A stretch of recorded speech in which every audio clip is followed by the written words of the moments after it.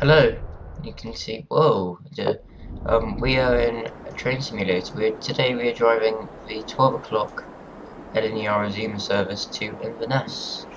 We'll be stopping at stations on the route: York, Darlington, Newcastle, Berwick-upon-Tweed, Edinburgh Waverley, Edinburgh Haymarket, Falkirk Grahamston, Stirling, Gleneagles, Perth, Pitlochry, Kingussie, Aviemore and Inverness. However, the previous 11:30 service to Edinburgh has been cancelled, and there are lots of passengers wanting to get to Peterborough, Newark North Gate, Doncaster, Durham, and Alnmouth on the way, because that service has been cancelled. Expect them to provide another one, so we're going to stop at those extra stations on the way. So there's going to be a full-length run, almost. We're driving as far as Falkirk Grahamston today, because that's when the scenery runs out. Yes. In real life, this train should leave from platform 0. We're leaving from platform 3 today, so it's not too bad. Just assume it's a platform change. We've got about a minute till departure. So yeah, just wait. I've been wanting to do this for a long time because I finally purchased all of the East Coast Main Line routes, so never mind, we're ready for departure now. Reverse forward, AWS active, and let's set off, bang on time.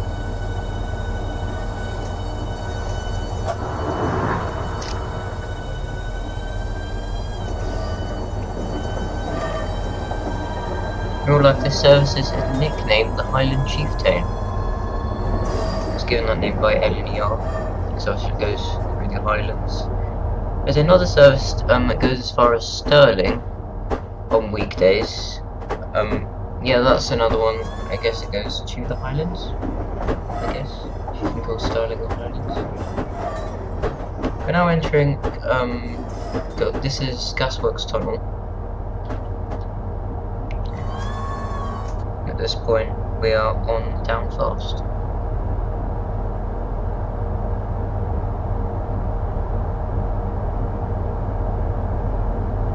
Of course, we do have AI for this route. There'll be, since this route came out in sort of the era when the East Coast was around, it's got the lots of East Coast HSTs around.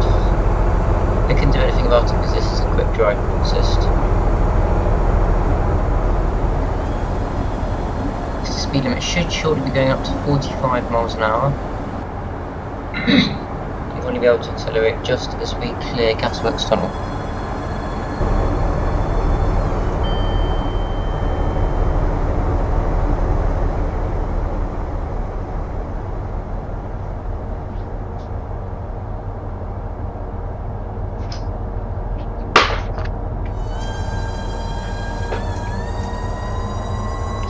On that from the bases. You see on the left there's like a little graph thing, and next to the thing that says stop Peterborough. That should never go in the red zone, so I'm just trying to keep that as not in the red zone as possible. Now passing Belle Isle, we're bang on time. We don't really have any delay because we've only just left King's Cross, I guess.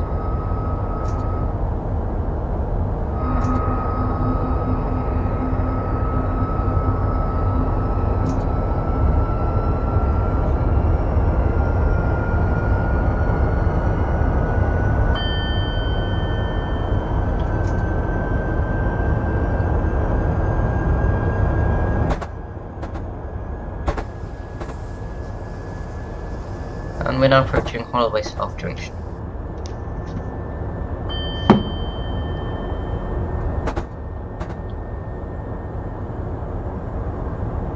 So back on time. Just go to my own a few seconds early.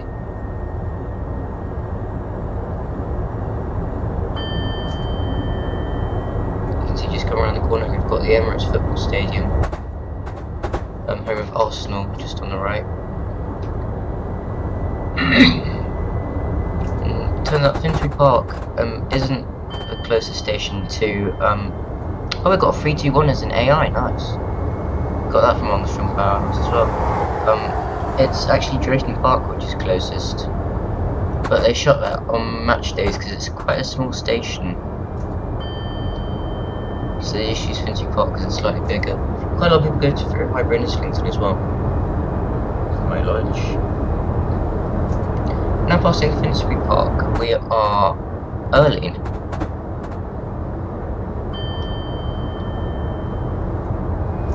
Of course we can now accelerate up to 90 miles an hour.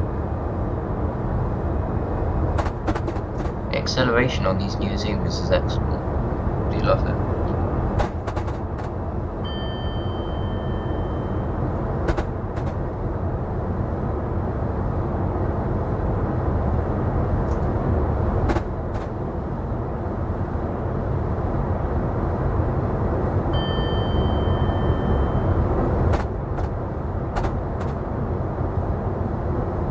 Oh, speeding there, that's not good. Yeah, and that's one thing I try and to do as little as possible. Just cross my mind, go over my mind. You can see you've got a couple of 700s in the Hornsey depot already. Just had to pass Haringey a minute ago. This is Hornsey we're passing here. We're passing again. Slightly early.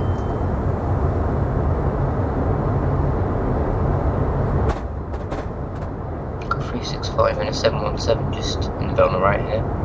Just to the entrance of Hornsey Depot. Yes, I will link the links to the AI just down in the description below if you'd like to download them. Well, at least, well, the 700s and the 717s, they are freeware add-ons as long as you have the Brighton main line. That's available from Alan Thompson's sim. This Class 800 Azuma is also available from Alan Thompson's sim, providing you have the East Coast Mainline South and all the Class 800 already installed.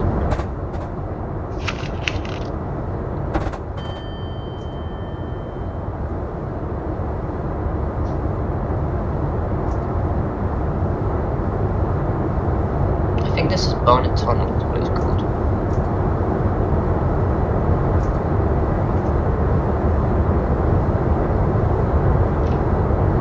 Okay, I was just going to say that.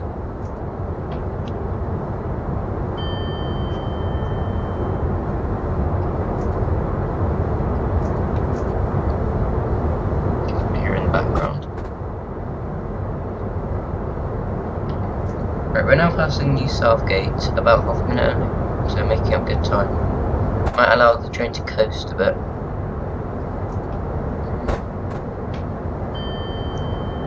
But in fact, as we are stopping at stations Peterborough along the way, then we might want to pick up some speed because we've got quite a few station stops along the route towards York.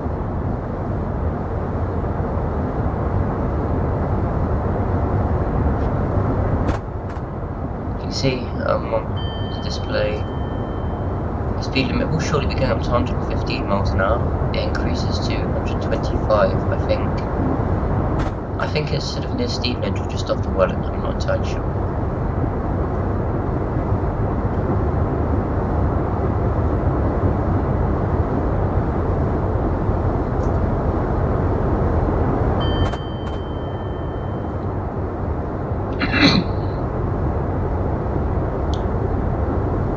On a slight upgrade coming towards Oakland Park, of which we're passing about a minute early.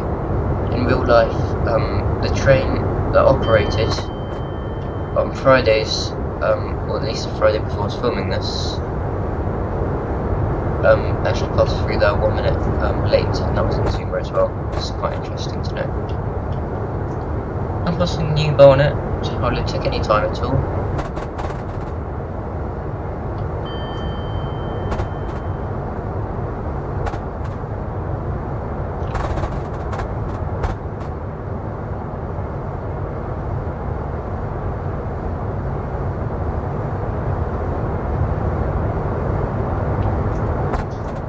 just along to the left there is, or on the right, is Monk and Hadley Common.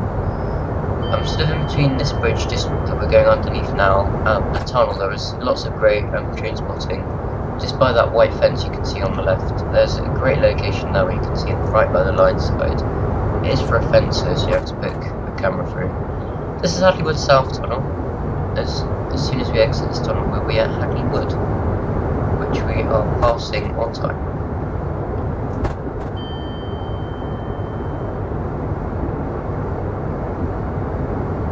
We're still on the slight 1 and 200 upgrading.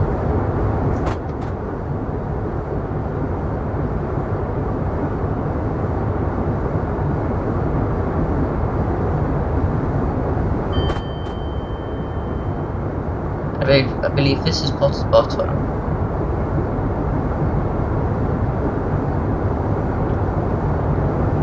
It's the longest single tunnel on the route between here and Peterborough.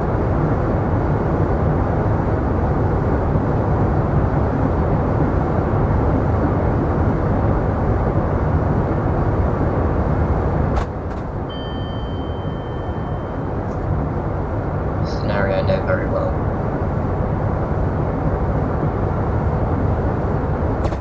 Up in the lane, we're just about to go underneath. It's 365 on the slow lines, presuming something likes of Cambridge.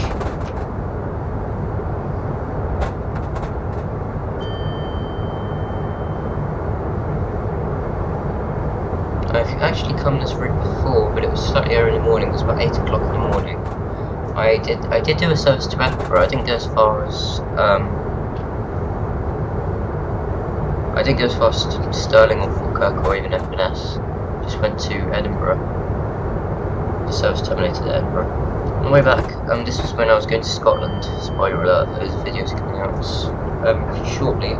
Sort of editing them at the moment, because there's quite a lot to do. I'll tell you about the sort of videos we're going to do when we get closer to wherever, I guess. I've only been going 10 minutes and I'm already out of Greater London. Now passing Brooklands Park on time.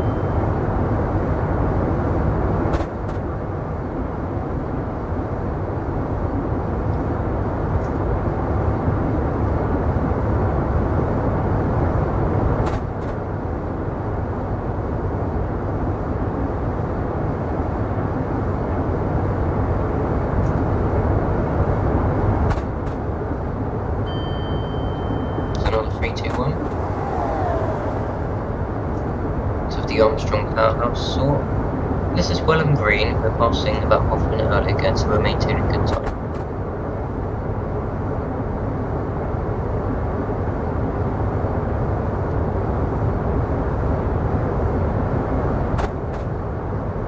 We're now on a slight 1 and 200 downgrading.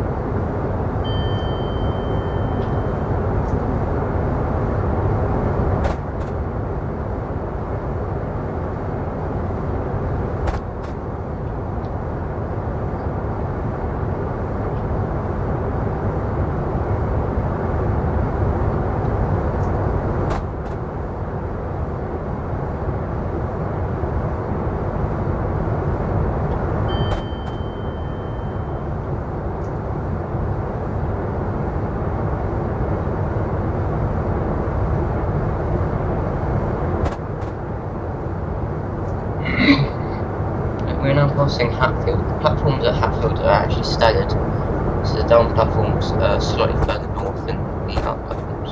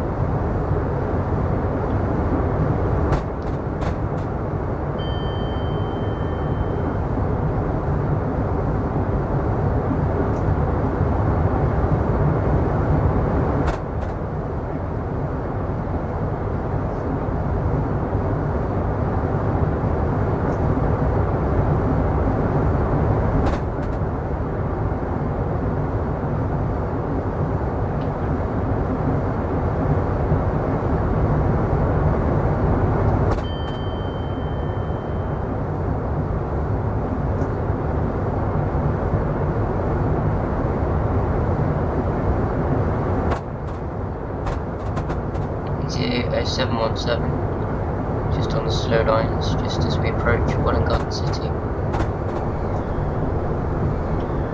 we go.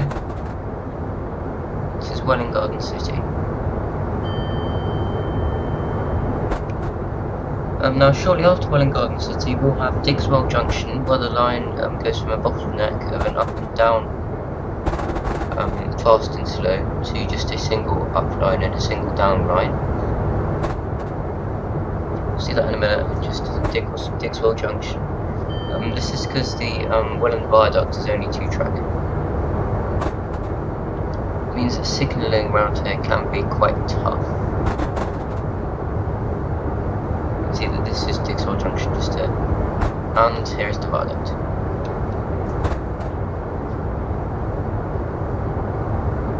See another 365 approaching us right now.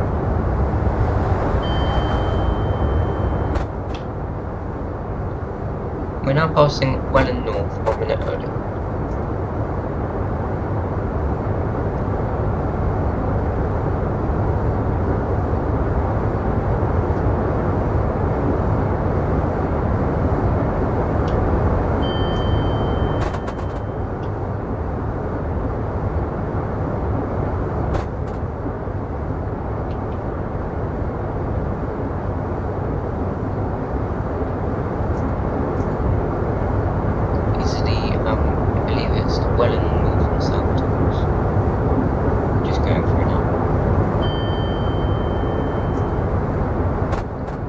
And the line curves off towards the left, and the speed limit has now gone up to 125 miles an hour. The line should diverge into 2 up lines and 2 slow lines now. 2 up lines and 2 down lines here. Just here, yep, this is Walmer Green Junction. We are passing 1 minute early. Still making good time.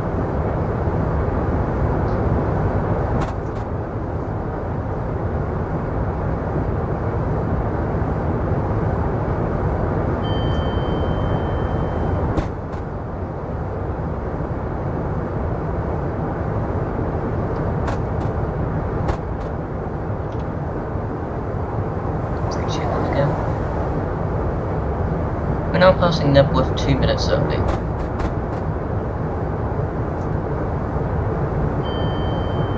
Just leave the train to coast from there. Also, we are due in at Peterborough at 12:45, so about half an hour to go until our first stop.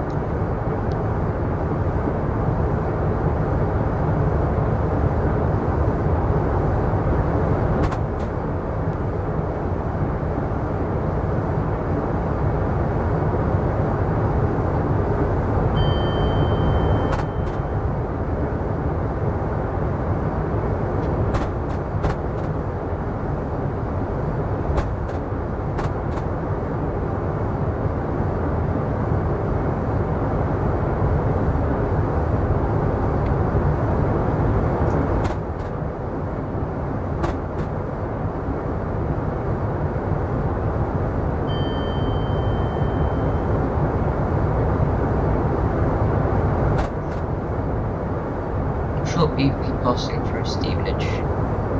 So you've got another 321 on the fast lines.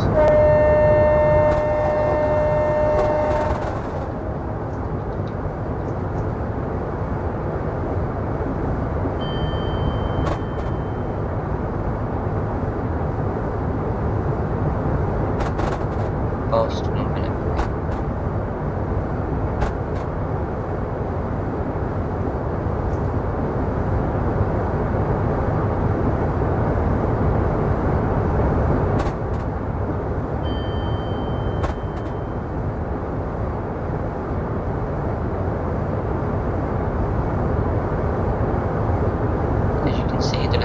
Display saying that we will arrive at Peterborough at 12:50, which is about 5 minutes behind schedule. Considering we're about a minute early, we should maintain that along the way as we have no disruption, so we should arrive at about 12:45-ish. Again, we're now on a 1 in 200 downgrading.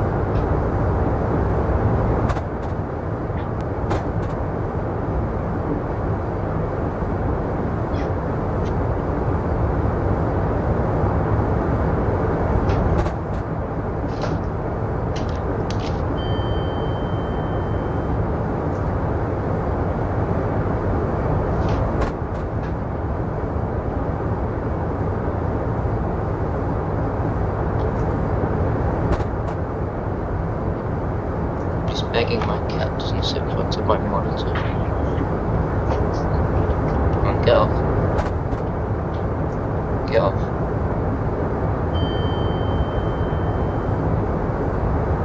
I can't see the screen. Thank you. Good cat. He is a good cat when you believe him to be a good cat. Anyway, we're now passing Hitchin. Passing about 2 minutes early, yes. There's a 3, 2, 1 just inside. Yes, just off to the right, the line towards Letchworth and Royston and Cambridge is just diverging. Oh dear.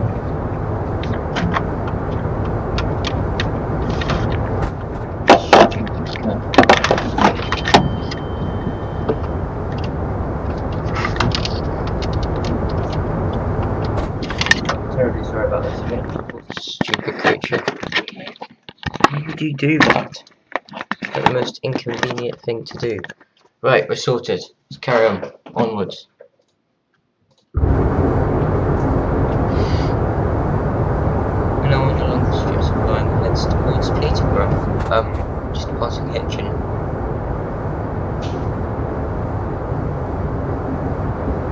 We'll be passing Alsey in about. We should, if we're running about a minute early, then we should be arriving about 2 or 3 minutes or so it's not too far away from Hitchin.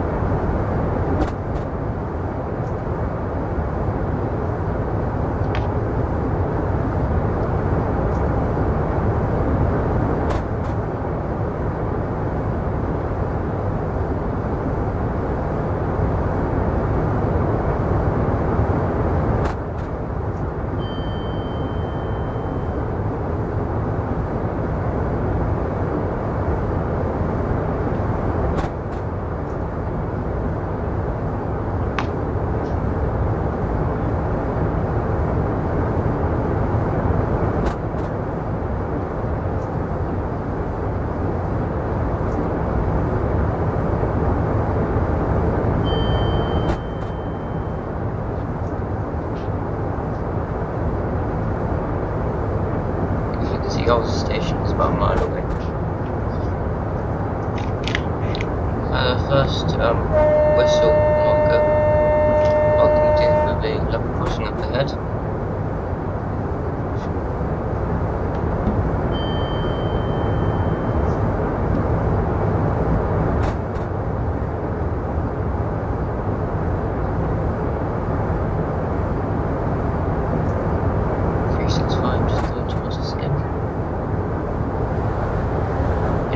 That would be a 12-guy 700 working the service to Horsham. It's only very rarely LNER services to and from, stopping services to and from Peterborough, I think. Yes, we did just pass Halsey, didn't we? Yes, we did. I got slightly distracted there. Well, it was 2 minutes early.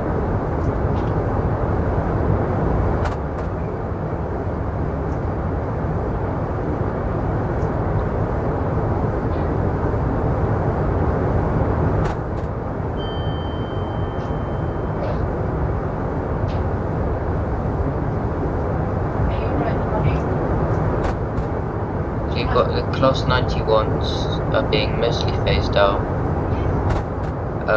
Yeah. Got another whistle marker because we've got another level crossing up ahead.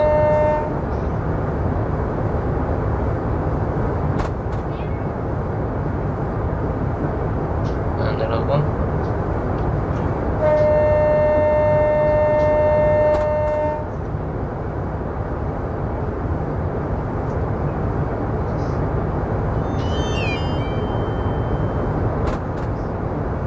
Biggleswade coming in the distance.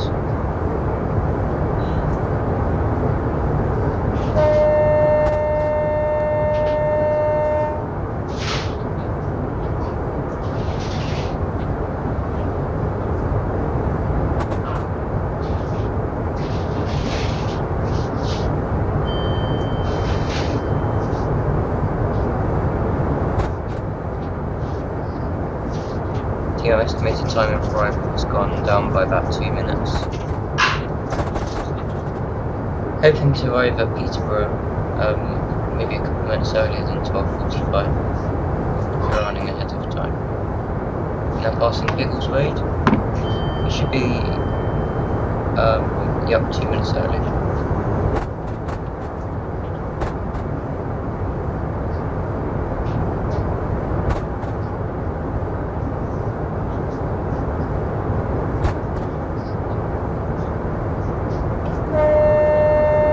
At this point we're about halfway between King's Cross and Peterborough.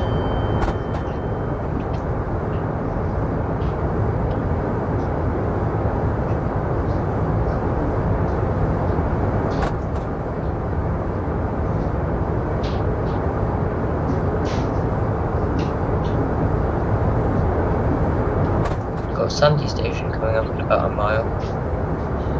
Passing.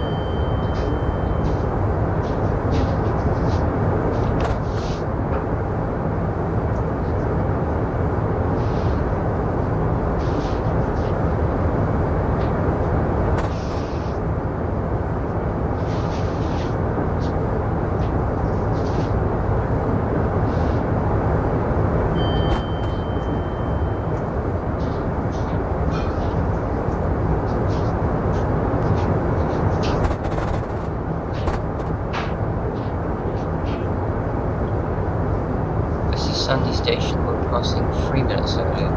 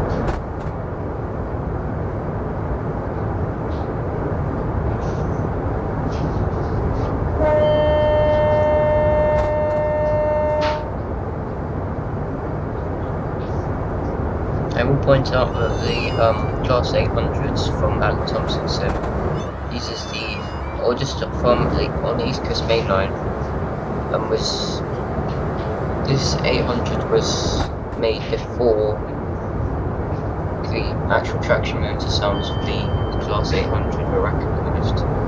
So if you haven't already recognised, it just uses the ones from the previous Hitachi train, Class 395. So if you purchase the London Kings to Faversham route, you'll know that the traction motor sounds are the same, but in real life they are completely different.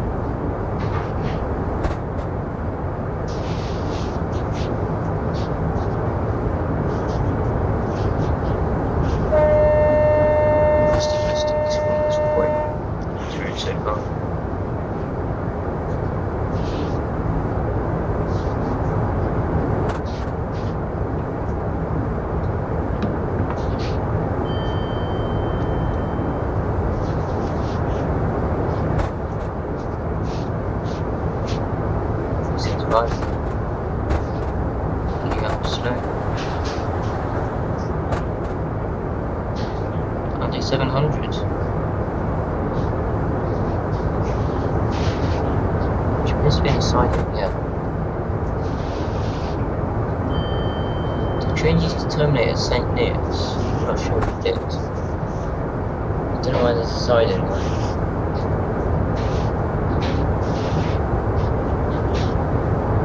There is a speed restriction of 120 miles an hour if we're looking about a mile, just over a mile.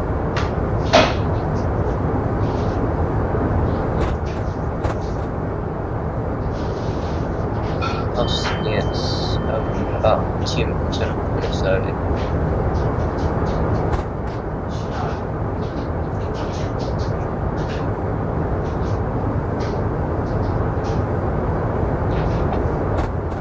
Should be passing Huntington in about 3 or 4 minutes.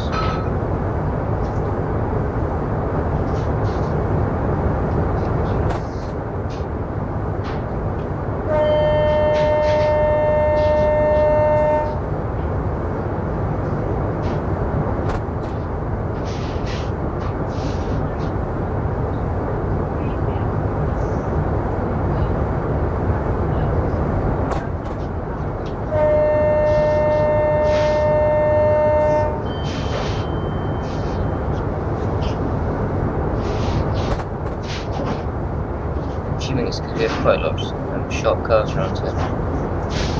Let's see. Again on the little graph on the left.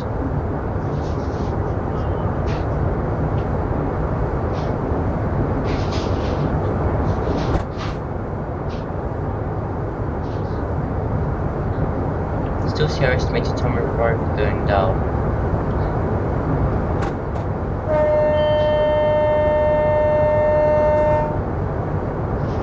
Works out more and more of our average speed. Just puts it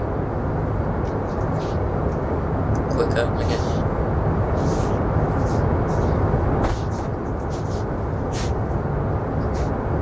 As you can see, we've got about 15 minutes to go until we arrive at Peterborough.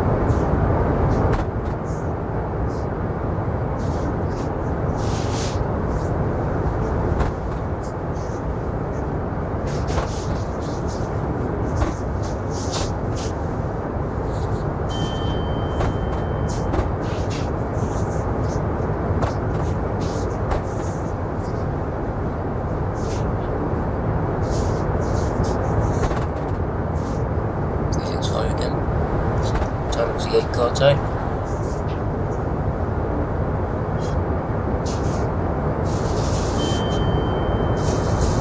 At the moment we're losing 1 second of our estimated time of arrival. That was Huntington we just passed, by the way.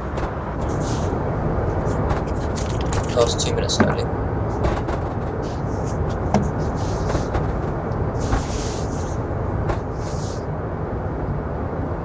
We have a minute of engineering allowance at Huntington for some health use.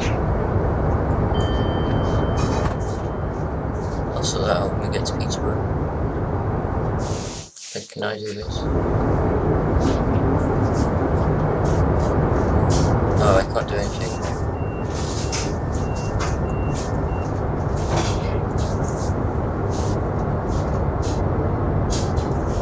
That's really annoying.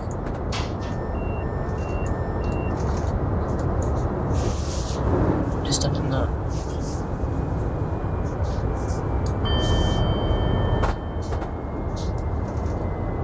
Because this add-on has done that before. Emergency brakes keep activating as well.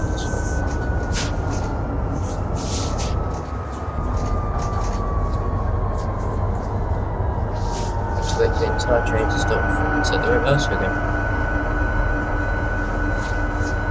It's really annoying.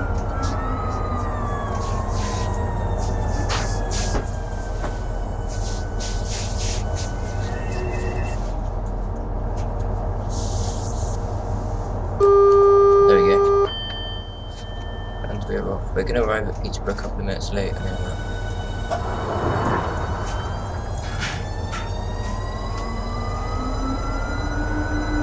you're very lucky if we arrived on time now.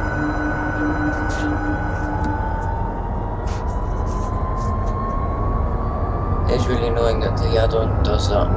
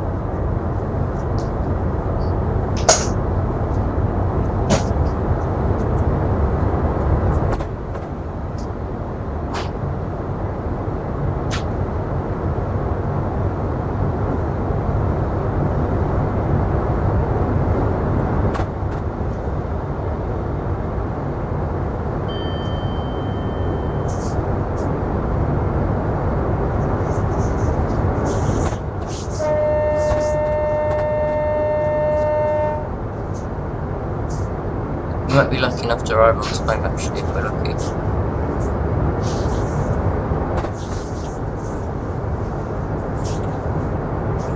We are losing 1 second of our estimated time of arrival about every 4 seconds.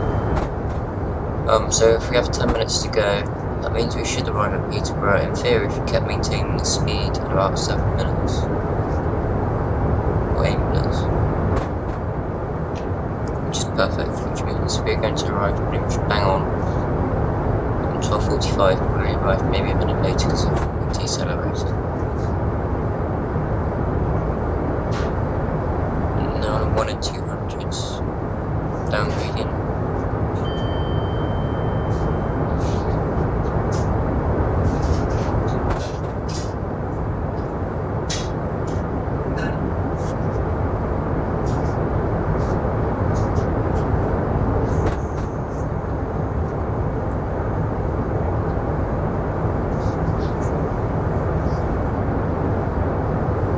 I'm not sure whether the estimated time of arrival thing also like counts in deceleration time and stuff like that.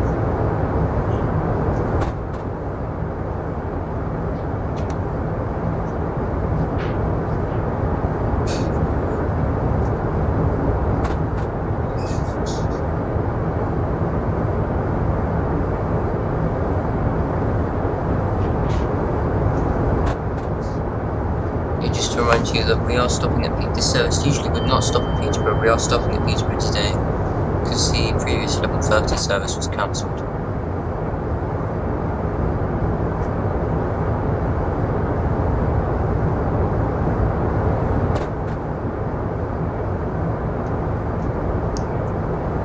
We're now in the region of Connington Junction.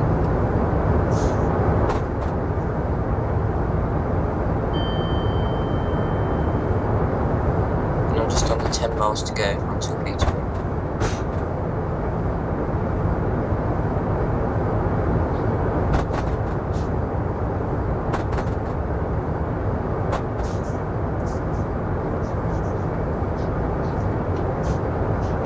The line is only 3 here again.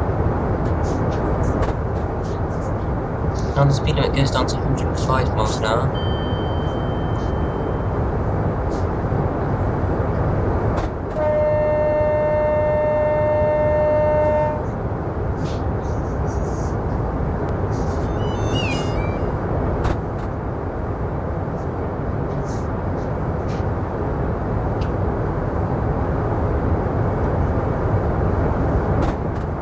When we arrive on time, we have about 5 minutes to go.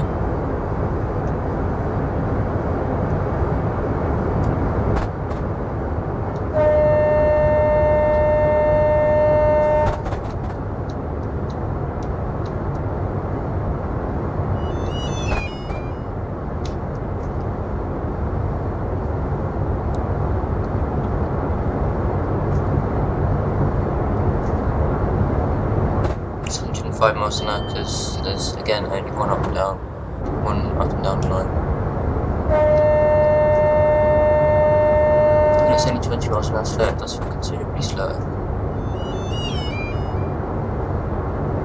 And it goes down even slower once we get to Stilton Fen Junction. Because it just popped up, you go up to 115 again, so that'll allow us to get some more time back.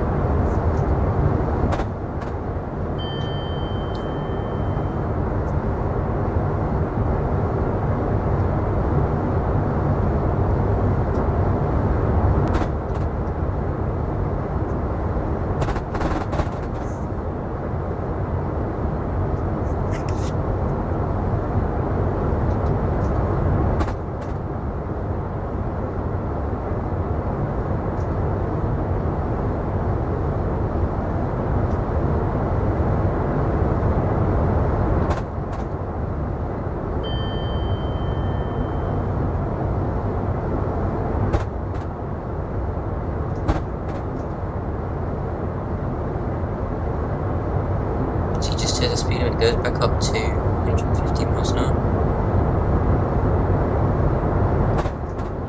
You can accelerate back up again.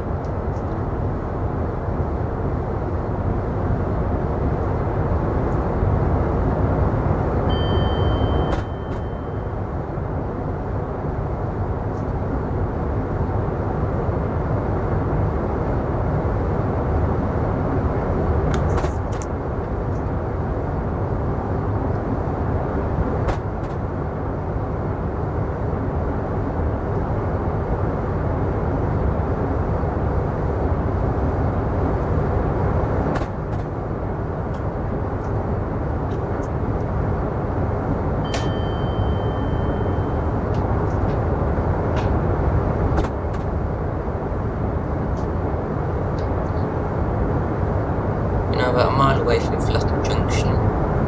This is where the line from March, Ely and ultimately Cambridge and Ipswich comes, just joins us.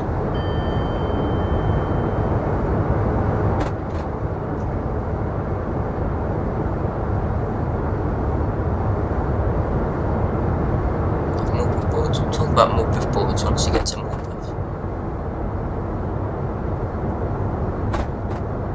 Interesting actually, because when I went on the 225 south to Edinburgh, which I did quite recently, yeah, we have a double yellow because there's only 2 more signals to Peterborough. This is Fletton Junction here, we can see the line, yeah, it just joins us. It's interesting because there is actually a Morpeth board at Morpeth, and I did see it. It's just north of Morpeth. I just saw one. So the Morpeth board got its name. Good. Start slowing down because we do have a 30 mile an hour speed limit, presumably for that's the Newark Bridge. It's just up ahead. No, this is where the line from whatever joins us. Got another 700 in the sidings just here. I think we need to go over the River Mead just in as well.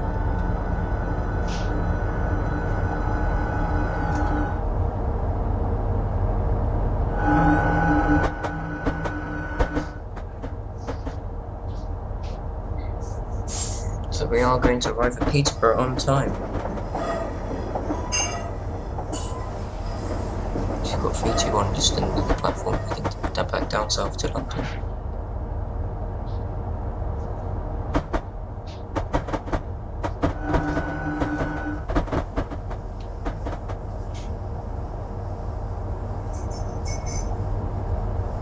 You're going to want to stop right at the end of the platform here at Peterborough.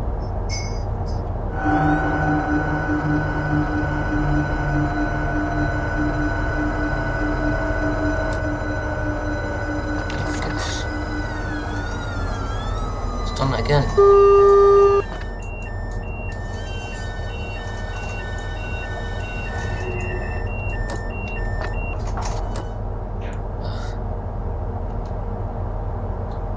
Yeah, guess we'll just be setting up the next part to where we head to York in a minute. And just right bang on 12:45. So we'll be departing at 12:46, which is 1 minute behind schedule.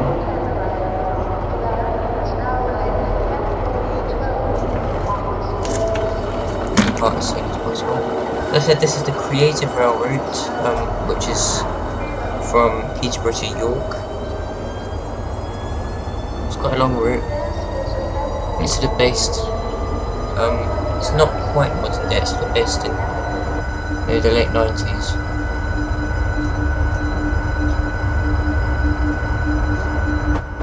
But the graphics are really good on this route.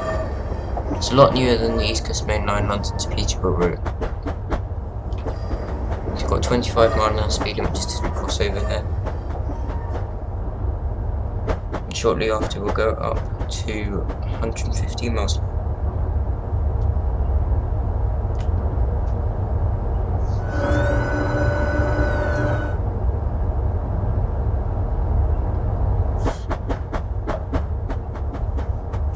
Got about 111 miles to go until we get to York.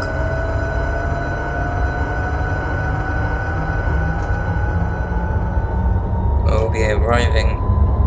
The estimated time of arrival is 14:02, but we are timetabled to arrive at 13:52, so hopefully the estimated time of arrival should go down a bit.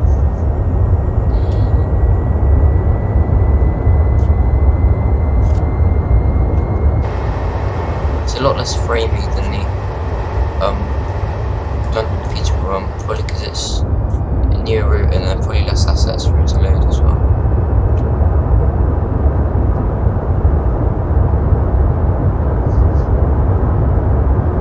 Also the thing's finished downloading, so it should be slightly faster.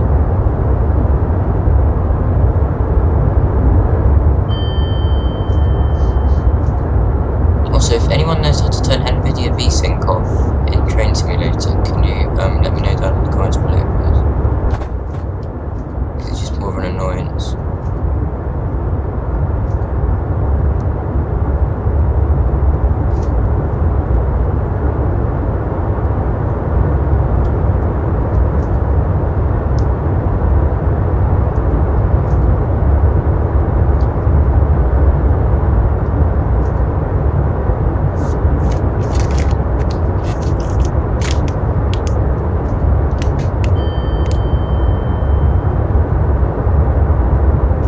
So yeah, just to remember, we'll be making our first station stop at Newark North Gate, which is the stop where the Edinburgh service should have stopped half an hour ago.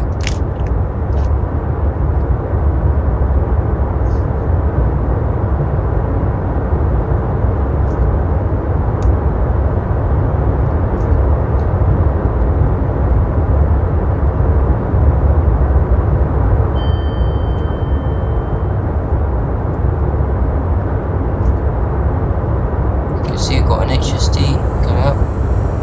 It's in the Swallow livery. Instead of an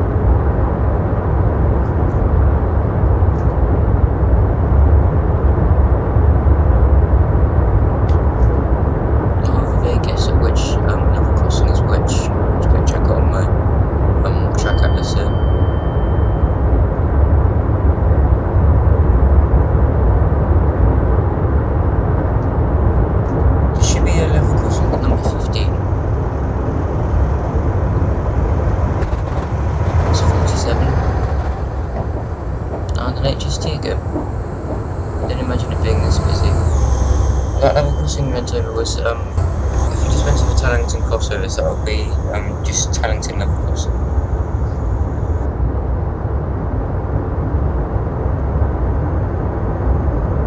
So about 20 miles to go until we pass Grantham.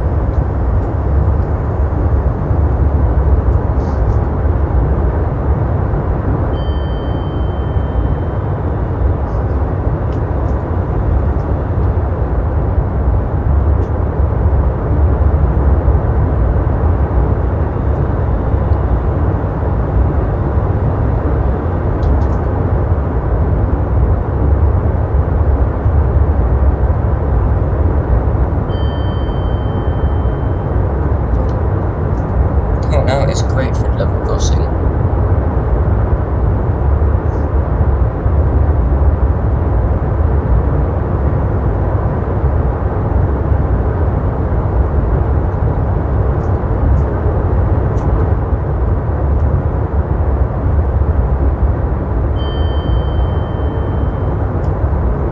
We're currently 1 minute early already.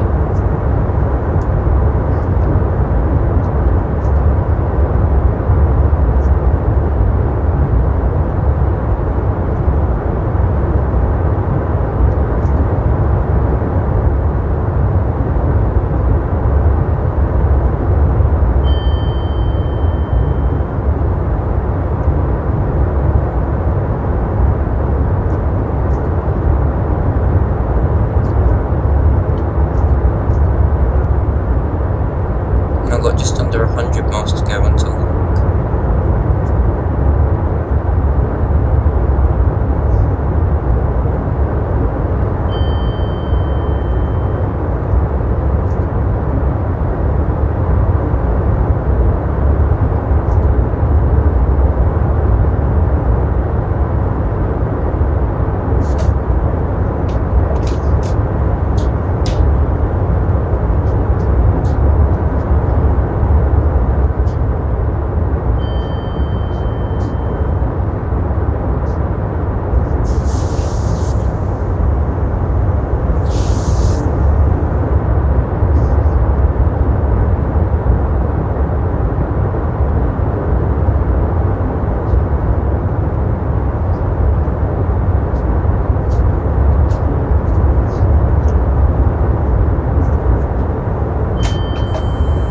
HST going past.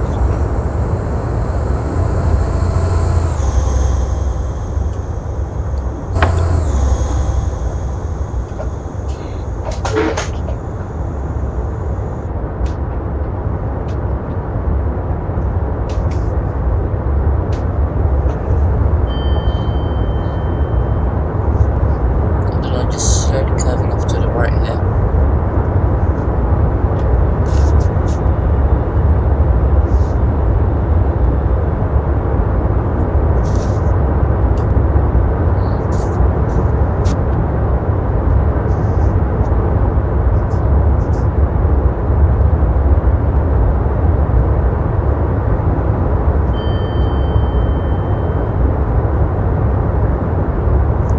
Byton done down fast.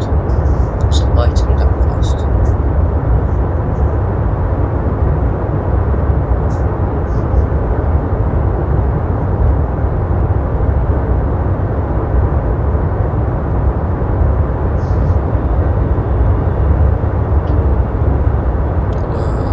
Yeah.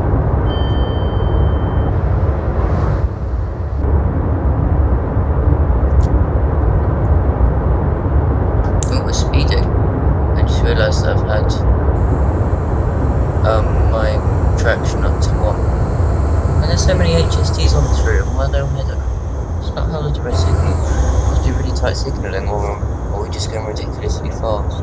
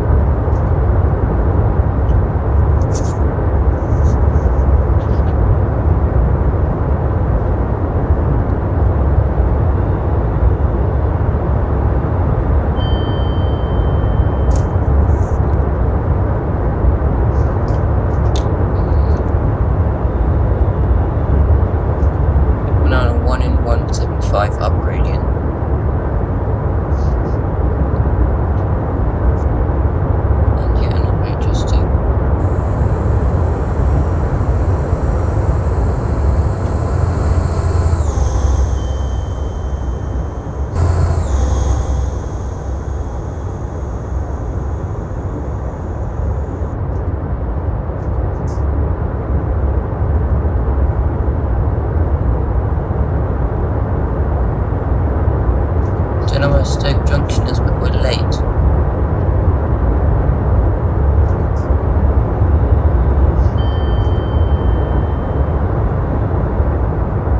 Stoke Junction should be in a couple of miles' time.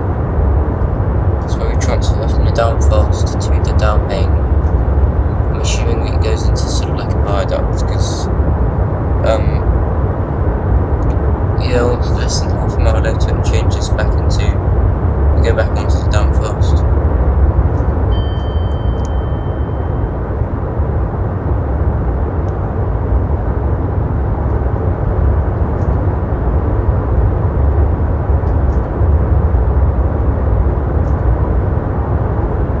So your estimated time of arrival has gone down a lot as well.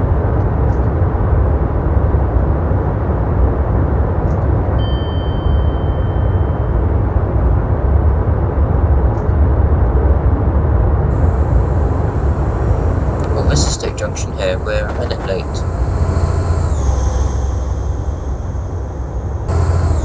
It's because there's like a little valley, it's a small valley.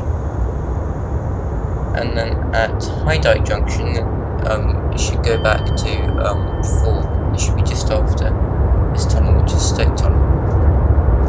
Over Silby Way, the line has gone into 2 from the tunnel.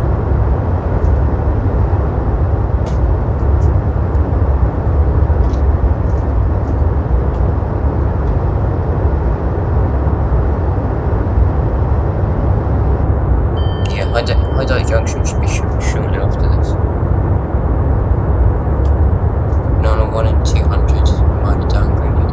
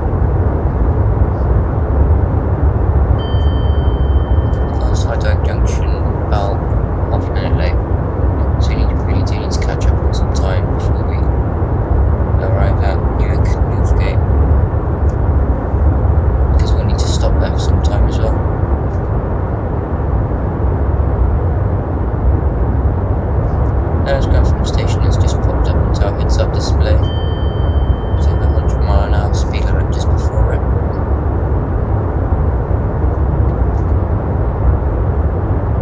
We should pass through Grantham, I'd say maybe a minute late.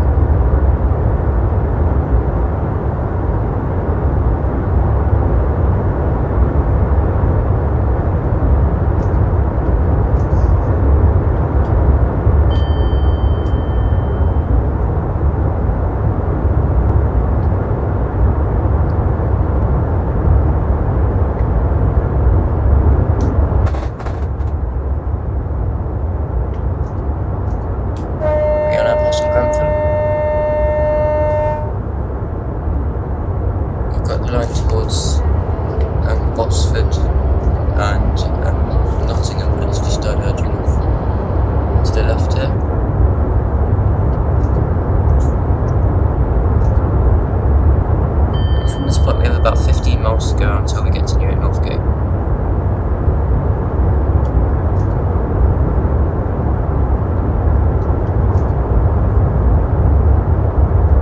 There's a Nottingham line diverging off. Speed limit has now gone up to 115 miles an hour.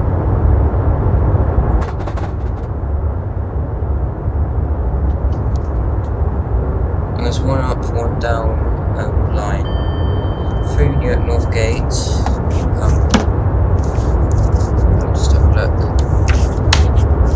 It's through Newark North Gate, and it goes, I think the way up to Doncaster. It's like no, it's almost, yeah, it's almost until just before York. The line is one up, one down.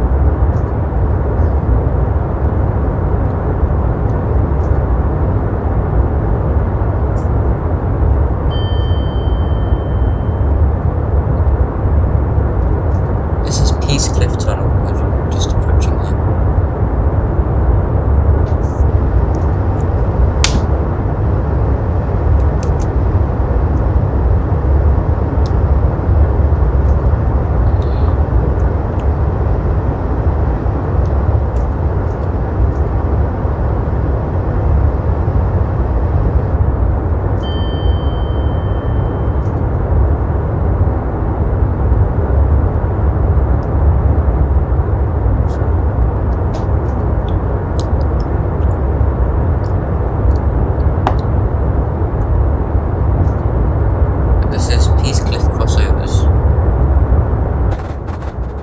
Shortly after, we should have the line running from Nottingham, Bottisford to Ancaster and Sleaford running underneath us. Now on a 1 and 200s down gradient.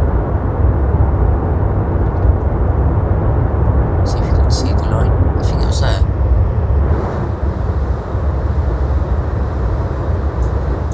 Let's have a look on the aerial view. Yep, we're just crossing it now.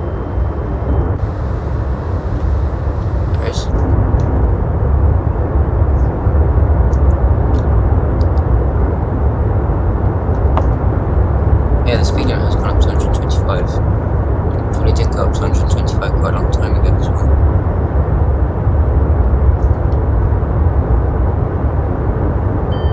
Our first level crossing, this is Westborough. No, it wasn't, it was Finkley Lane. Next one is Westborough. It's about 3 miles.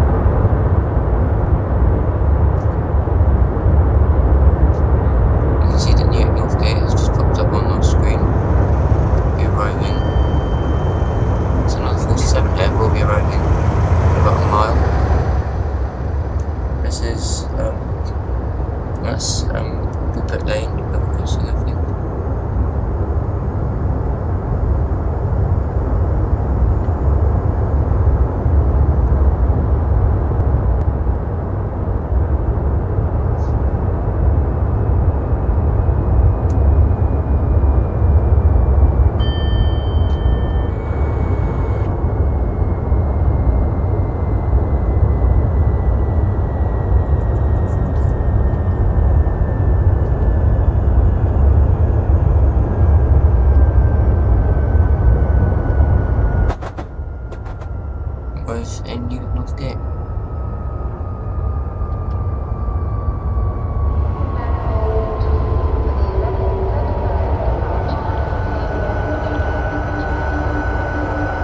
I think we'll be able to follow the entire platform.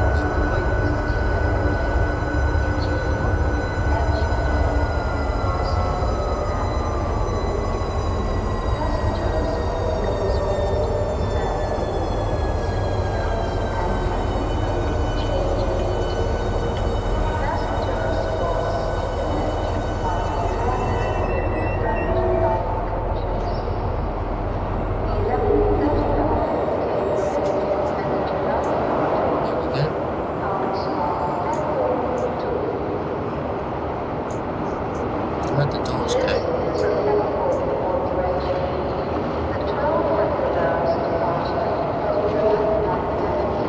The back door's open. Can tell when it leaves. Go have a look what time it's supposed to leave Newark North Gate. So we arrived on time, so we've just got to catch some more time up. We're supposed to pass Retford at 13:20.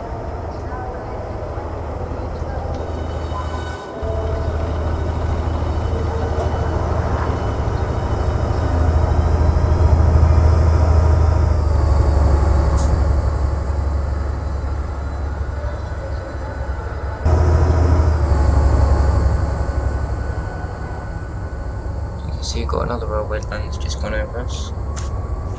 That is the line that goes from Nottingham and heads north towards it heads towards Lincoln Central, and that's Newcastle station is the nearest station, which is quite close to Newark North Gate station. Straight after this is a line just goes directly across. In fact, that will be the line. That will be the line.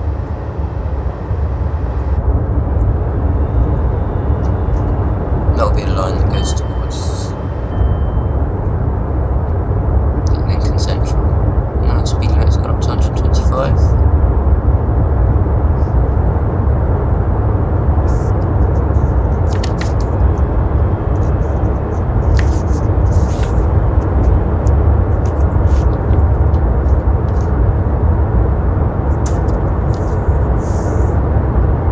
About 65 miles to go around.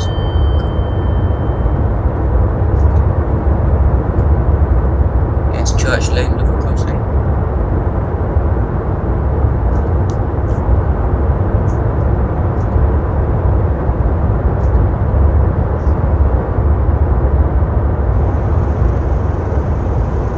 Just have a look. That's Barfley Lane.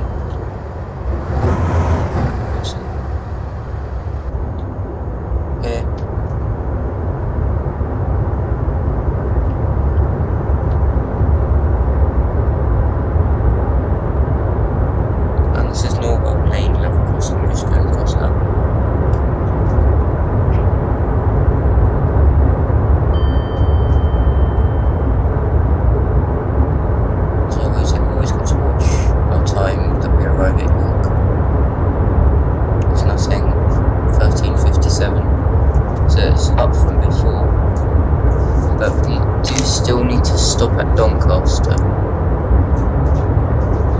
No, we don't need to stop at Retford, we do need to stop at Doncaster.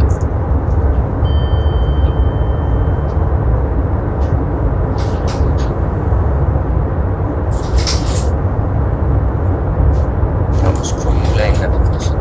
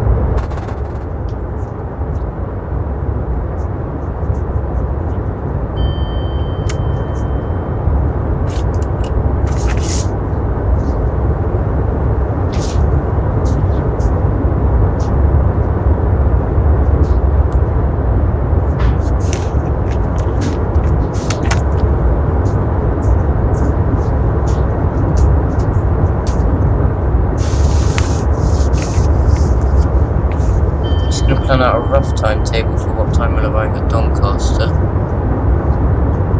So the 11:30 arrives at 13:10. So we should arrive at Doncaster at about 13:40, I'd say.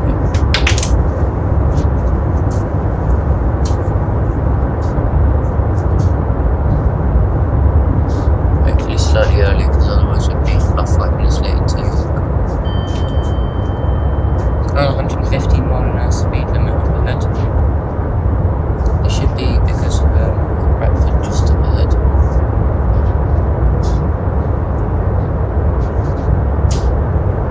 To know whether we're because Retford has an up main and a down main, and it has an up fast and a down fast, and also platforms that stop at the station. So I'm not sure what the actual service will do. It doesn't say on real-time trains. But we shouldn't go straight through because very few LNER services actually stop at Retford. I think it's like 1 an hour.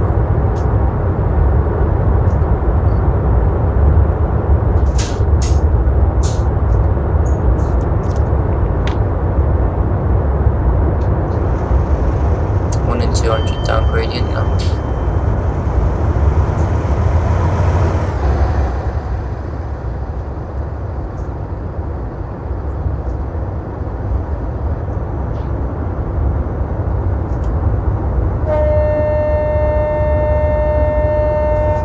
Lane level crossing.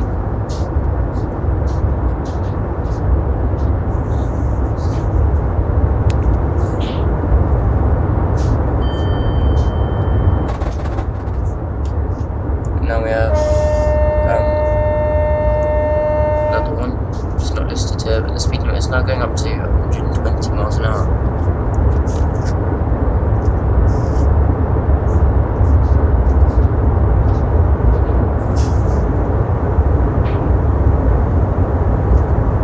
About 24 minutes between Newark North Gate and Doncaster direct.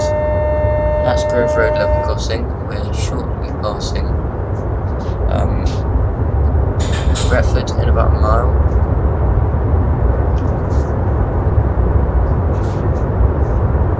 So we left Grantham at 13:01. 13:02 at Grantham. No, we left Newton. No, we went through Grantham at 13:01. We went through Newark North Gate at 13:09.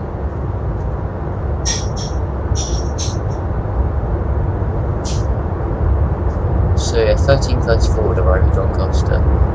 And let's see how we're doing. We passed through Retford 1 minute late.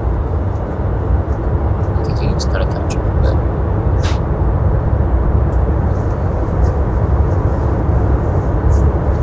You see that just before the station, the Northern Line, the line towards Hull or Lincoln Central to Sheffield just went underneath us just before the station. I'm not sure if you saw.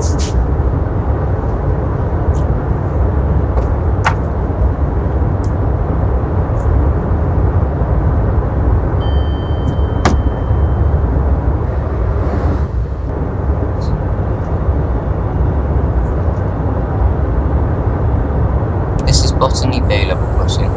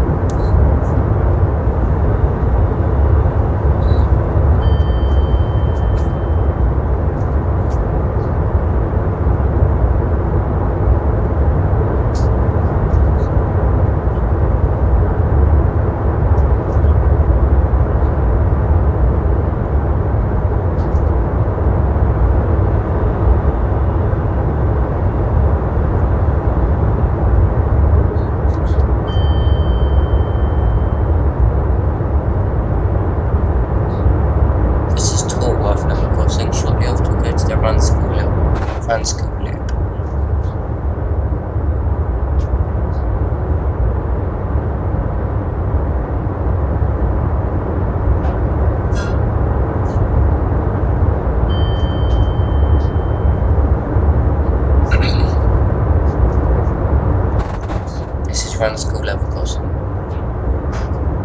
Because they said no one see.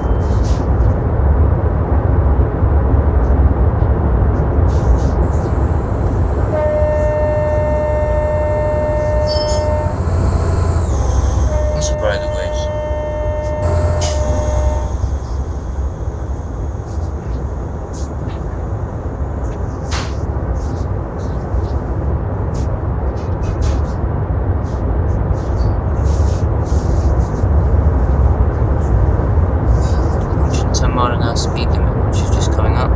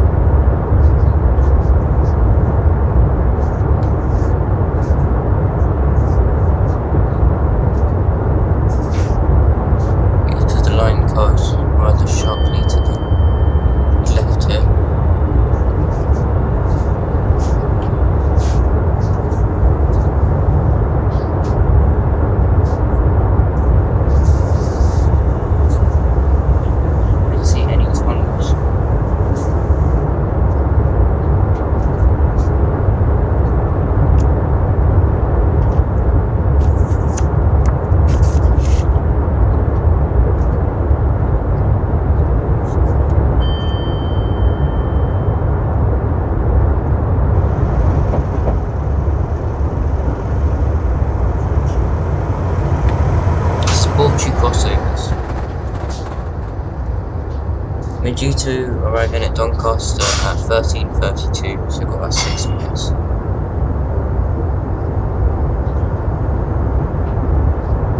Speed limit, of course, has gone back up to 125 miles an hour.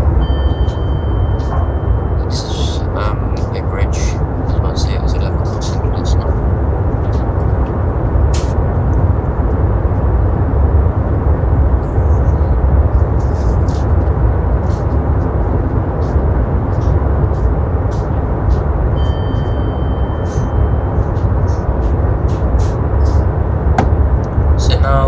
If we keep going at this rate without the stop at Doncaster, we should arrive on time at York, which is in about 38 miles.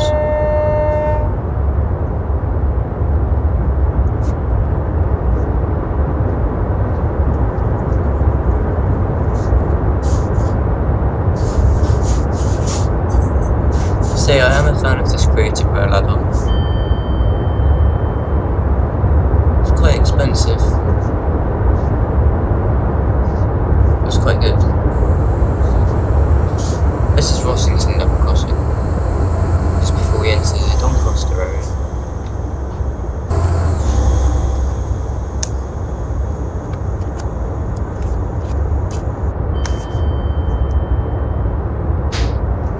There's lots of detail. So that's Rossington crossovers. Line now splits into 4. Let's go for the level. We have the line which is from Gainsborough, which I think just went over us. Then, yep. Before with one on the left. No, this is the line from Gainsborough. It's just going over on this bridge here.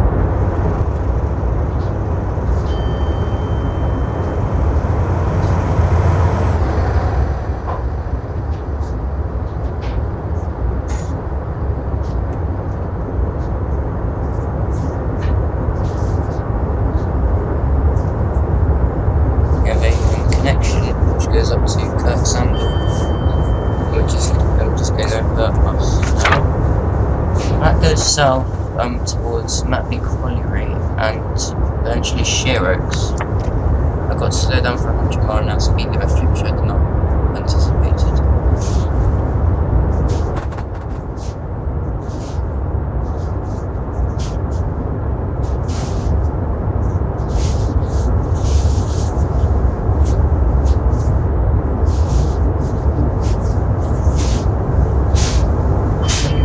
Going straight past the platforms at Doncaster. Yep, we're going straight through the platforms at Doncaster, so unfortunately we won't be able to make a stop at Doncaster today.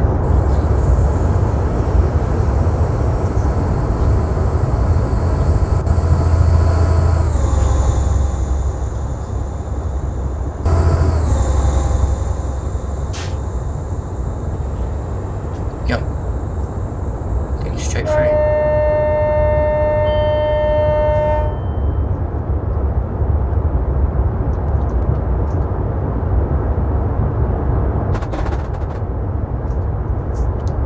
Should check real-time trains. Oh yeah, because I said we were on the down fast, switching from the down fast to the down main.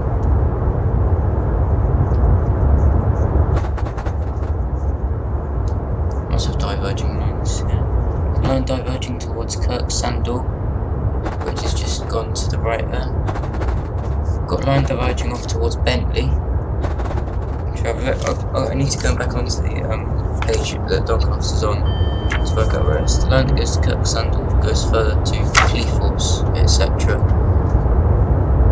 Oh, this is too difficult. This is whatever level crossing it is. The line that goes towards Leeds was the line that went towards Bentley.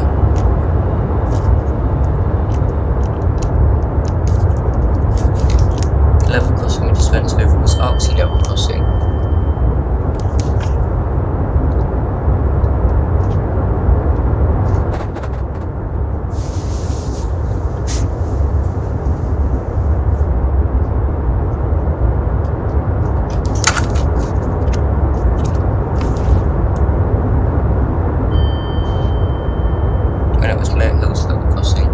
This is Arksey level crossing here.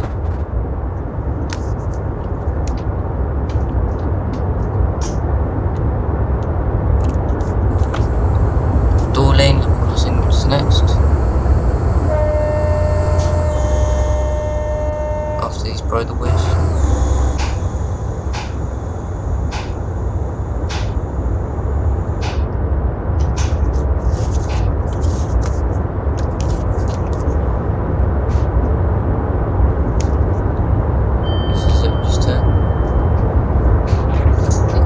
Goes back down to 100 now, which is annoying.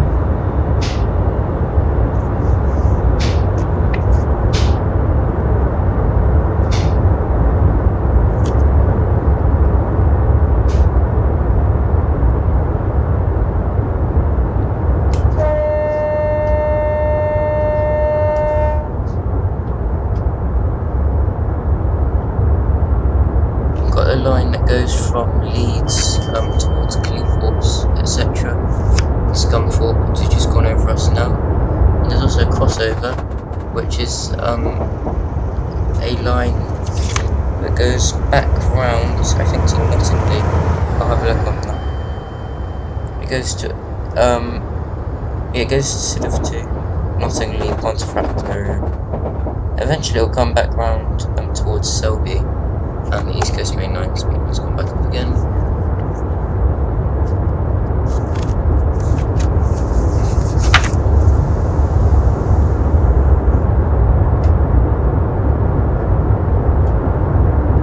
We have Dormer Green and Noblethorpe level crossings coming up now. These are manually controlled gates level crossings.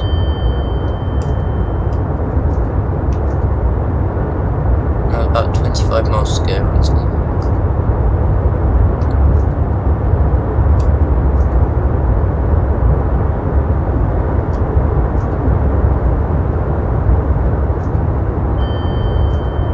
This is Dormer Green.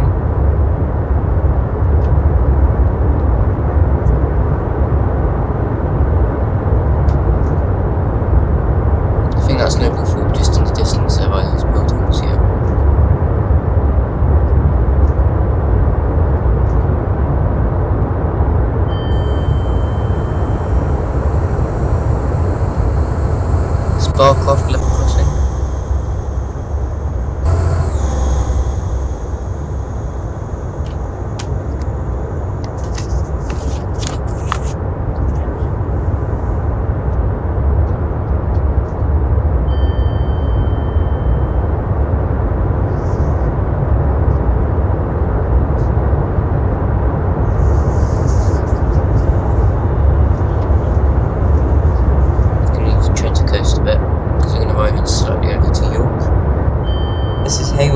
crossing.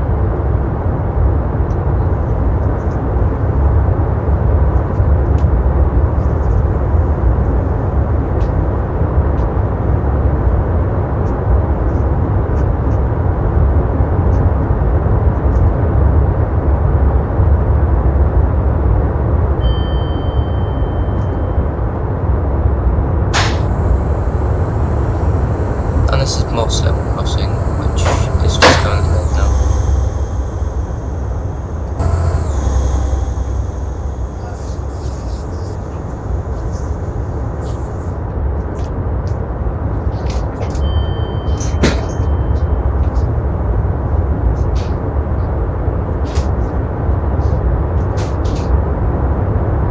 This is Fenwick Level Crossing.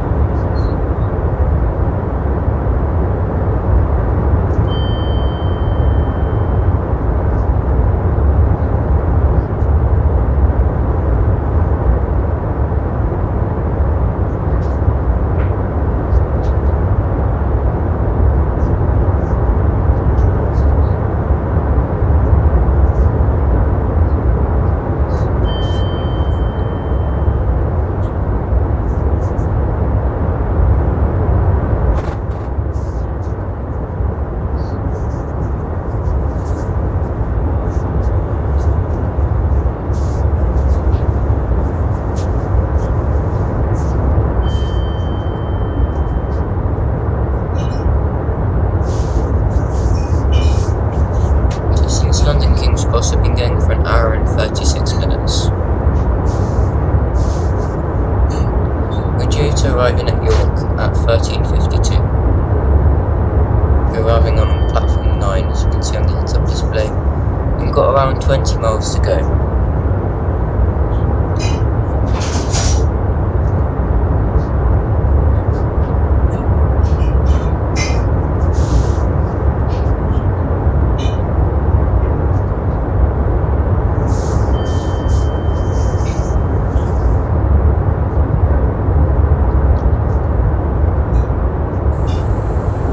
London Gate level crossing, I think we've got.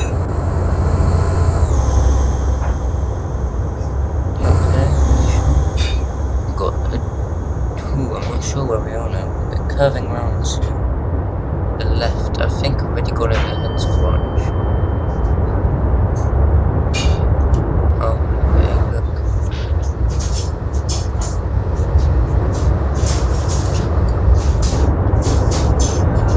We're curving off to the right. I think the line that we saw just before the crossover was the line to Selby.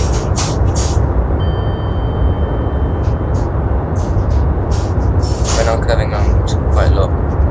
So yeah, we've gone over the line to near Hensel, which goes from Wakefield to, I'm assuming, yeah, to Hull.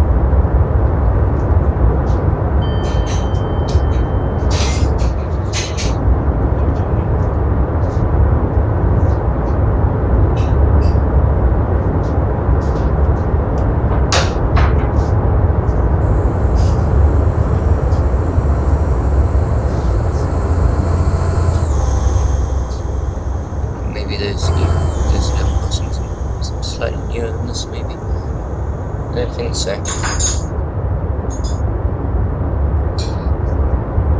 So we have about, according to this, we have just over 10 minutes to go until we arrive at York.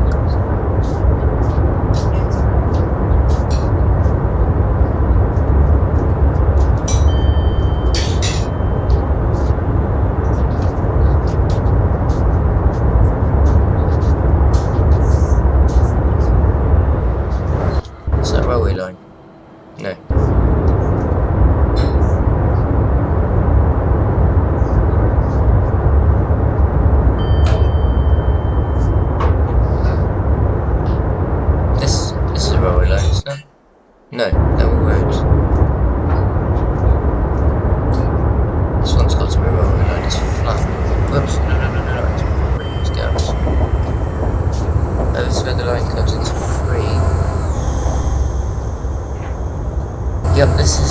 the line towards Leeds diverges. But this is like a diversion route for when the line runs via Wakefield is closed. And the line should have just gone over us. That's towards Hull in the east. That's Hambleton North Junction. I'll see whether it's Hambleton North Junction. We've passed. Wow, we passed 3 minutes early. That looks quite right because we're coming in about 3 minutes early to York. I'm just going to let the train coast for a bit.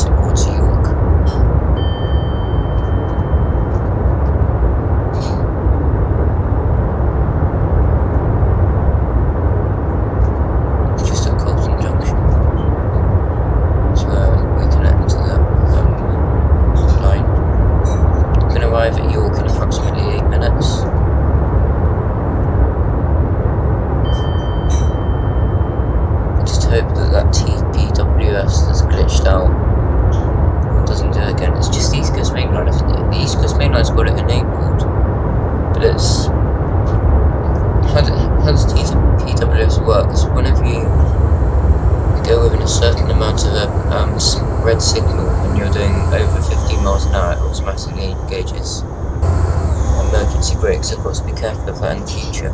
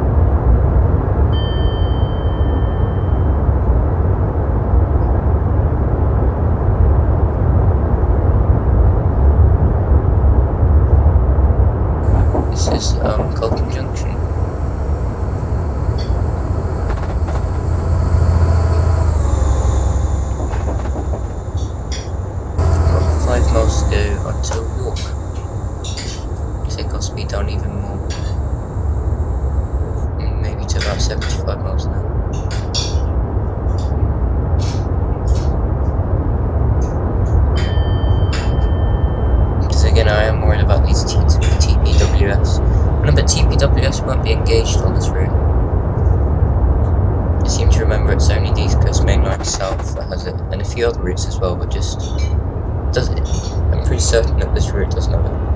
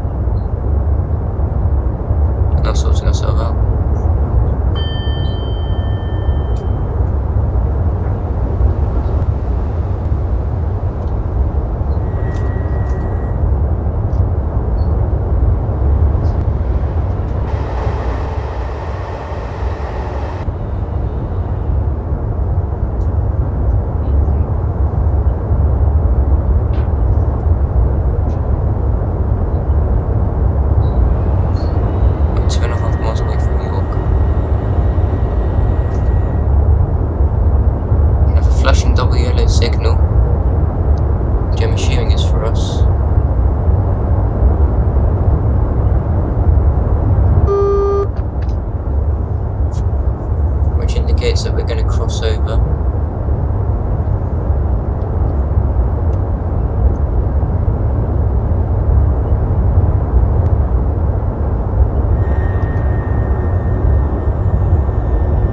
Okay, yellow signal there. Oh, another yellow signal there again. So we should have a red signal just at the end of York platform 1, if that's how the blocks work.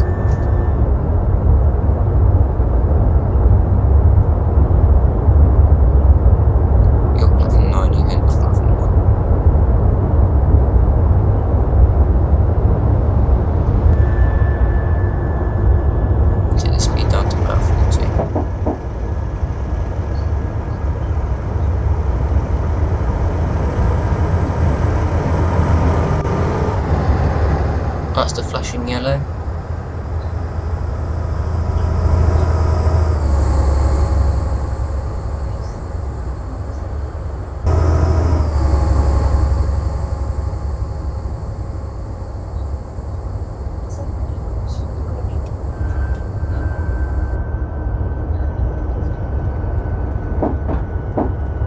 Got about a mile to go.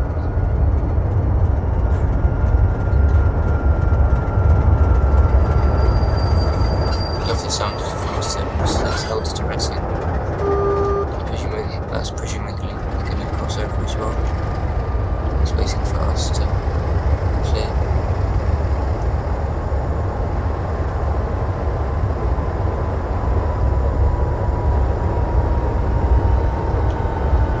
I'm having more than enough room at York.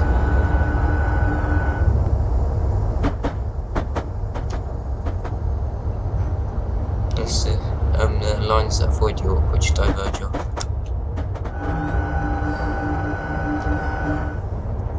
It's getting good into that. Loading up map.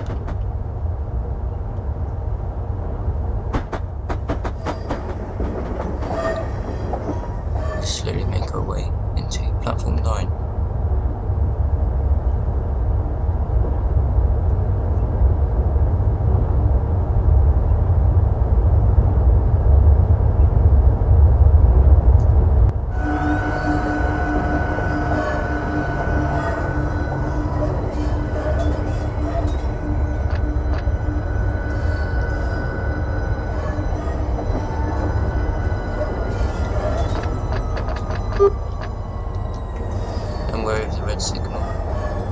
So I'll just stop, I think, just before that right second.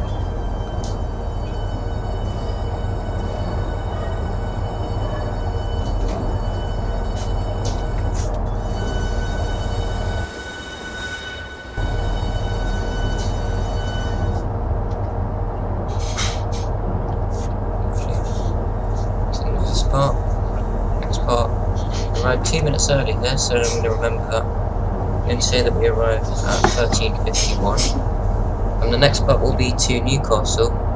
Just going to have a little break. Welcome back. We're now on York platform 5, not platform 9 anymore, because the creative rail route only supported platform 9. This is the new route, which is going to take us up to Newcastle. This is DP Simulation's revamp of the East Coast Main Line by Just Trains. It's up to Newcastle. Like I said, it's a newly based route. It's based. You need obviously the East Coast Main Line by Just Trains, and also you need the Great Eastern Main Line from London to Ipswich for some, I guess, just some assets. We're due to depart here at 13:55, so the doors are now closed. We have about 45 seconds before for that.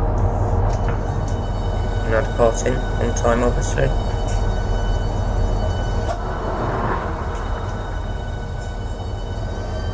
The reason I got the DP Simulation one instead of the original Just Trains East Coast Main Line was, apart from the fact that it's new, it's also electrified, so it supports the Azuma.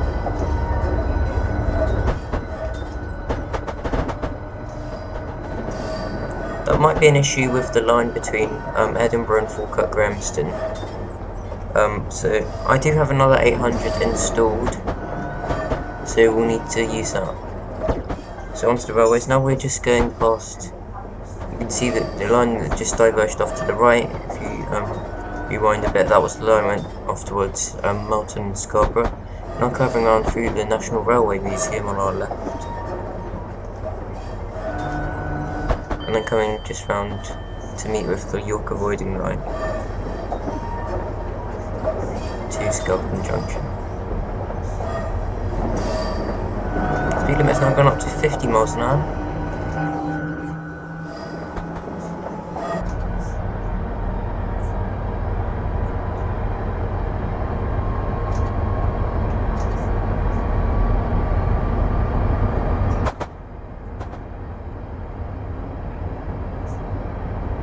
Gone up to 60 miles an hour, perfect.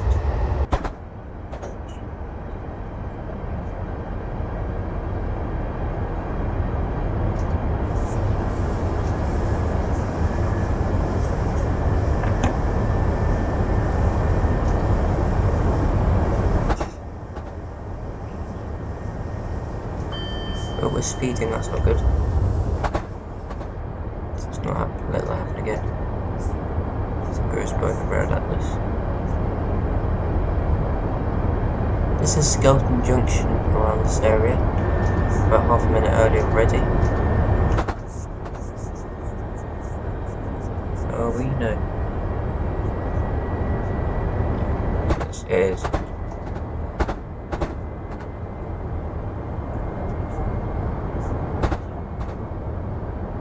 The line that's gone off towards Poppleton has going off to the left there.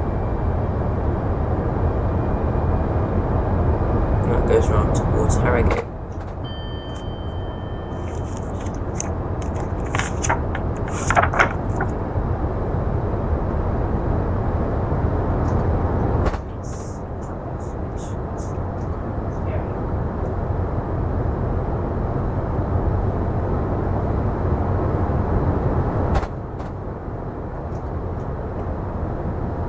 Got Newcastle arriving in about 75 miles from now.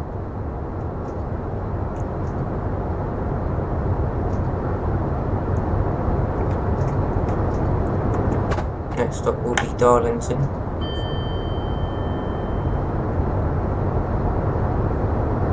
Skelton Bridge Junction, which we are arriving on time, actually. Probably because I haven't accelerated to 125 quickly now. I'm not saying it's a bad thing that we're on time.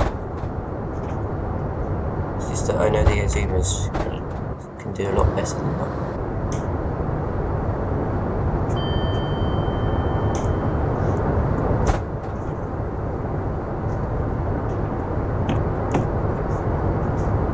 There's a bubble in my screen protector on my phone and it's really annoying.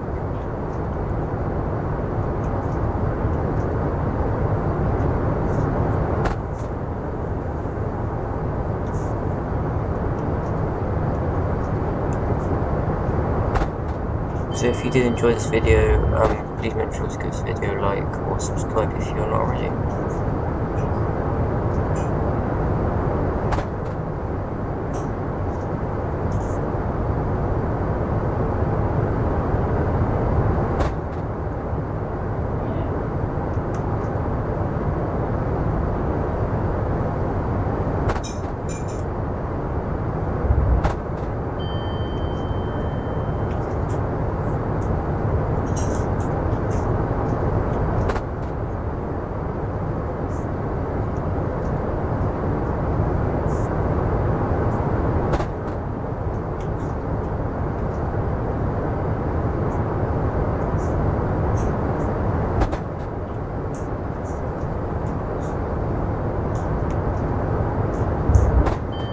At 2 o'clock, we've been driving for exactly 2 hours.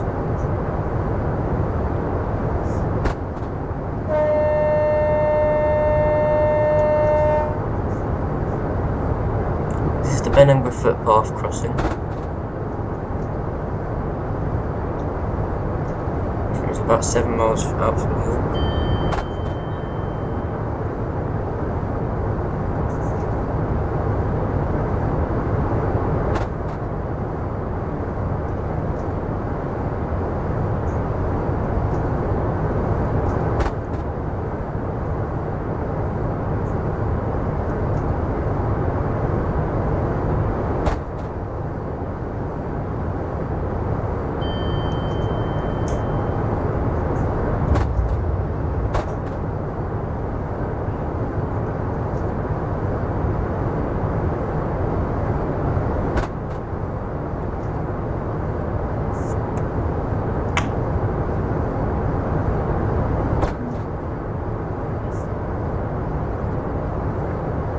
Going up now, we have Tollerton Junction, as well as Tollerton Sidings.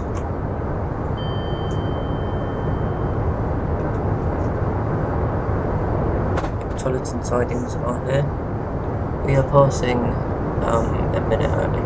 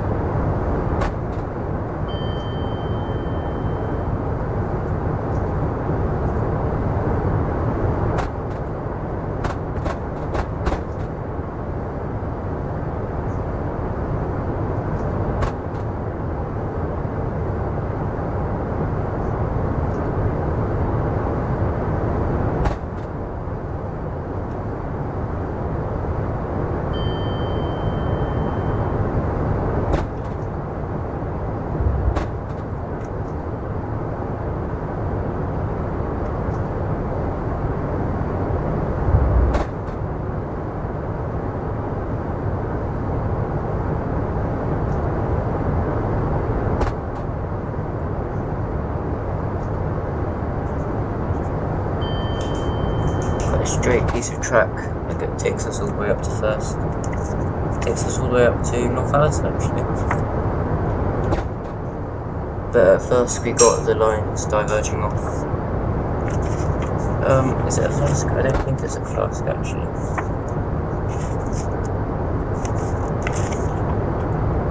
No, the lines diverge off at Northallerton. Yeah.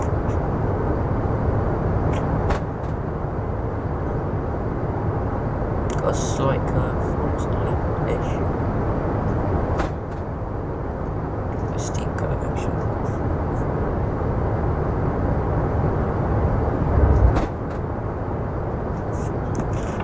See, the estimated time of arrival at Newcastle at the moment is 14:56. Is 1454. Actually, doing it again. It's 1454. We want to arrive at 1450. And depart at 1455. We will arrive onto platform 2 as scheduled in the timetable, which is good.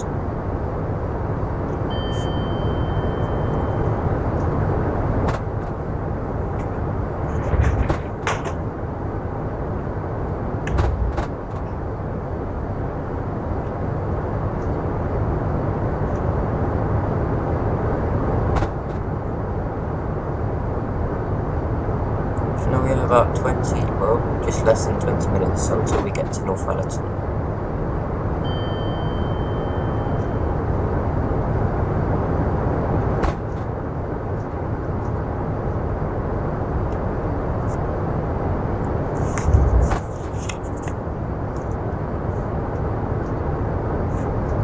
I forgot about this map. Tells us where we are. So we're there, just where the mouse is. York is down there, and Northallerton is there. So we're about, I'm assuming about halfway between York and Northallerton by now.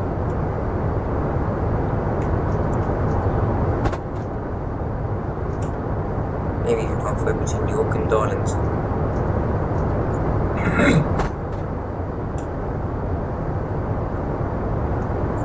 Thirsk and Northallerton are less than 10 miles apart.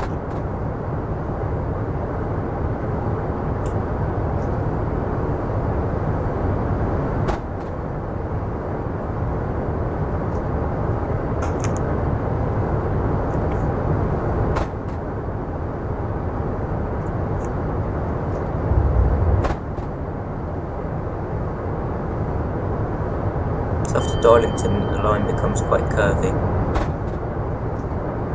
It's especially curvy between Darlington and Durham.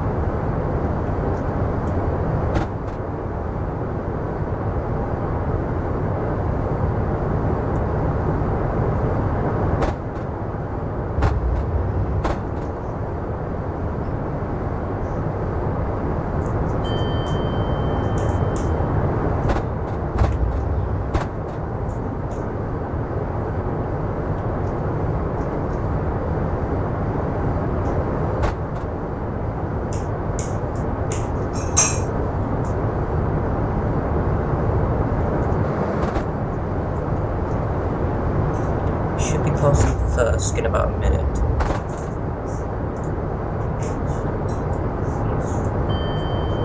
So we're there.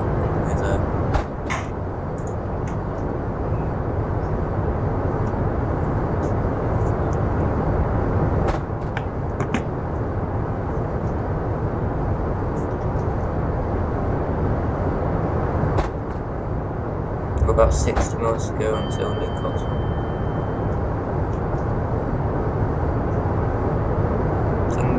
I think I've seen less AI than before on this route.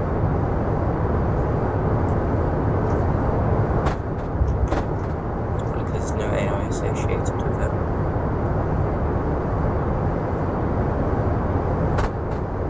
Because this is just one I got off of the Steam Workshop.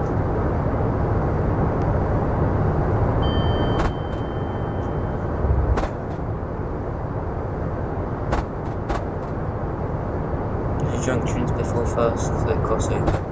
This is Thirsk station itself. We're passing along the fast lines.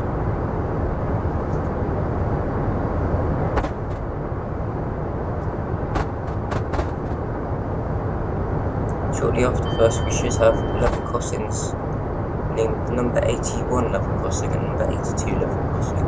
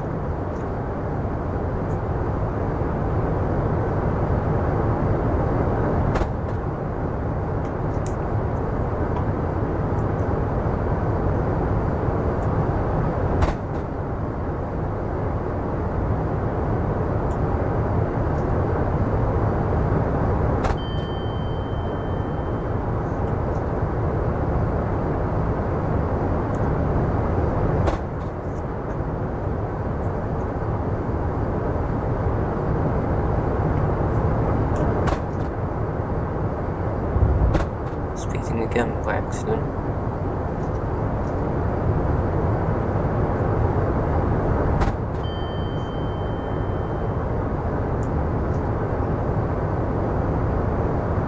The Longlands Junction has just come up, which means that we should be passing Northallerton. Make sure that we actually pass Northallerton and not stop there.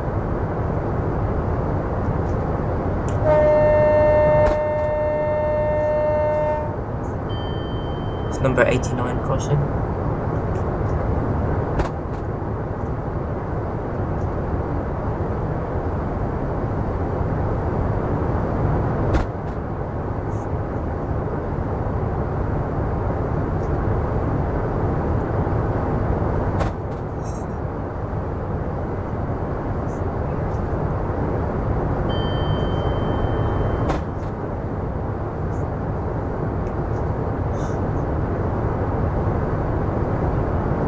Passing Longlands Junction about 2 minutes early. Maybe a minute early actually.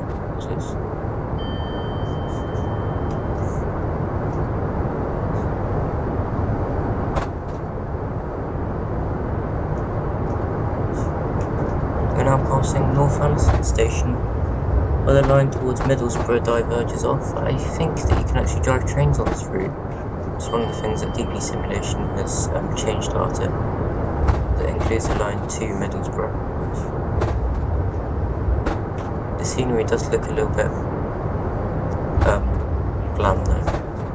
So look, whoops. Yeah, I don't think you can actually, because you can. Wait, so yeah, that's Northallerton there. The line diverges off and then it just stops there. So it looks like you can't. We've got just under 50 miles to go till Newcastle. From here we've got about 15 miles to go until Darlington.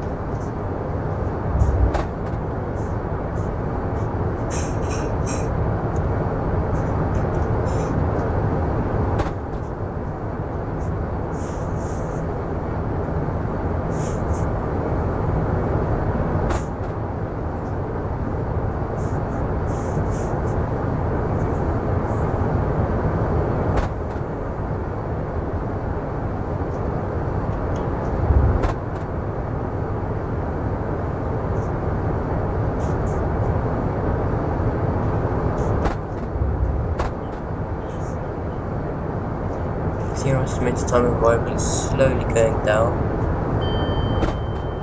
I assume it will go down probably below 14:50, which is our scheduled arrival time at Newcastle. But then again, we do have to stop at lots of two intermediate stations. We have to stop at Darlington, which is timetabled, and then Durham, which is not timetabled.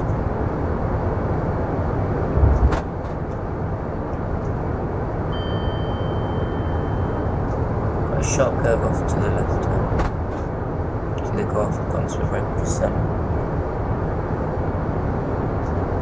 Assume we're about 5 miles from Northallerton now, looking at the atlas.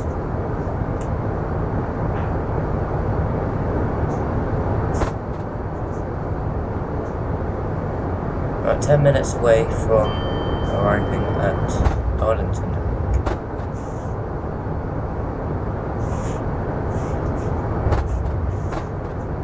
8 minutes away from arriving at Darlington, maybe 7. Well, 10 minutes away from leaving Darlington, because he sits at Darlington for 2 minutes while we wait for Northern Rail Service to pass. But since we've got no AI, we should be able to leave early.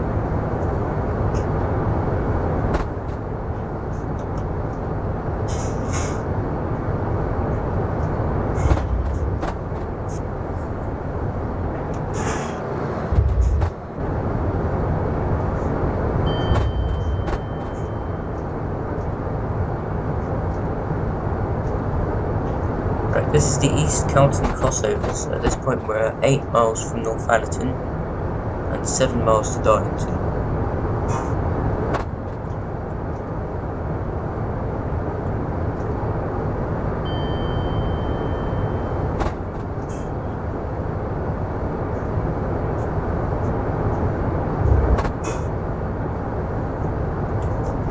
See if you can recognise why it's the Great Eastern Main Line. You can tell it's got the fences from the Great Eastern Main Line. Remember back at York Station, it had the departure boards from the Great Eastern Main Line. I assume it's got the pantograph, the overhead wires from the Great Eastern Main Line as well. Got about 40 miles to go till Newcastle. A speed limit of 115 miles an hour coming up soon.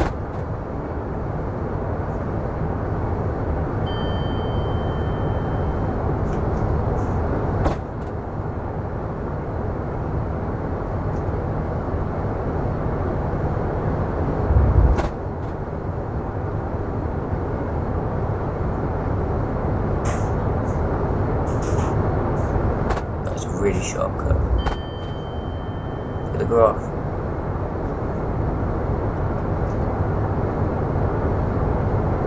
See, the area around here is mostly flat. It's just flat, straight lines. So I remember back in Peterborough we had like declines and inclines. We had a lot of declines, a few inclines. See, around here the area is mainly flat.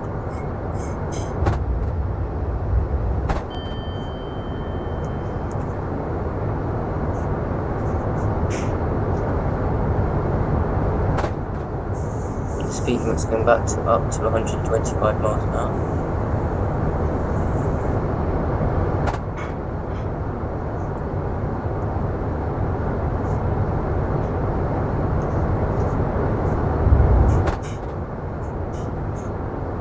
We have a flashing double yellow signal coming up ahead, warning us that we are going to cross over at Darlington.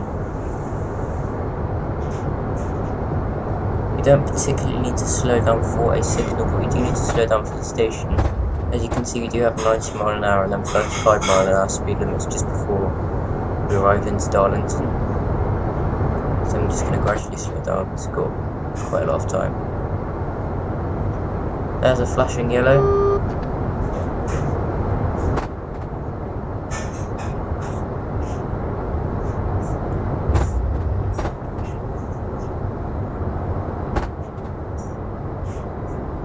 Passing loop which marks that we are about 2 miles away from Darlington. 2 miles away? Can't be 2 miles away, definitely. Is that a red signal? No, it's not.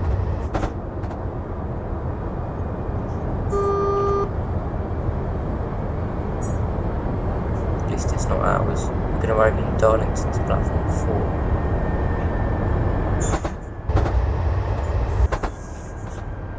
But by the looks of things, we're going to arrive on someone else's platform. Well, not arrive, but we're going to pass through someone else's platform first of all.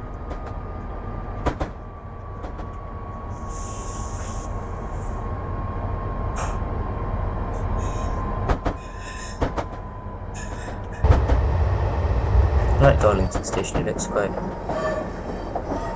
nice. It does look a bit like King's Cross or York, but like a miniature version. Oh, this is platform 4A here actually.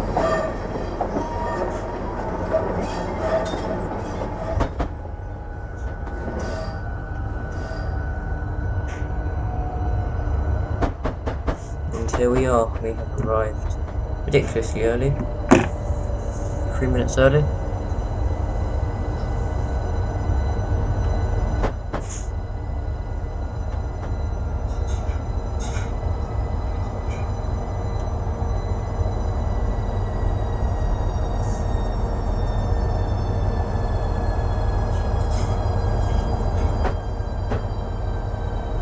Stretch out our time a bit, but can we see if no one comes to stop on the platform? Might be.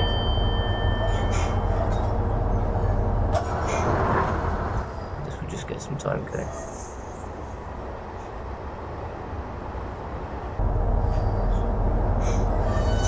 Let's just stop that here.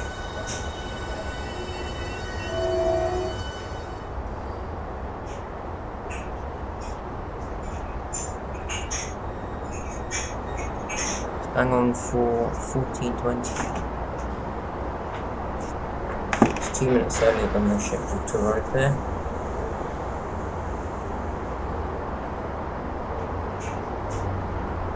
We'll leave here probably about 22 and head off really slowly towards Durham. Pick up speed when it says we need to pick up speed, I guess.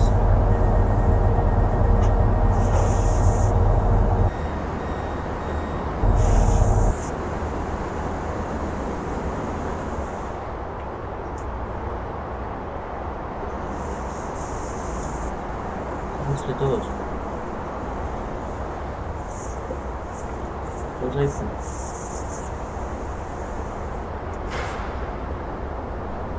Open now.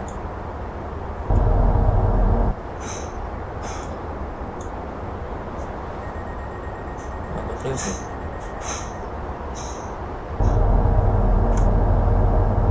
Right. This is Darlington station. I think the reason they need to put it is the main line, as you can see. Take a screenshot of that, that's quite cool. Nice. Right, I think it's because the roof, it may be from Liverpool Street, but I'm not entirely sure. It's got a nice clock, and you can see the departure boards on the platform. I'll try just here. If you come around here, then they should be coming to the brakes. It's just really hard to see, isn't it? So we can do a cool watch the train leave sort of thing. Don't see very quickly. Next stop is Durham. I'm actually not scheduled to stop here, but I'll work out how long it takes to get there and what time we need to arrive there. So the 11:30 service will take 17 minutes to get from Darlington to Durham. Up for me, so we're gonna arrive at about 14:40, I think.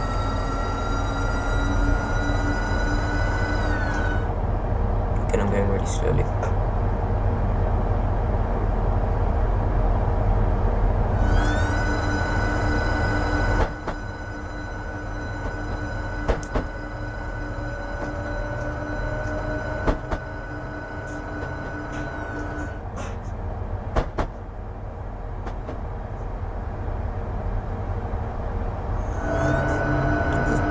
Where we are right now, Darlington is actually quite close to where the Azumas were built.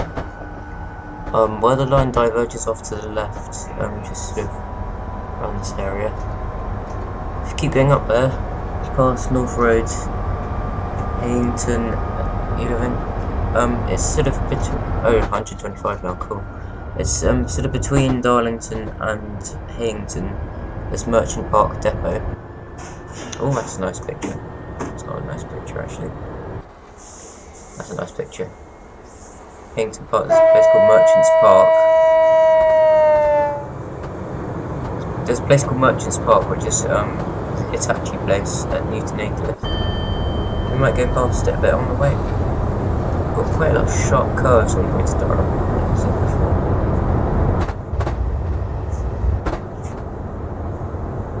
Again, we're on steep upgrades again, 1 in 220. It's quite a big difference from the line between York and Darlington.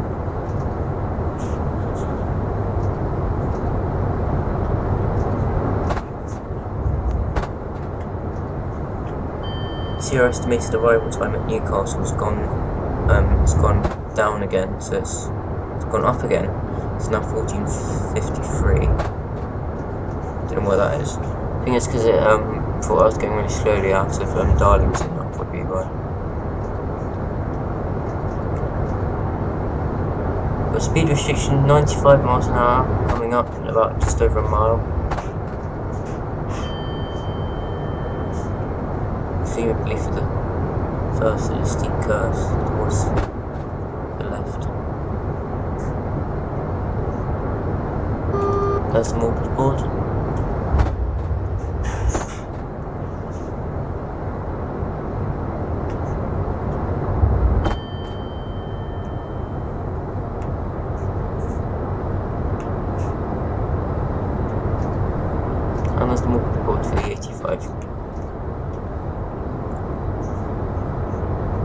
slow down just yet for it.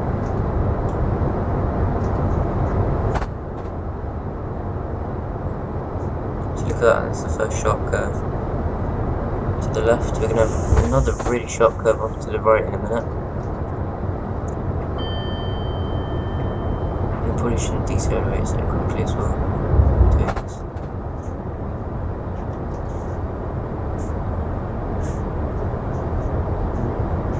Merchants Park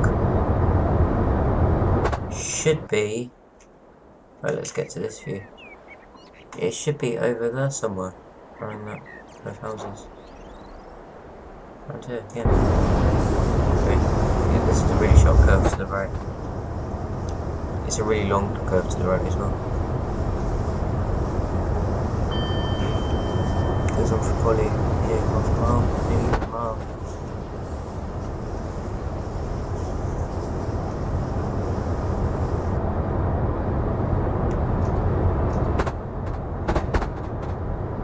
That's the Aycliffe crossovers. And another short curve to the left again. After this, finish this curve to the left. 1 in 222. Can't tell whether it's an upgrading or a downgrading because it's not telling me. Now it's flat, pretty much.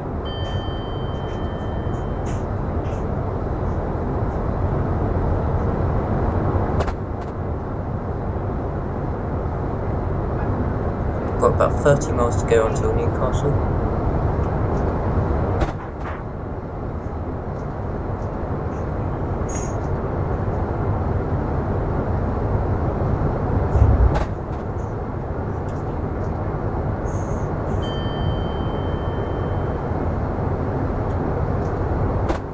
In a minute we'll be joined by the line from just the area sort of north of Middlesbrough.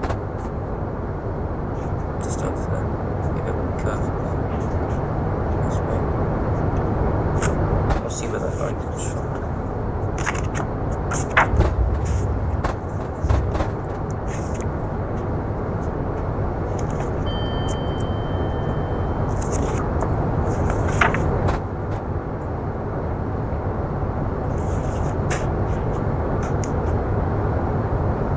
That line sort of comes from Hartlepool area and Sunderland back down.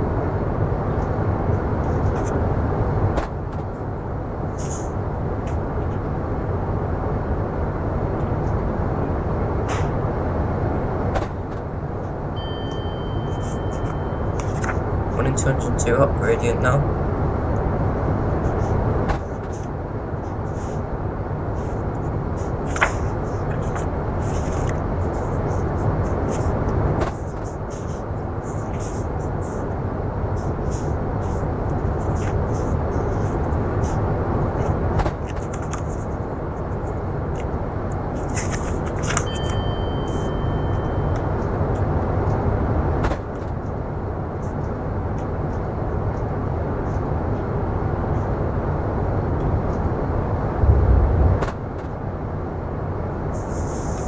Line's tracking us sort of along to the right. I don't see any line.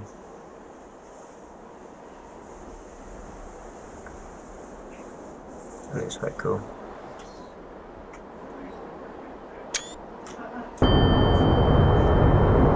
Coming up in a minute. That's all. We didn't mean this is like that because we're already kind of at 110.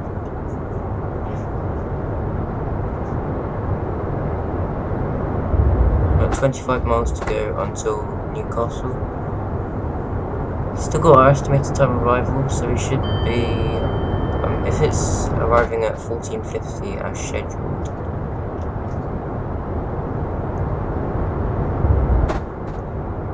Yeah, if we're arriving at 14:50 as scheduled, it will be about 20 more minutes, but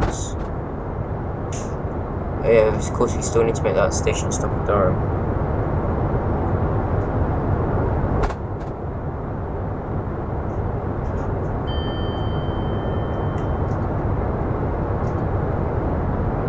What's this coming up? This can't be Durham, can it? No, it's can't be Durham. Is this Durham? that's Durham. Oh, that's where the line joins us.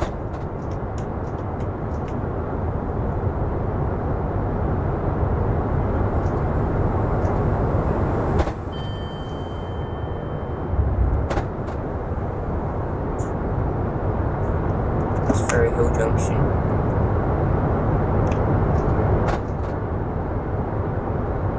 We should pass off again 3 minutes early, so we'll slow down a bit.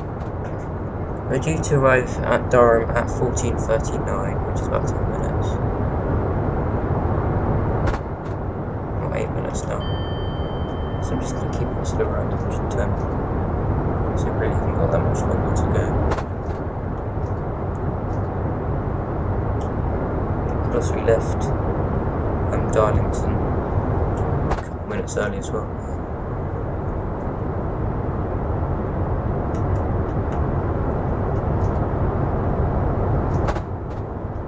It was good what we did when we were arriving at York. I'm 1 in 193 downgraded now. About 1 in 200. Just leave it about 90. Yeah, that's Thirsk Junction, about 3 minutes early again.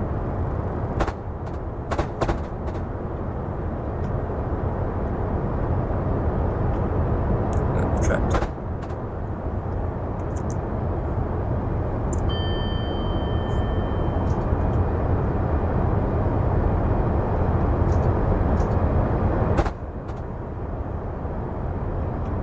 Only 200 down still. It's flat now. Roll it out.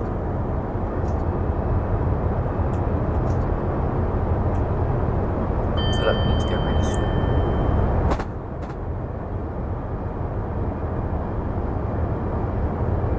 About 20 miles to go to Newcastle. About 20 minutes as well.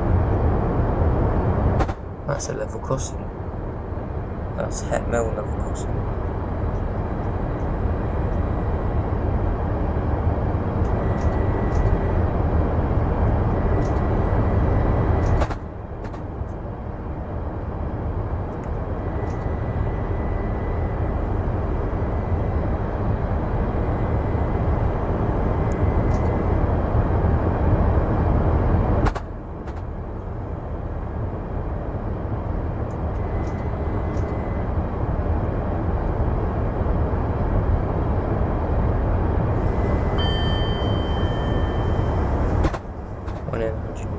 Downgrading now. Let's see if we can just pick up speed. Yes, if we do pick up speed now when we're going down there.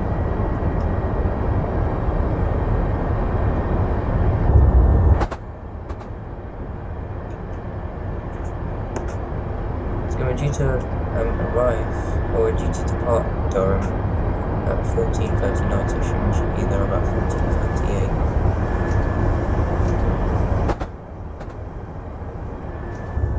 I think we'll make it okay.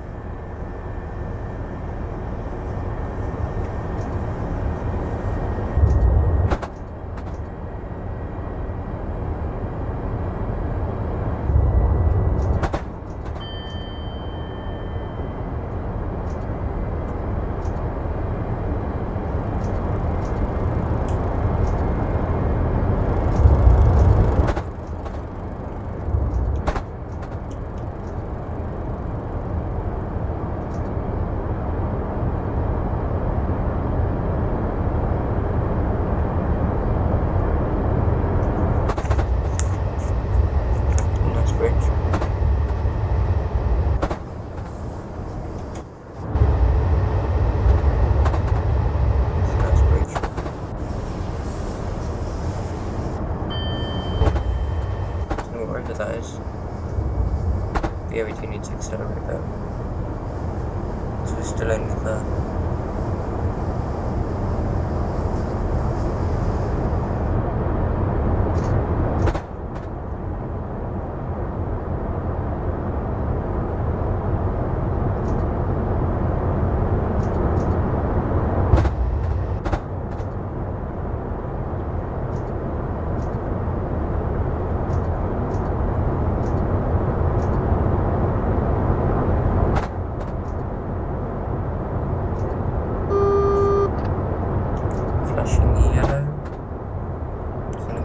Durham onto the slow platform, I guess.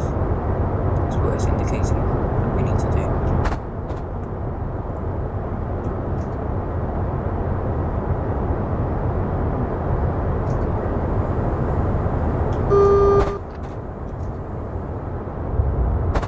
It's Morpeth ball for the 80, and it goes down to 75 as well.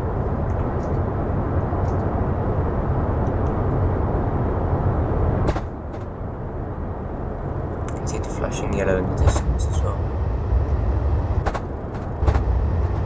Another nice bridge. It's the same river I think we just crossed over. Crossing over it again.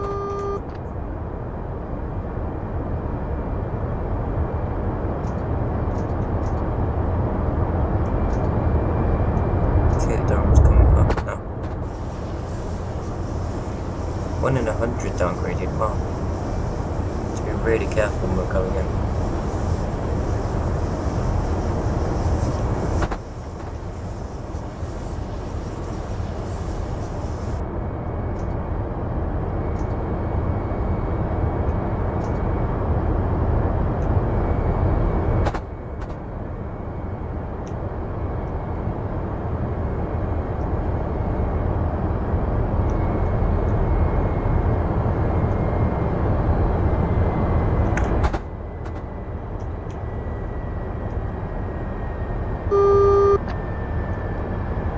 So yellow to cross over. I don't know if there's actually going to be a red signal at Durham. It'll probably be a green signal because there's no AI anyway.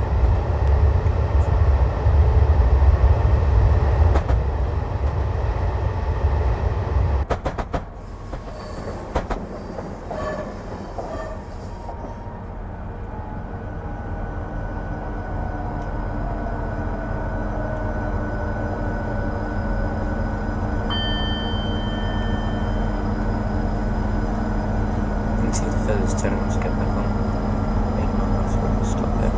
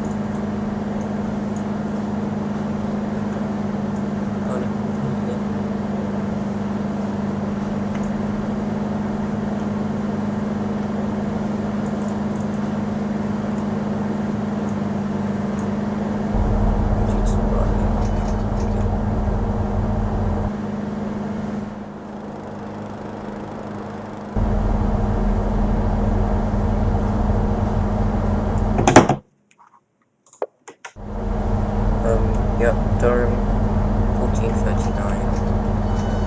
Martin slightly early there. Never mind. Now on time again.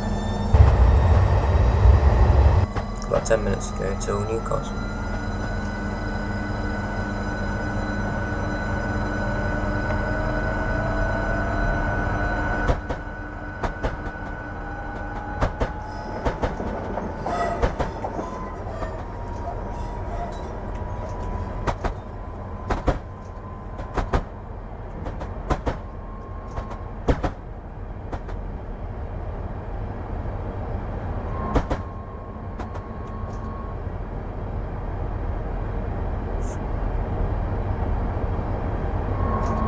Up to 90 again now.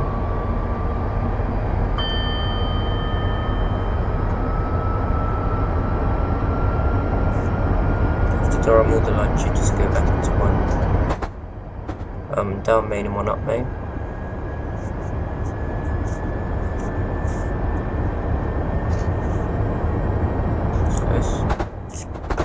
Speed limit going up to 115 in just over a mile.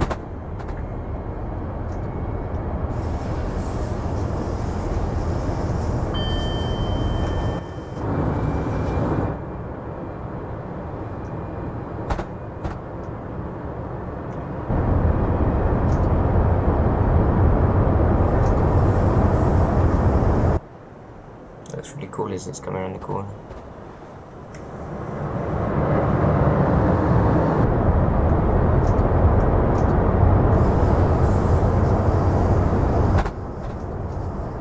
We've still got that downgrading, don't we?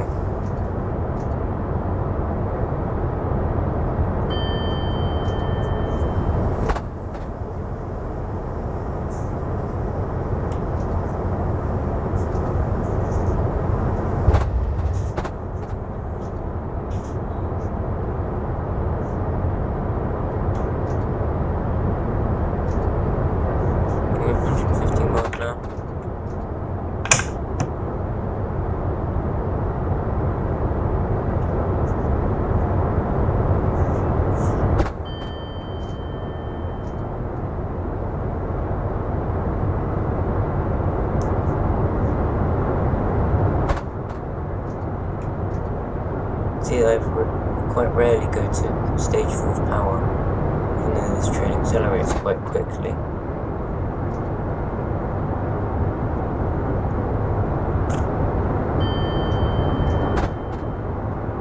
Might even be about a minute behind now. I can't see Chasterley Street station ahead. Again, we've got 1 in 150 gradient down, which means that we might be gaining some speed, which is not good. Where's Chesterley Street? We're going to pass through there. Probably about a minute late, or half a minute late.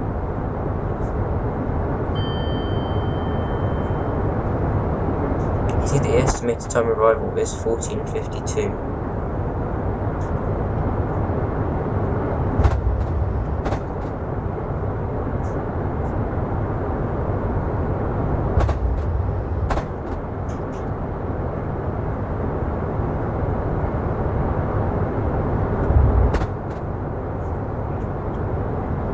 Wow, this is a sharp curve. Look at that. And this is Chesterley Street we're passing.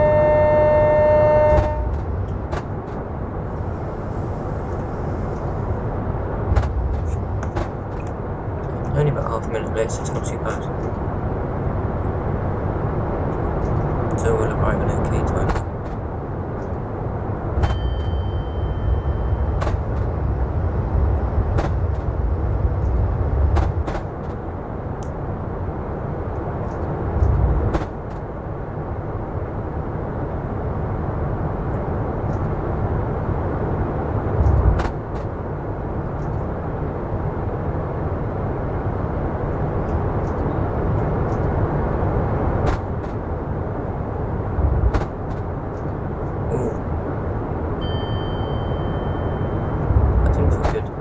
One in 200 down and 1 in 100 down a minute ago. These are the Euston crossovers. The Alston crossovers.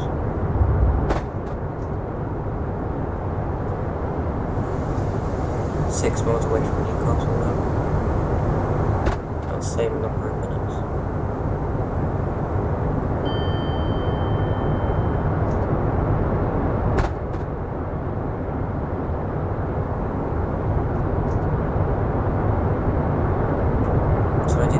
Got the entire East Coast main line in routes now, which is good. So I've got the East Coast main line, South London to Peterborough. We've got created the first one by I think it's by Dovetail Games, which is the original East Coast main line, South London to Peterborough. Then we have Creative Rail's York to Peterborough, and then we have the one which we're driving on now, which is Just DP Simulation's remake of Just Trains, York to Newcastle. Just had Bertley Junction there, which we're passing on time actually, so now we're in the centre of Newcastle according to my atlas.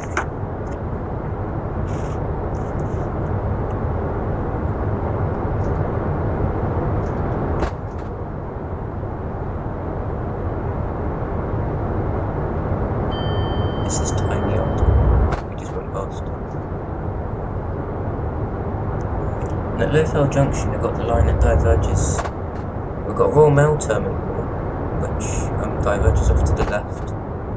And then we've got the line that goes towards Carlisle, which connects to the Royal Mail Terminal.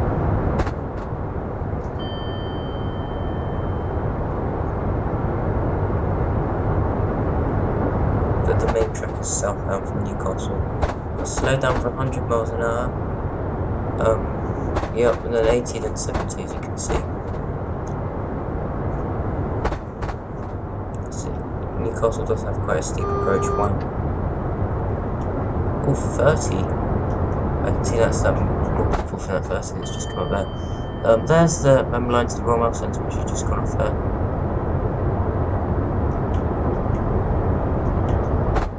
We need to come in as efficiently as possible for this bit.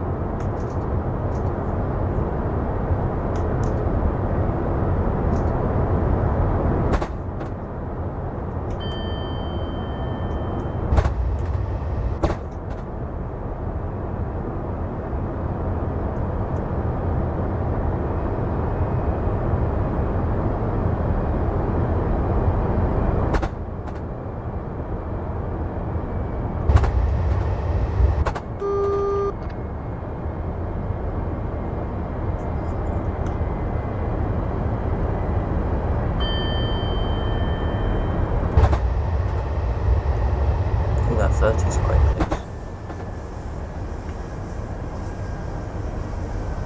I think we'll make it there.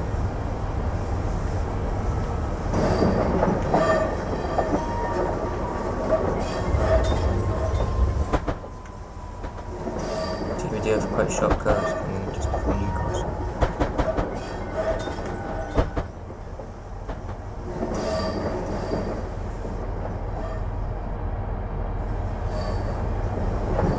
Like a tunnel underneath us. It's come out, the line which has come from Carlisle, running via Metro Centre.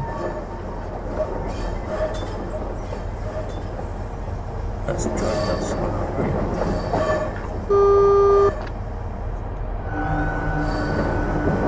Okay, Bridge North Junction that was. We're running on time. It's good, this is telling us we're going to arrive in Berwick 2. This is over 21 and a half speed, which we need to watch about. This bridge is pretty cool, I remember seeing it on the train up to Edinburgh. I didn't see that speed limit because it doesn't exist on that's the information curve.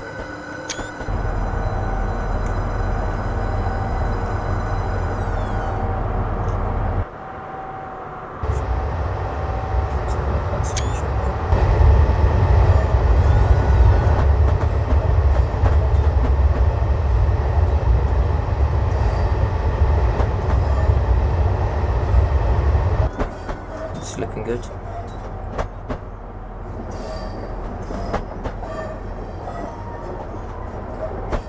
Surprised we're on time.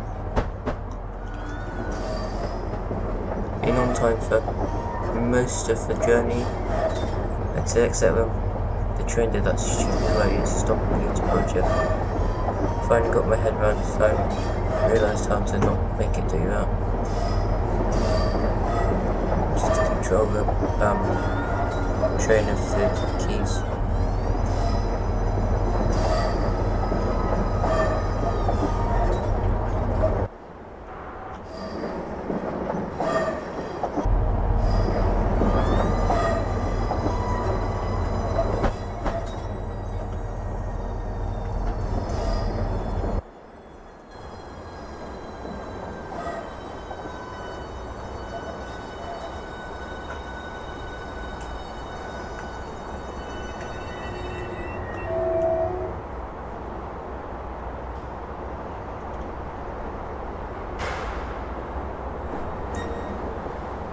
Newcastle. When we're in the park, we're now going to head over to Just Trains, Scottish East Coast Main Line, which is from Newcastle to Edinburgh, so we arrived bang on time 14:50.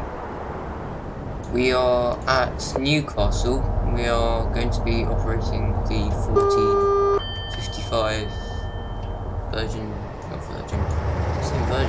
LNER service bound for not Edinburgh Waverley, bound for Inverness. If I can open the doors there, there we go. So, yes, this is a continuation. This is Just Train's Newcastle to Edinburgh route, which I have downloaded. Available on. It is available on. Yeah, just have a look on Just Train's website, you'll find it. Now we're perfect for departure time.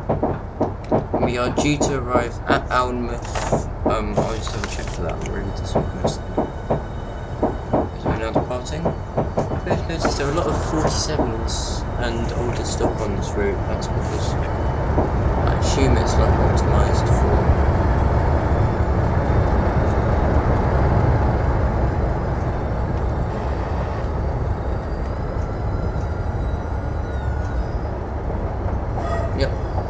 We are leaving Newcastle on time at 14:55, heading north.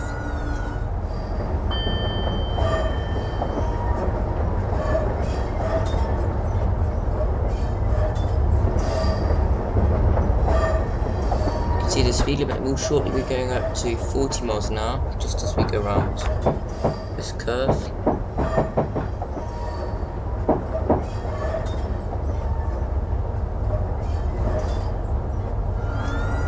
Speed has gone up to 40 miles an hour just as we're passing Manor Station.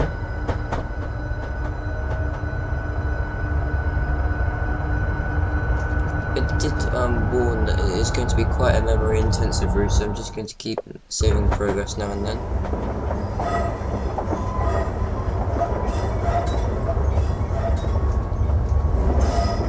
And we are passing Manor's 30 seconds early. Continue north towards Alnmouth, which we are scheduled to arrive at 15:19, which is in about 20 minutes, just over 25 minutes time. So you can see the speed rate has now gone up to 85 miles an hour, which we should now be able to accelerate to.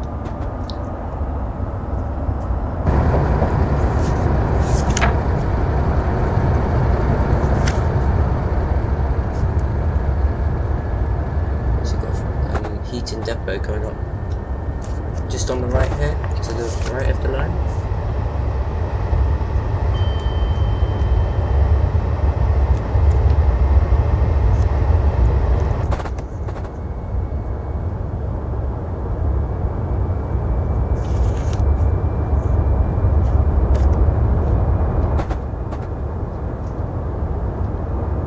Which is very good. It's a bit laggy, probably because we're in a city area with quite a lot of assets.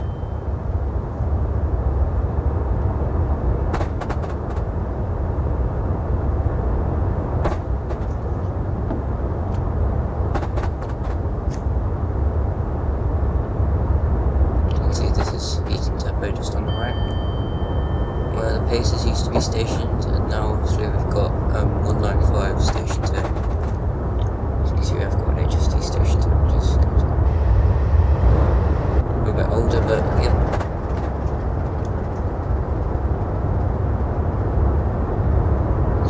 Just ScotRail trains. It's 117 now. I don't know why there's so many ScotRail trains. I think it's just the way the assets are everything. And here's another 47. It's just in sidings. So in the EWS colours.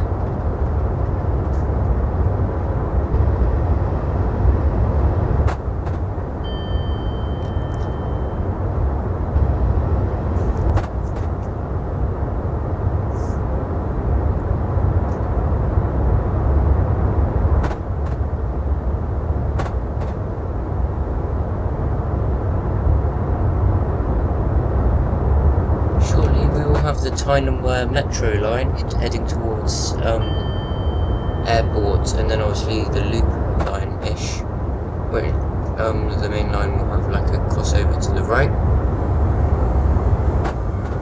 This is Benton Junction we're passing here. Benton North Junction even. We're passing on time.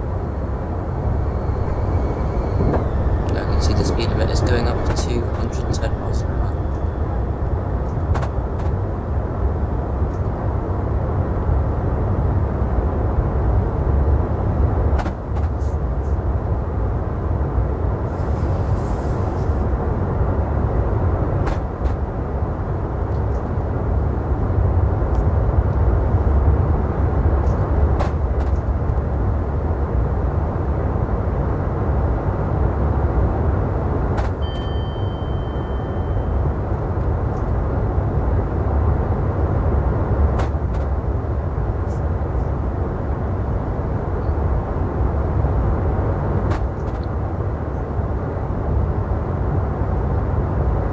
This is Killingworth level crossing.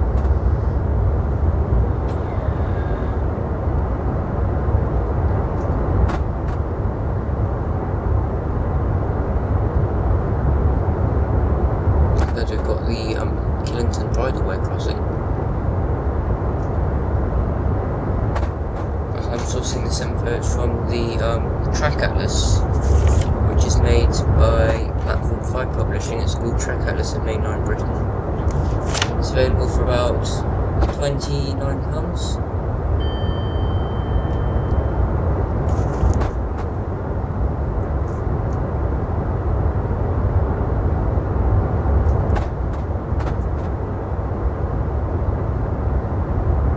About 60 miles to go until Berwick-upon-Tweed.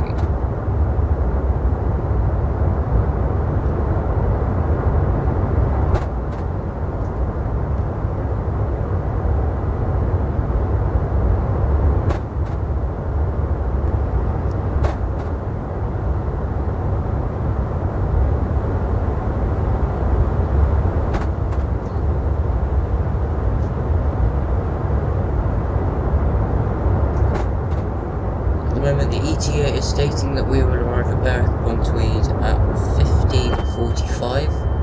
We should, as timetables, be arriving at 15:38 and departing at 15:40. That was Dudley level crossing. As you can see in the heads-up display, we've got Grahamston station, which we'll be passing by just under a mile.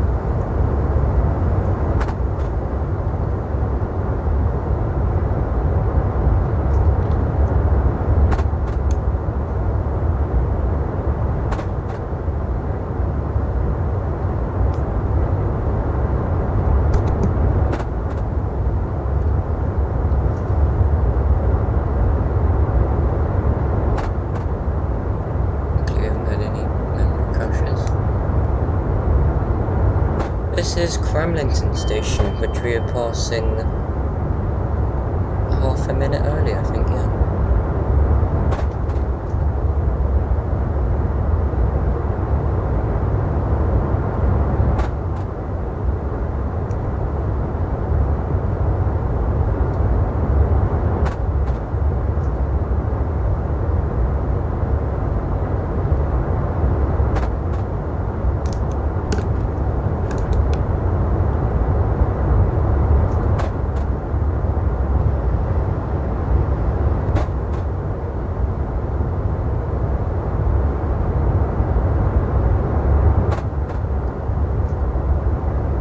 First, this will work on this route.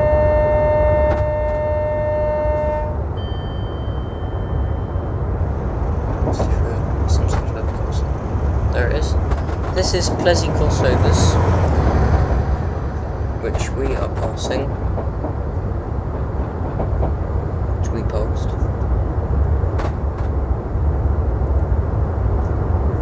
About 3 minutes time we should be passing the famous Morpeth station, named Morpeth board.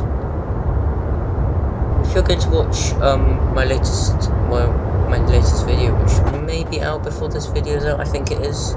It's of my journey that in real life from London Kings Cross to Edinburgh. You'll see that I found an actual Morpeth, the actual original Morpeth board at Morpeth, which is good to see. I think that's Stannington level crossing. It's got lots of level crossings in succession.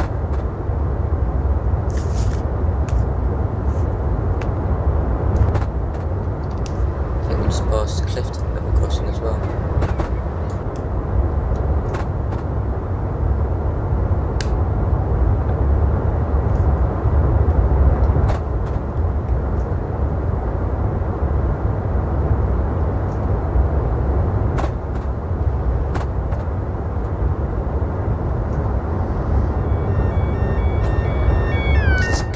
That is Clifton level crossing.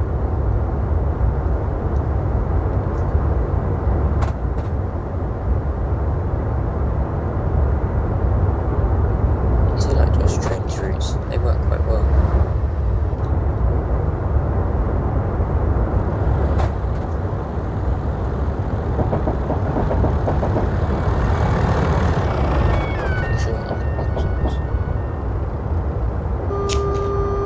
Yep, and that is the Morpeth port for Morpeth. With the sharp right turn before Morpeth, where many trains derailed, as they placed in a speed restriction there.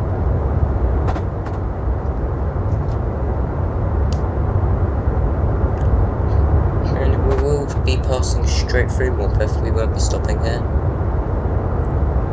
Some LNER services do, but we won't. Be slightly too late for 50 miles an hour. Yeah, we're going to be too late.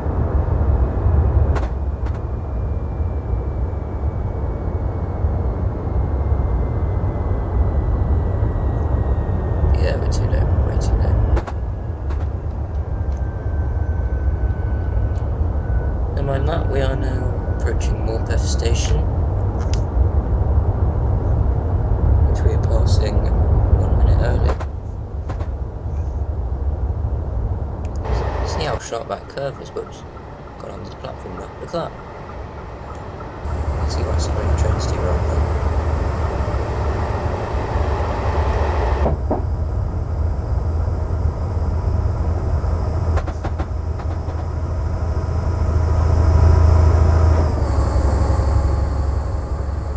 See the speed limit is now increasing up to 70 miles per hour.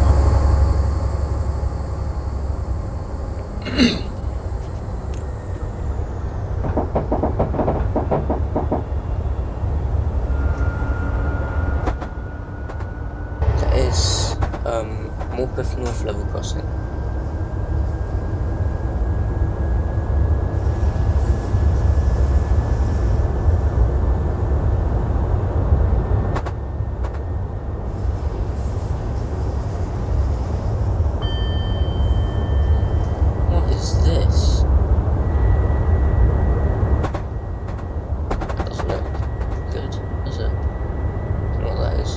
Anyway, this is Morpeth North Junction, which we're passing 1 minute early.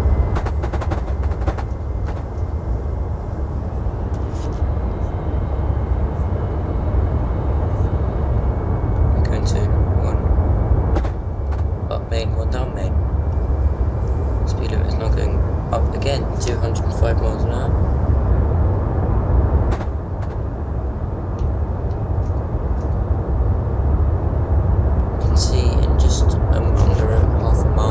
Passing Pegswood station.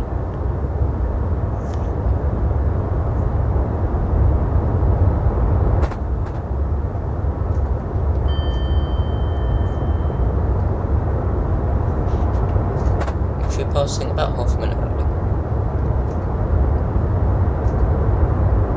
The speed limit will go up to about 110 miles, to exactly 110 miles an hour.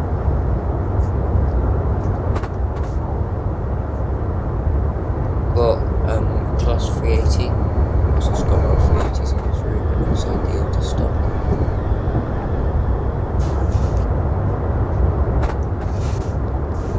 So the next station stop will be Alnmouth, which we are due to arrive in about 10 minutes.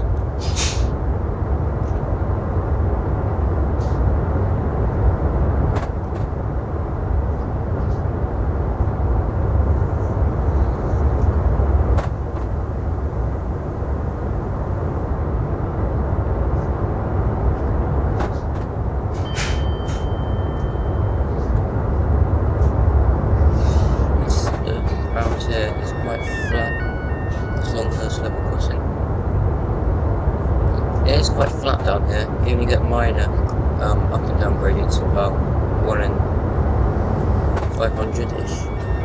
This is Oldham Lane level crossing. Shortly after it is Botterwell Junction. Lines towards Botterwell. Open Castle, it says here. We'll pass that about half a minute. It's good. Going without any major disruption today. We did have the emergency stop just before Peterborough. TPWS being stupid. Just before Widrington, we do have a 100-mile-an-hour speed restriction. Because again, we do have a sharp curve towards the left. About 45 miles an hour to go now. Until we get to Berwick-upon-Tweed.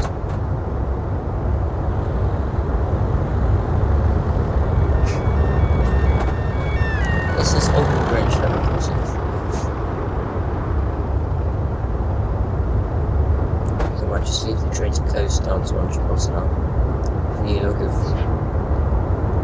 any brake force, yeah, let's go about brake force actually. So it's not too much of a steep curve.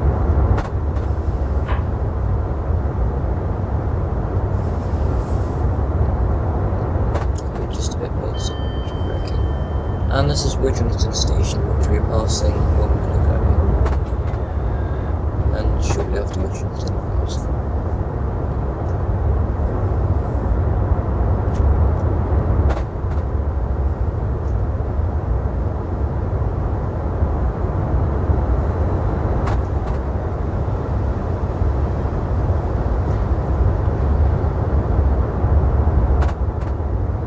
Maybe a good idea to talk about all the routes I used on this, all the future routes I'm going to use on this route. Sadly, I did get a copy of DP Simulations scenery pack for Edinburgh to Glasgow, which means that we will be able to increase the distance of this run to Stirling.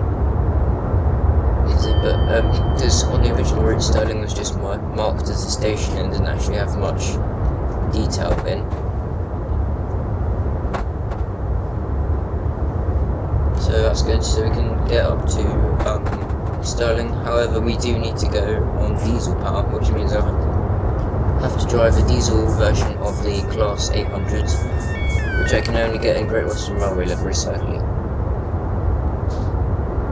That was Felton Lane, of course.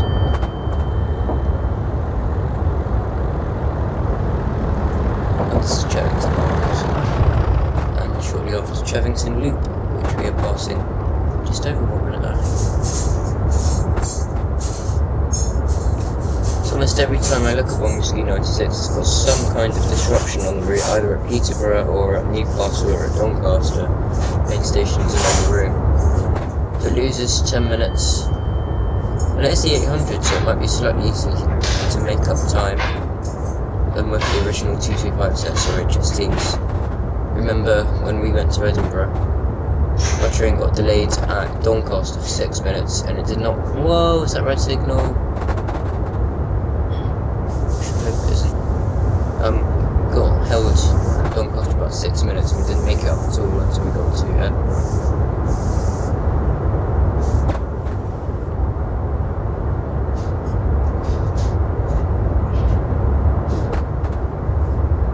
Miles away from Berwick-upon-Tweed.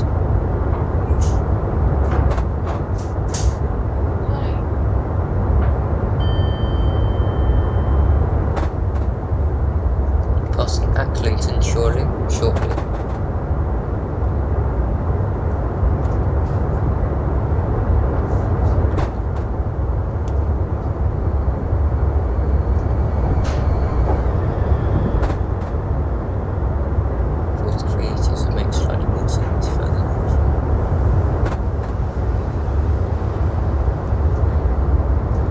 Acklington passing 1 minute early. See, they've just popped up. We do have a speed restriction of 85 miles an hour.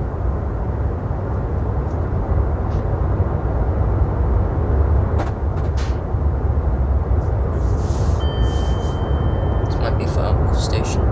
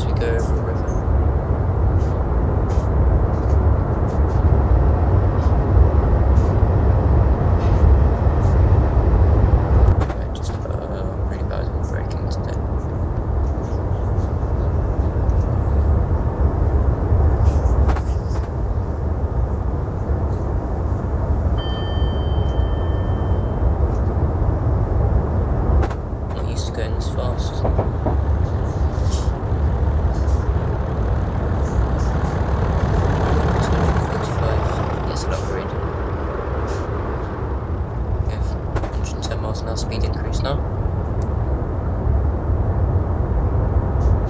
At this point we have about 5 miles to go to Alnmouth.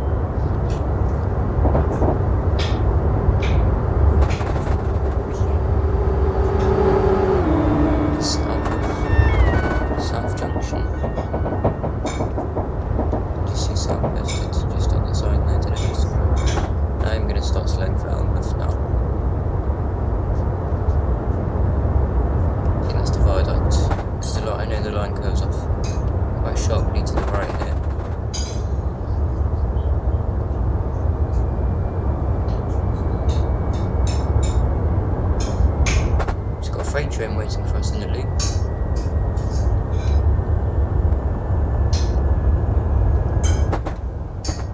It's looking good. Might only just about be able to fit all 9 cars onto the platform here. Looks like a nice modern station, this.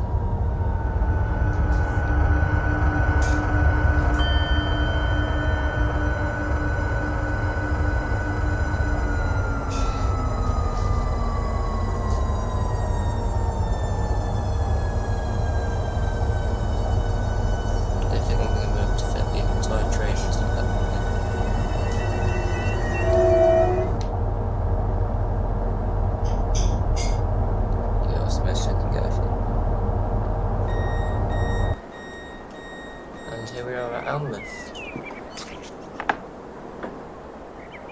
We have arrived just about on time. We're going to start here at 15:19, so perfect.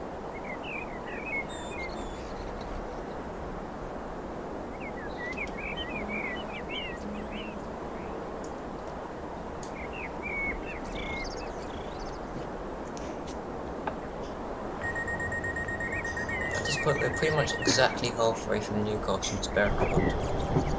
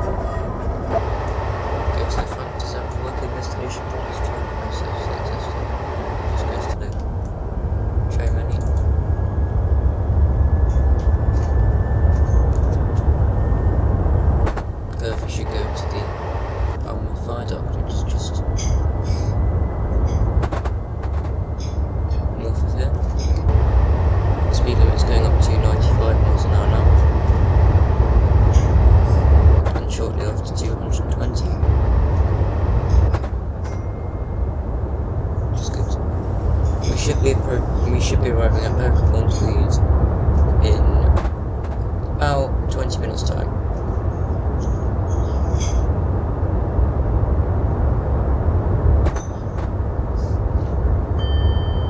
And that's Little Mill level crossing, just past there. Again, accelerate.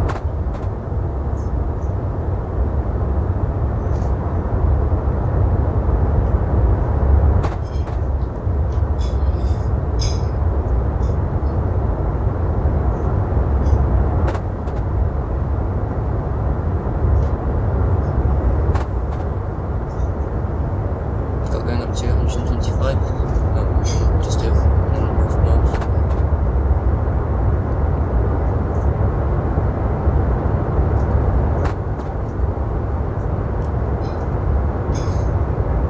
Because the line runs here is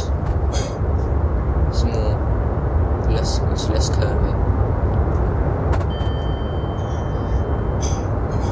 I've got steeper gradients now, they're 1 and 170 we're going up now.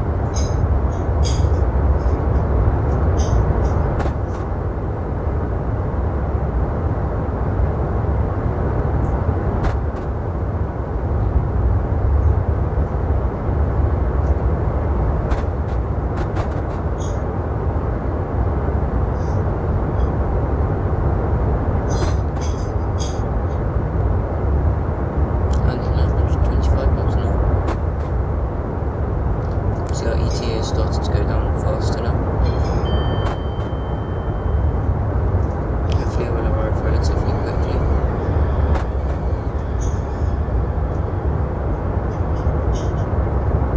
And this is Little Mill crossing, which we're passing. Actually passing late. Passing about half a minute late. It's a big deal.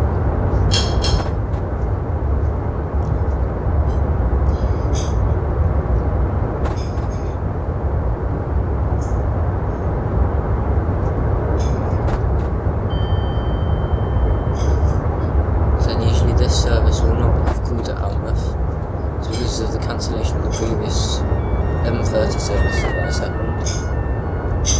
That's Stamford crossing.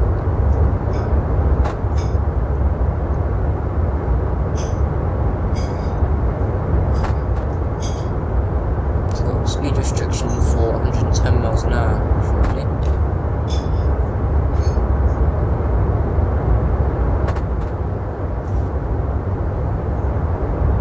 We're now about 25 miles away from Berwick-upon-Tweed.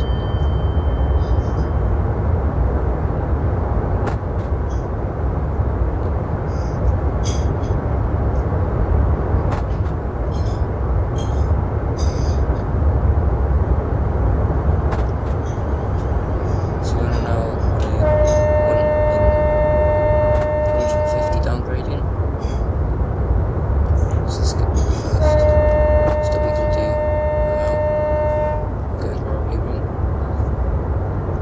This is number 161 public footpath.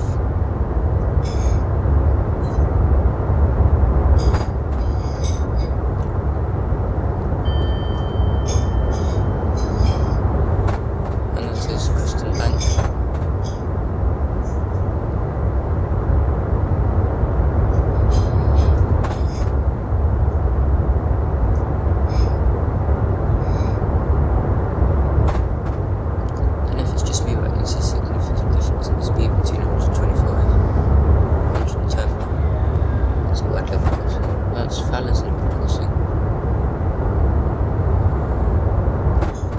Now going up back up to 125 miles an hour. That was number 162, private way crossing. About 3 miles to go until we pass the next station, which is Chassel.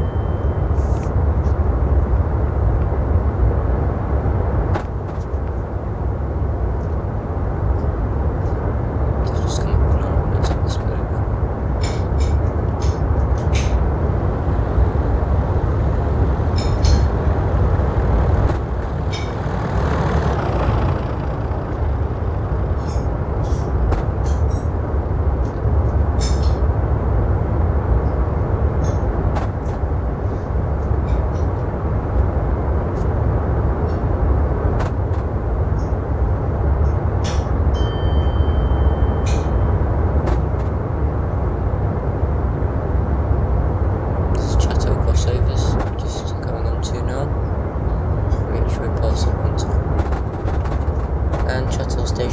itself, which we're passing all the time as well.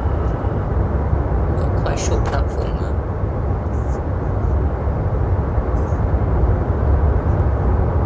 That's Chattel Station level crossing maps. Now I'm speeding to going 120 miles an hour.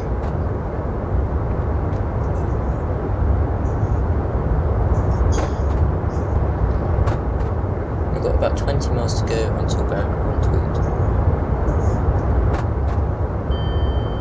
Start slowing down for the 105 miles an hour speed limit. This is Newham level crossing. You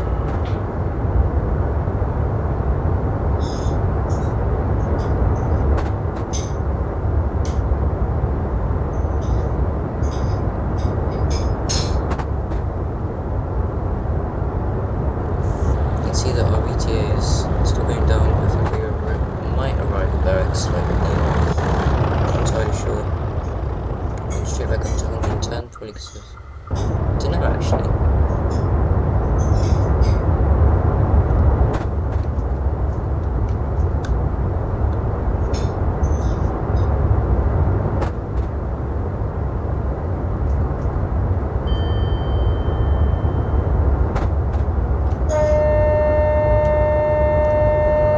Taking 1 second off our ETA about every 5 seconds, which is good.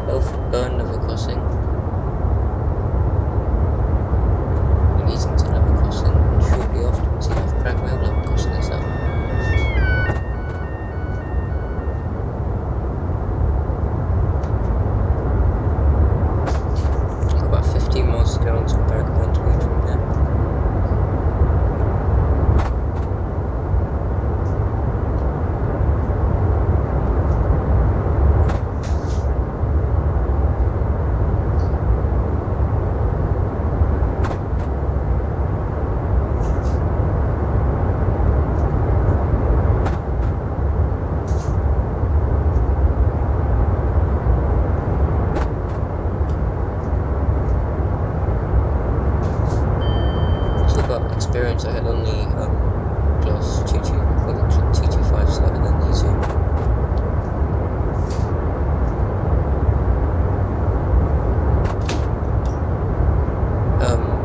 Even though LNER puts its lots of branding into class 800, I actually preferred the 225 side. I think it's because the seats were slightly more comfy. It just felt more spacious.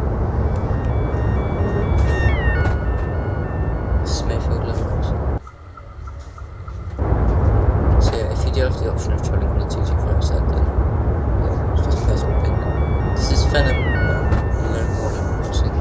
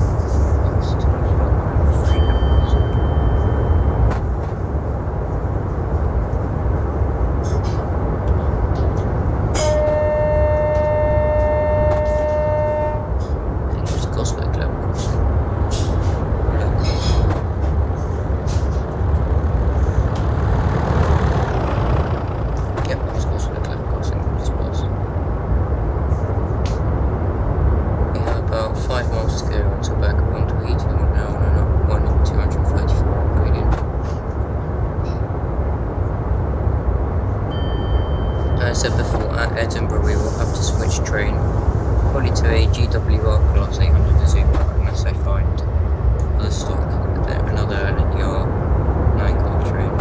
The GWR train is a 5-car as well, sadly. Does mean we should be able to stop at stops including Falkirk Grahamston, which I don't think can accommodate a 9-car train, only an 8-car train.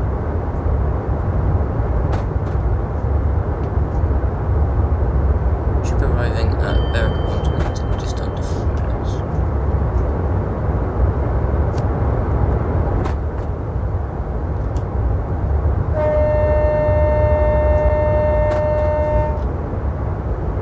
This is Grahamston level crossing. So we have to spit on level crossing. So you've got 150 mph speed limit restriction and then a 95 mph speed restriction.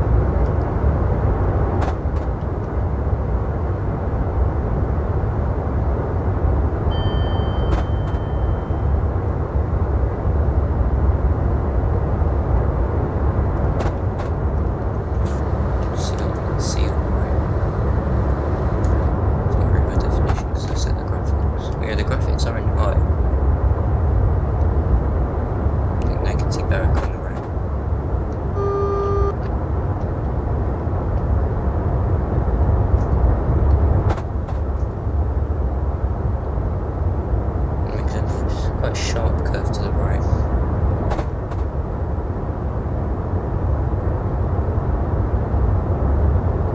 Oops. You can see that. And there's Tweed mouth level. I mean, a Tweed mouth signal box, which we are passing about a minute early.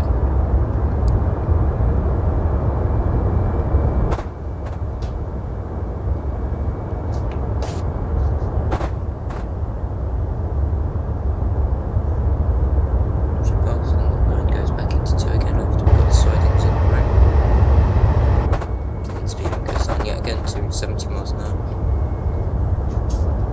And this is a sharp curve to the right. You can see quite a lot from this view if you look from the passenger's point of view. So good when I'm renting the train.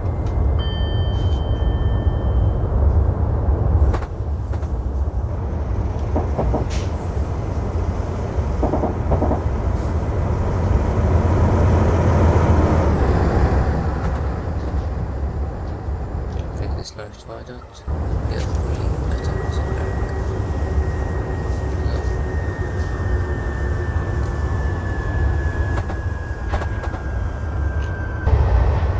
And we are arriving about a minute early, I think.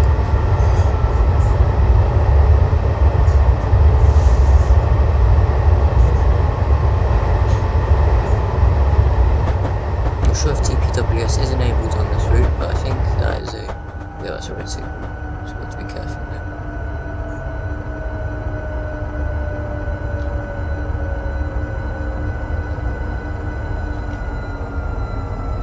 It's going to keep the speed under 15 miles an hour just in case that happens. Oh no, we've got a green signal, I'm looking at the wrong track. Should just be able to stop again apart from there, personally.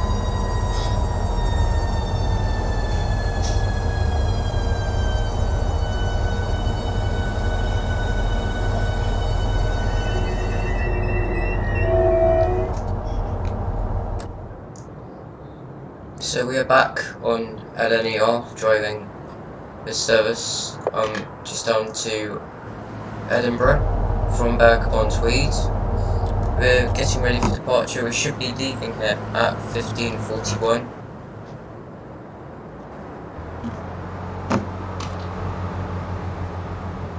Let's just load the passengers if we come.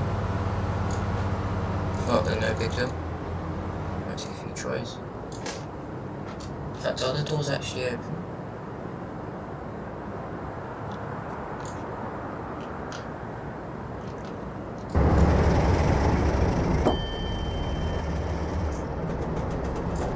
Once again, we've got the older trains, such as the Class 47s on this route, which used to be back in the time. And we should now shortly be ready for departure at 15:41, bang on time. Off we go. We've got 57.5 miles to go until Edinburgh. 57.5 miles.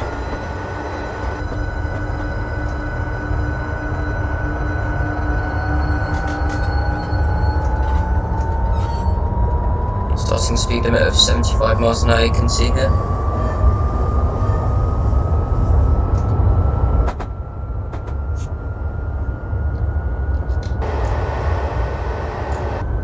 Been through here before. Got about 3 miles to go until the Scottish border from here. Should be a nice lovely sign on our right telling us that we have entered Scotland.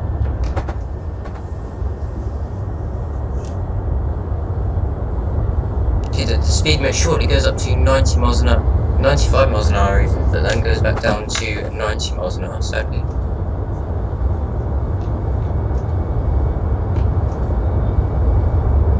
So you can get great views if you go by train on this bit between Berwick and Dunbar. As to see on our right.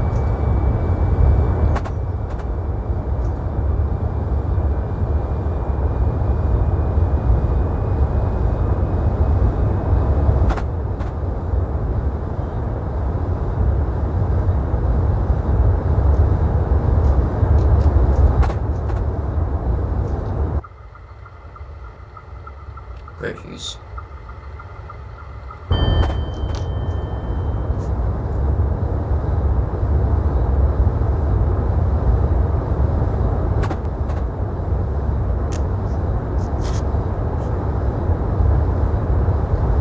Oh yes, this is a massive caravan park that we passed on our right on the way up to Edinburgh. For some reason it's just inland of the Scottish border, which I thought was slightly weird. And 1 in 162 upgrading.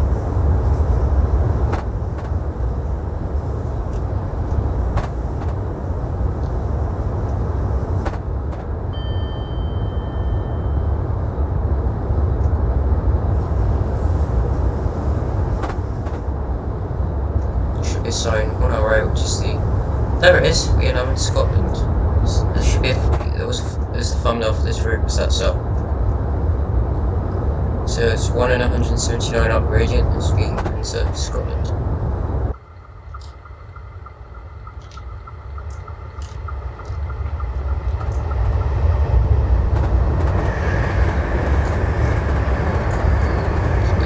The scenery's glitched out a bit there, you can see.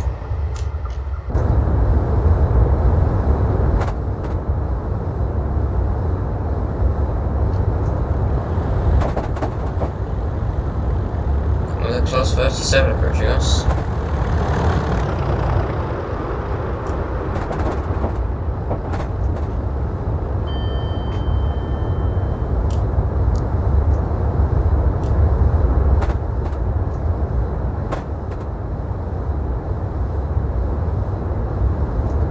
Estimated time of arrival is calculated now as 16:30. And we do aim to be in Scotland in Edinburgh at 16:22. We've got about 12 minutes to sit there before we continue to Stirling.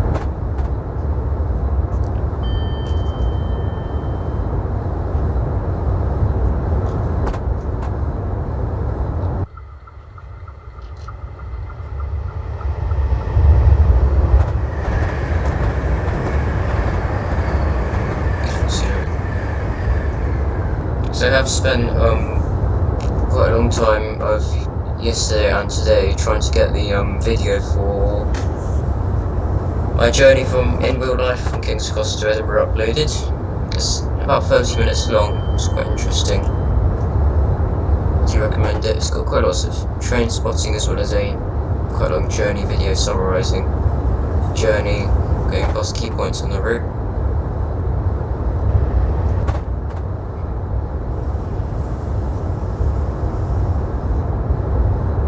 Speed limit goes down to 80 miles an hour in about a mile.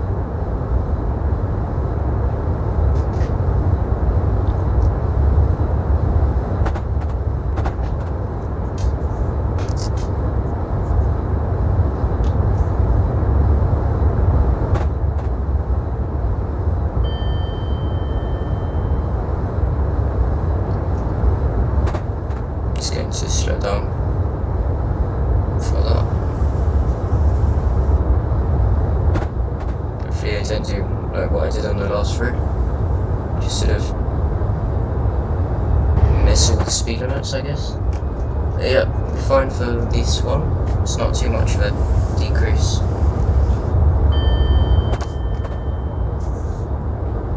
We just passed Bournemouth, about a minute early there.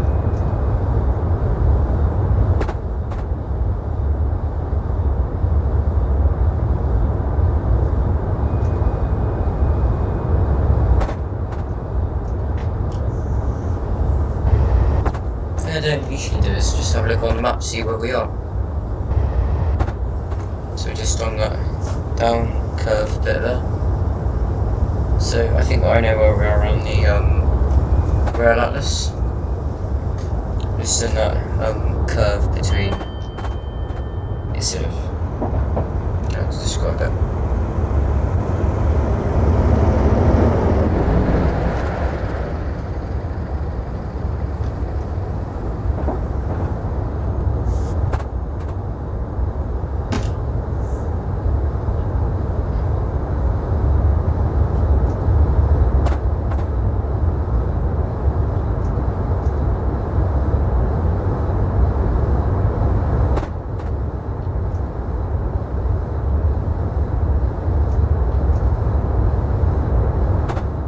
But just under 50 miles to go, 48 miles to go until Edinburgh.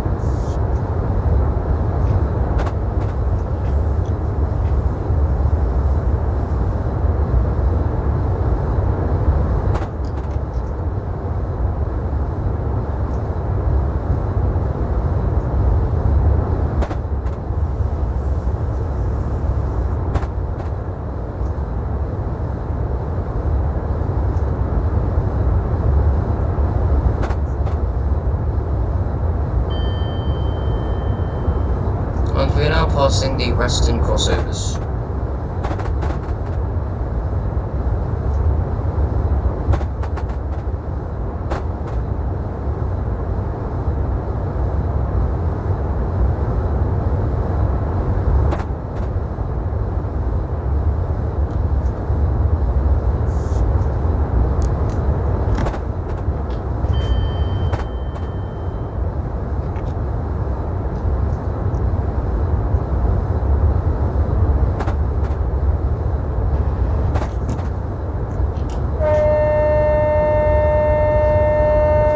Oops, that wasn't a level crossing. Looked like one. So just curving around, speed restriction of 90 miles an hour, just as we go around this curve, about exactly half a mile away. Just going to slow down for that.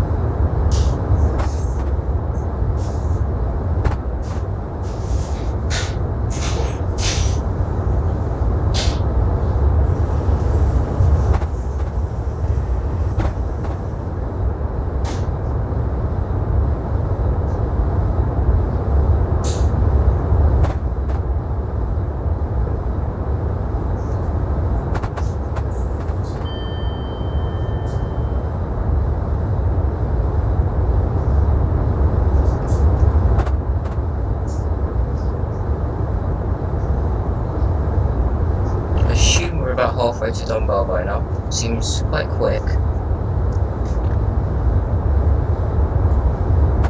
We are supposed to pass Dunbar at 16:01, so we are pretty much exactly halfway to Dunbar.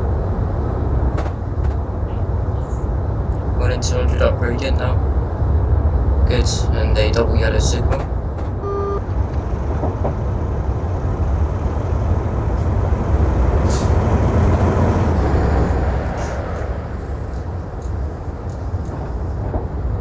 That we might be a bit close to the servicing from, but I don't think that's the case.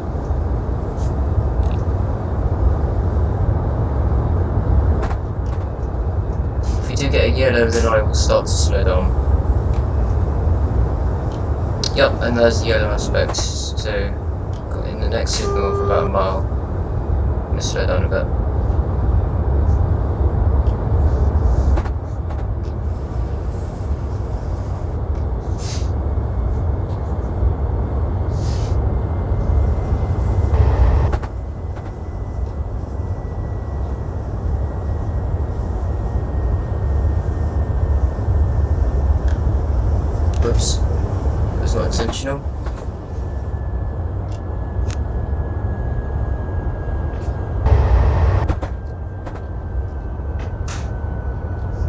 So yeah, that does mean we have a red signal ahead. Good way to check if you're a red signal ahead and the map doesn't show signals is to just press tab. It says request to pass signal at danger, approved or denied. If it says approved, you can go through it, but sometimes you can't. I'm just going to slow down to under 12 miles an hour as we approach the signal, just in case there's some kind of TPWS.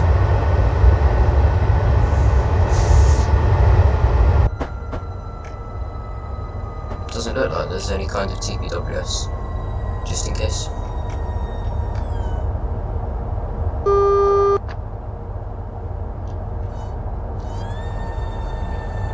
Let's just see what it is that's causing that.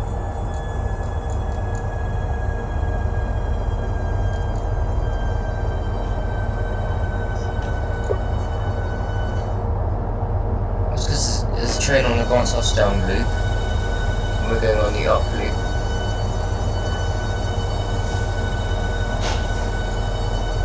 So I think I know what it is. So yes, we should be able to pass through the signal at danger. I was going to say progress just in case. We should be able to, because I have requested SPAD.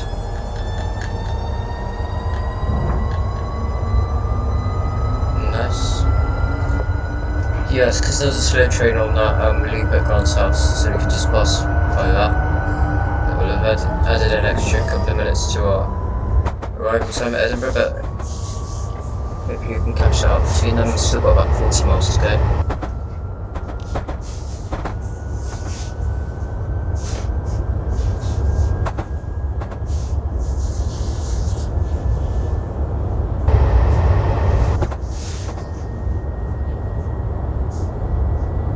Anyway, if we are a couple of minutes late, it's not too bad because there's a 12-minute wait at Edinburgh before we continue on towards Haymarket.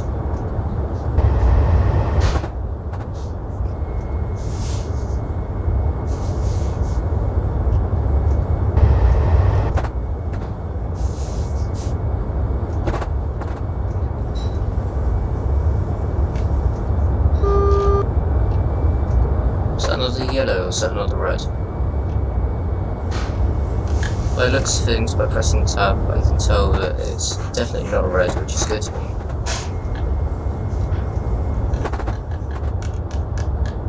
It might be a red, but we might just be given permission to pass the danger, because I did request, yep, it's a red, but we should be able to pass the signal at danger because I've requested SPAD access.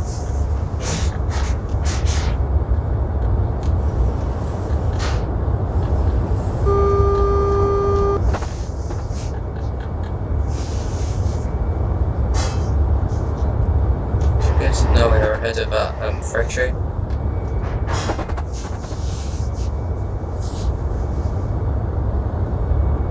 A speed increase of 70 miles to 70 miles an hour, and I can see that we do have quite a steep downgradient coming up now.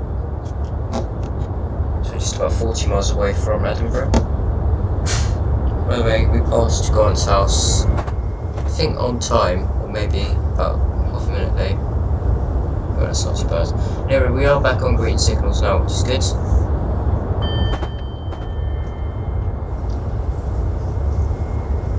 It's a 1 in 83 downgradient, it's quite a major downgradient.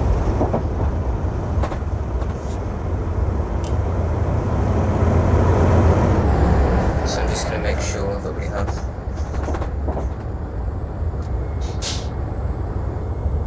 so going down to about 1 in 100, so it's slightly better, but that's where there's that temporary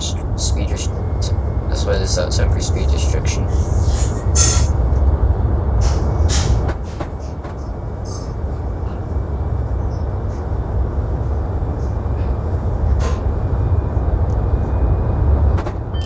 Probably noticed I haven't actually driven on this route before. The only route I've driven on so far to where we are now is the East Coast Main Line, London to Peterborough.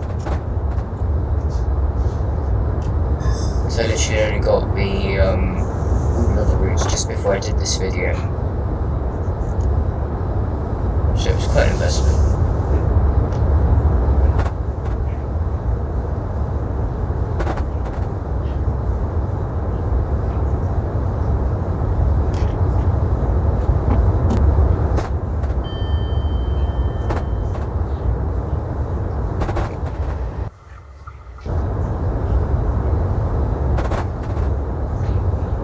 about 5 minutes to go until we pass Dunbar.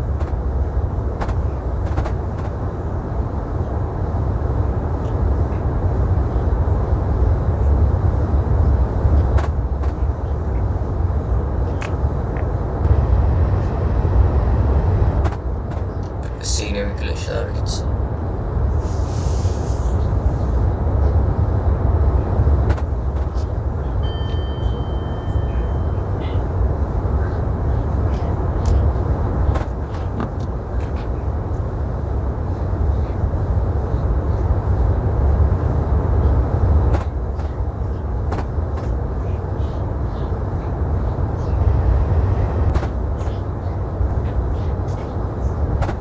Speed goes down to 85 miles an hour and then straight back up to 90. So we are shortly approaching. It's Newark, I think, is this bit, is this crossover just ahead.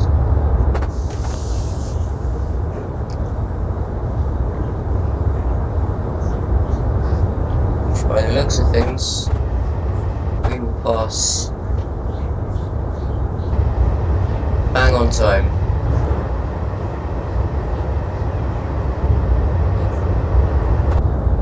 Oh, this isn't a crossover.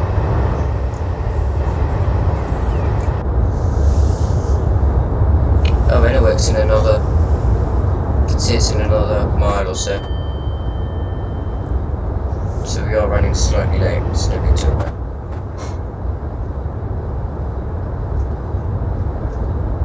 236 downgrading still, and the speed limit's gone up to 105 miles an hour.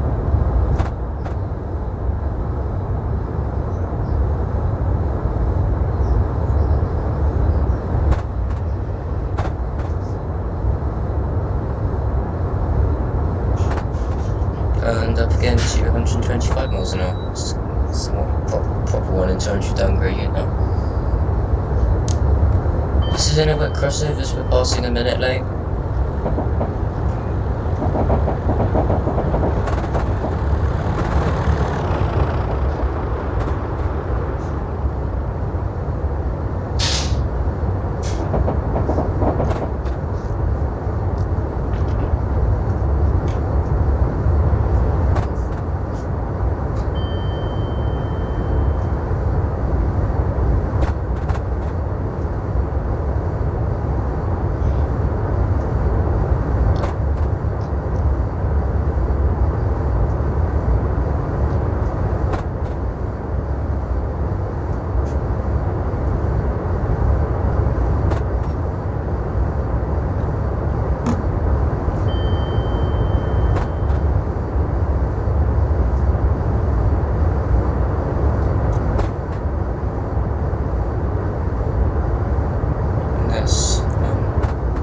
Siding.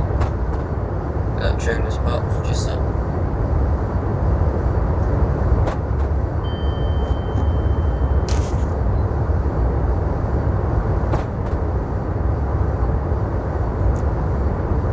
The speed limit goes down to 105 miles an hour again.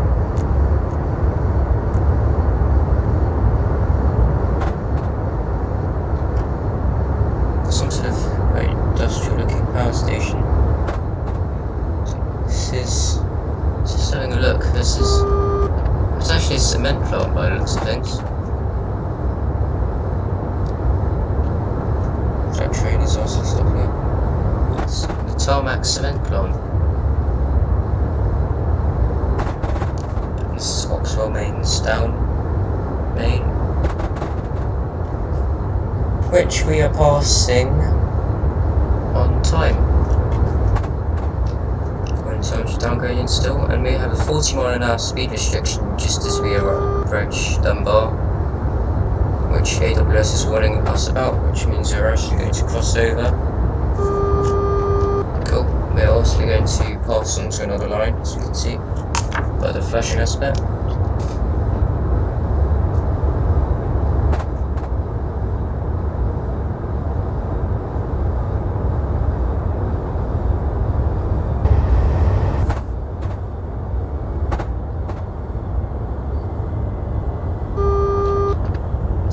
Things here, we'll be passing on the middle line.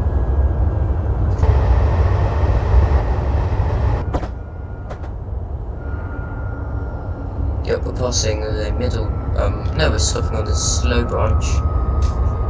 As far as I'm concerned, the usual service does not stop at Dunbar, and neither does the previous service to Edinburgh. I think only peak time LNER services stop at Dunbar. This one on the way, when I got on the way back from Edinburgh, stopped at Dunbar.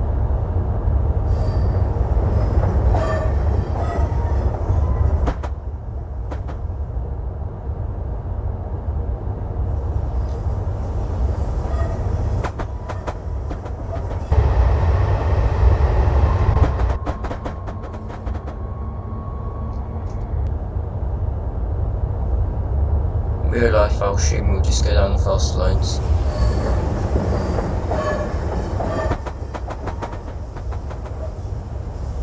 I assume because the scenario is based around stopping places, passing is just straight through here. I'm sure the estimated time of arrival will take that into account as well.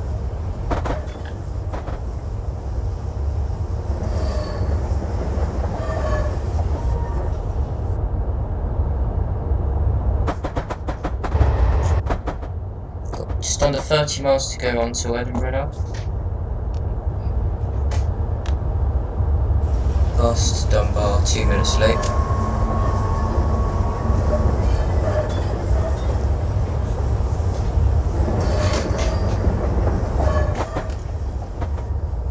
It's quite worrying that we're against the flow here. Luckily nothing's going in our direction.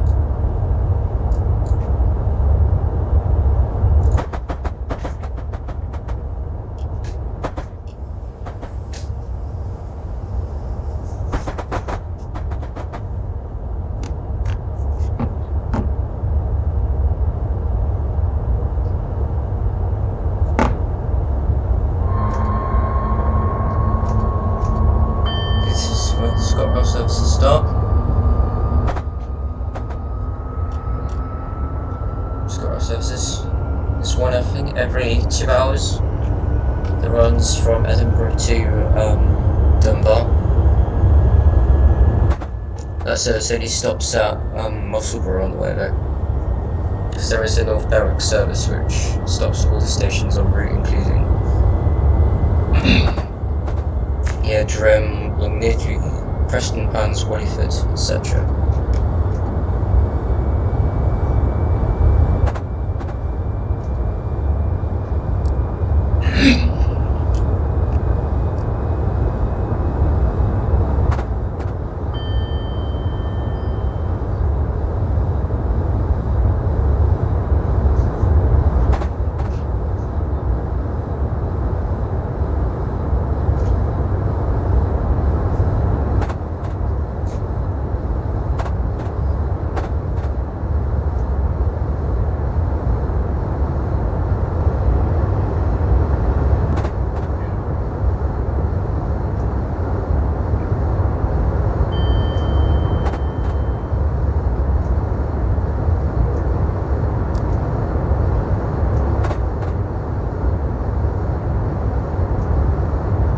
Arrived slightly earlier than 1626.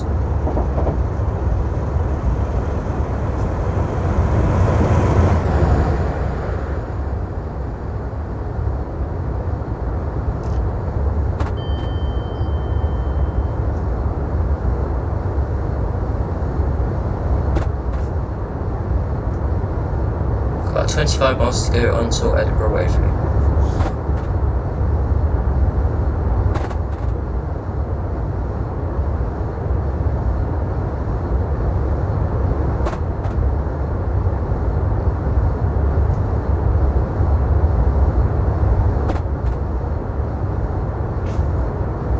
Approaching the Strenton crossovers.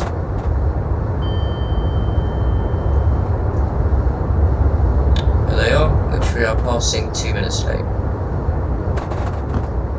Got a 100-mile-an-hour speed restriction. It's coming up there.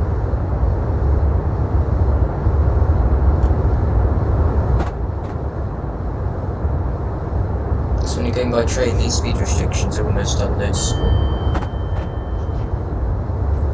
when you're driving in Train Simulator, you can tell that they're slightly old, because you can notice the speed goes down ever so slightly.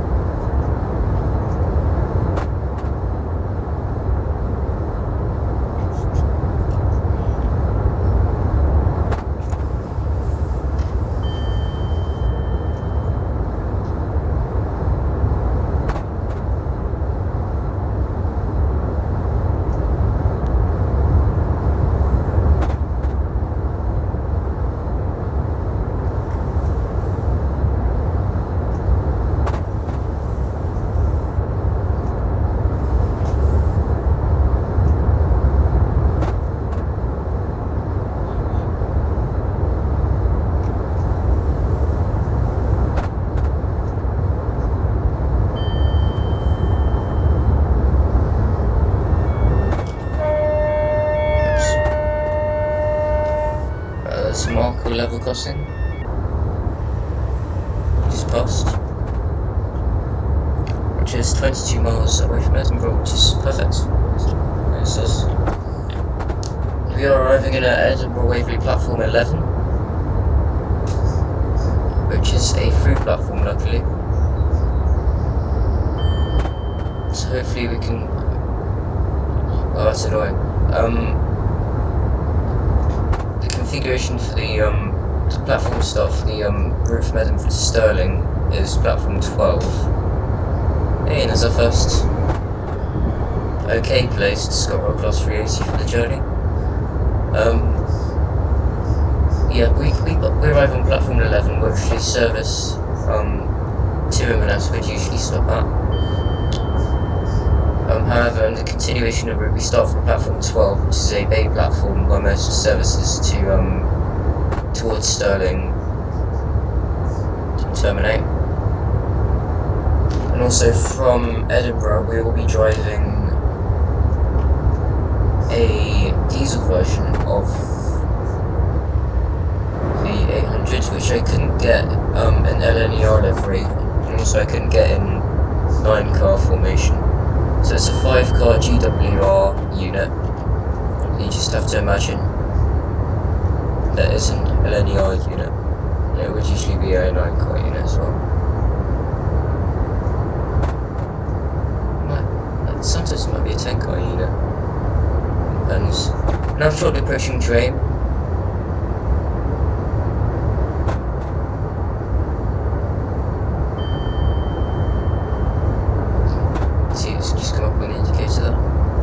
The line from North Berwick arrives just on our right.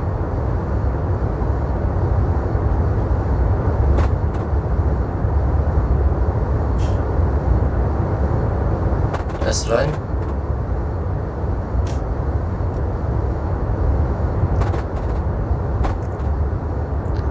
So we're definitely making up time. So we're passing Durham on time. A minute later, so there's a Scotland Class 165 there. I don't know what it was doing. Did you see that? It was in the first go round of the through. It might have been 156 actually, I'm not sure. Let's go back and have a look. No, we're way too far away now.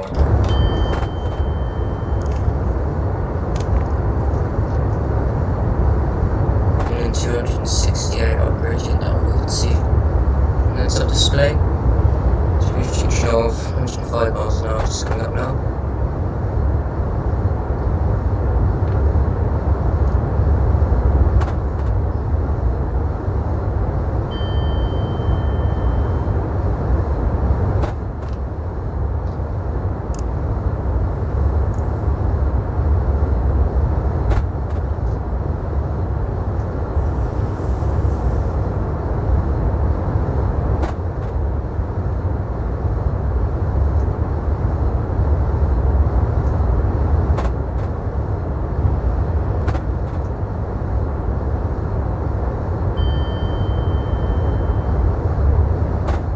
About 15 miles to go until Edinburgh Waverley.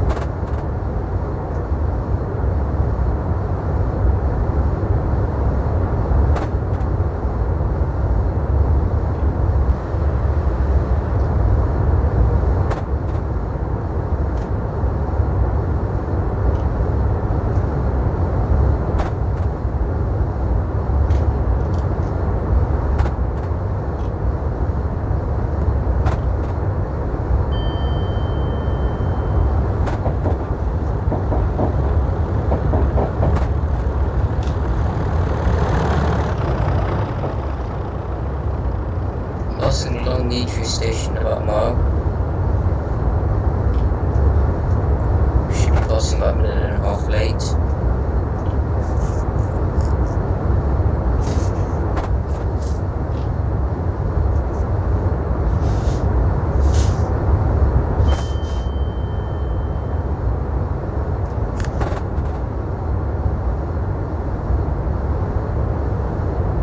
We're now passing Long Tree, which is passing a minute and a half late.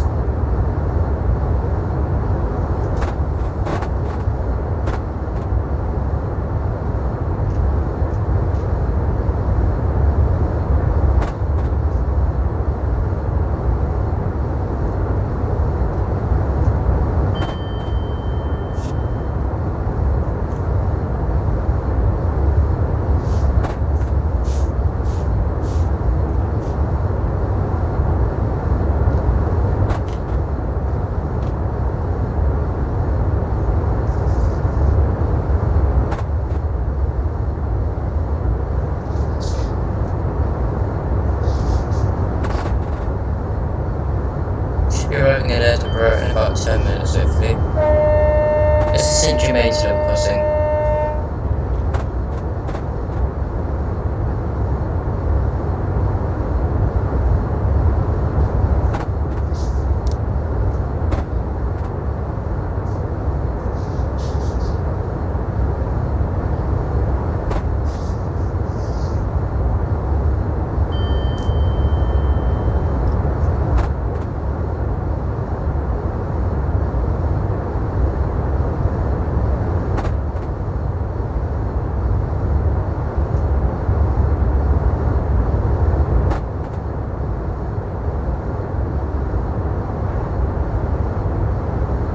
There's the London bus, Scotland. It's London buses. It's only full speed with this one, it's up to 25 miles an hour. These crossovers here just before Preston Pans.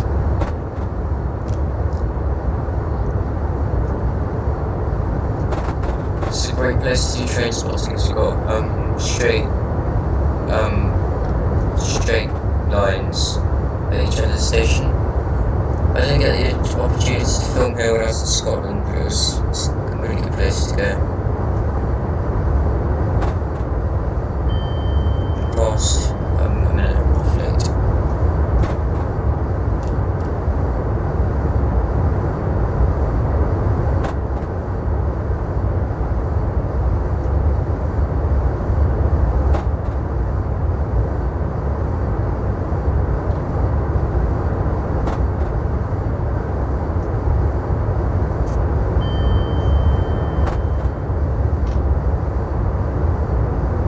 Make up some lost time at Wallyford station, which looks like we're passing Wallyford only about a minute late, which is good. Just good by the acceleration of the LNER Azuma.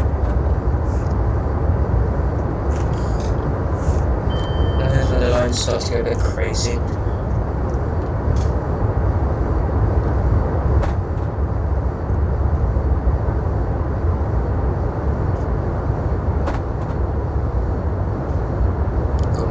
Junction, just coming up now. This is where the line towards, it's just a, I guess it's just sort of like a diversion line that avoids Musselburgh station. Don't know which trains are known to use it, but oh yeah, we've got Mill Hill LNER depot, which is on this route. It's probably place for Scotland. That's where they get their maintenance done. It's the junction right here. Diverges off to the left.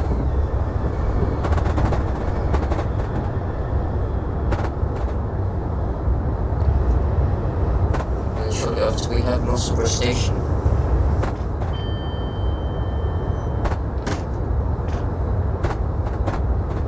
And well, we are making up time. Passing this station in about half a minute late. If you get really lucky, you might arrive at Waverley on time.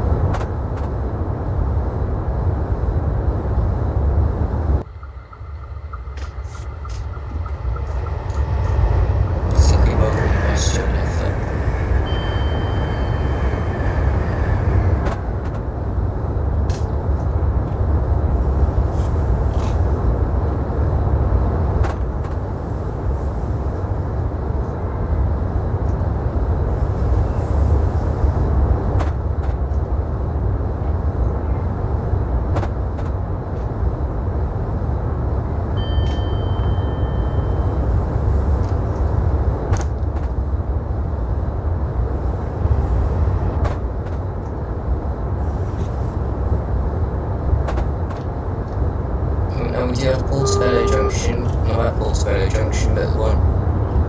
on the real-time train to Portobello Junction in Lothian, which is where the line from Tweed Bank joins us.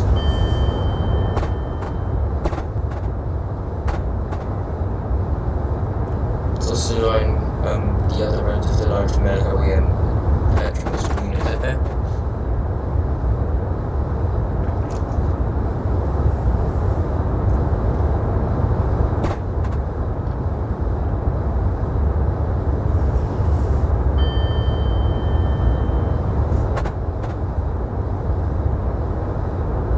Allow the train to coast actually, because we've got 85 mph speed limit.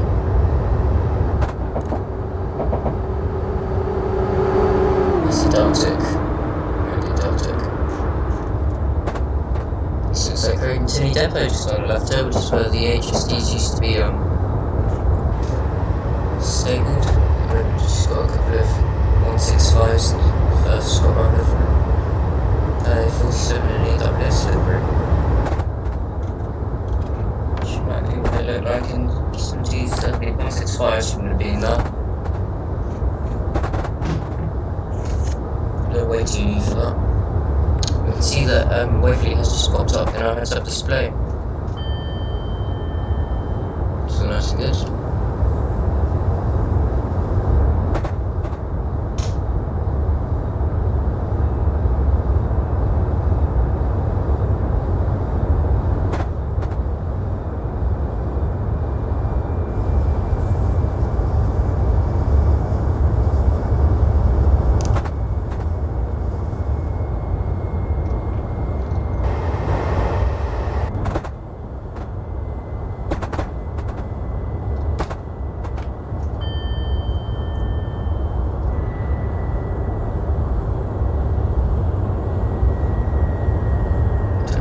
Restriction just before we arrive into Edinburgh. Bear in mind that we aren't arriving platform 7, we're arriving platform 11. Even though those platforms are connected in real life, they're just one big platform. A lot of news notifications around at the moment. And this is Golden Tunnel.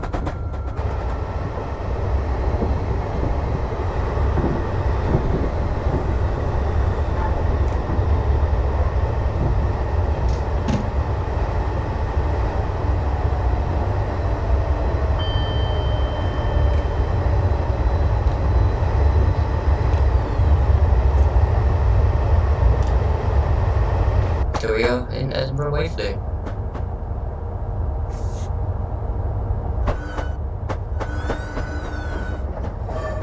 Let's get straight through.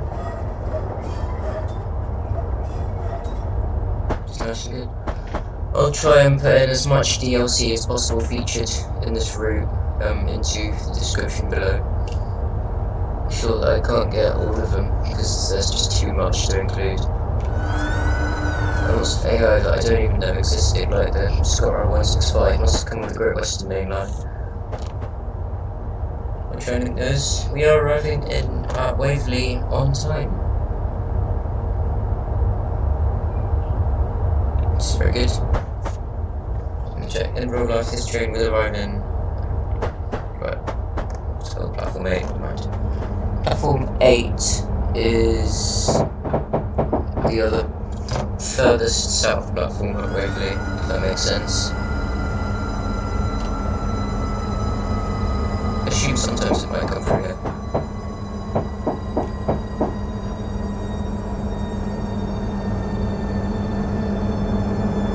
This time the Deltic. More scenery glitches.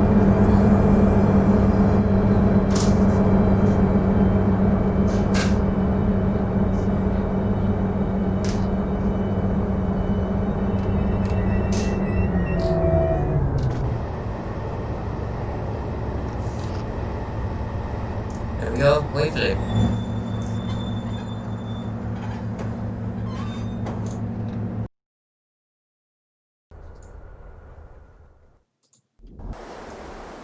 So yes, hello. We are back in Train Simulator again.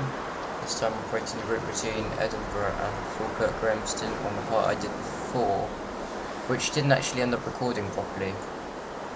So we'll try that again. We're due to depart Edinburgh Waverley at 16:33. We should have arrived here about 10 minutes ago. Well, if we wouldn't be on platform 12, we'd be on platform 8, just behind this wall here, I believe. Yep, just there.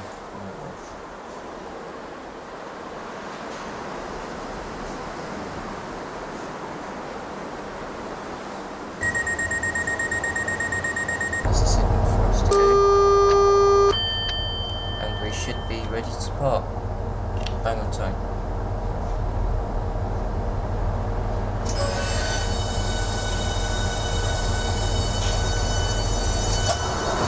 Yes, I did manage to get an electric version of this train, as the diesel version of the train. Well, I found an electric version of the Edinburgh to Glasgow that electrifies up to Falkirk Grahamston, which is electrify the entire line. So, whoa, what is happening with the scenery there?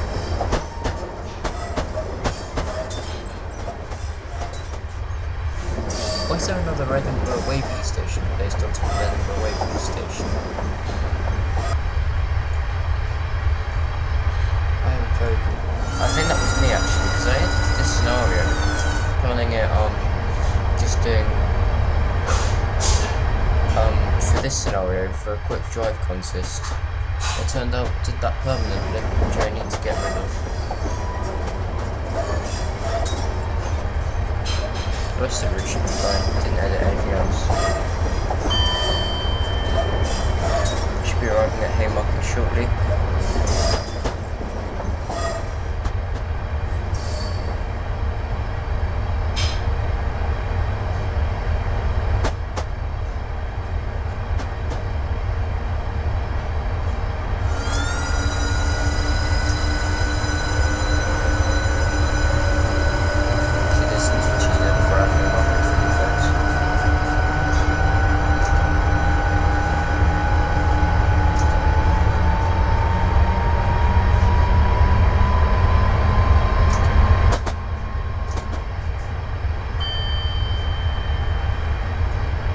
Might just be the close, well it probably is definitely the closest distance between two stops on this entire route.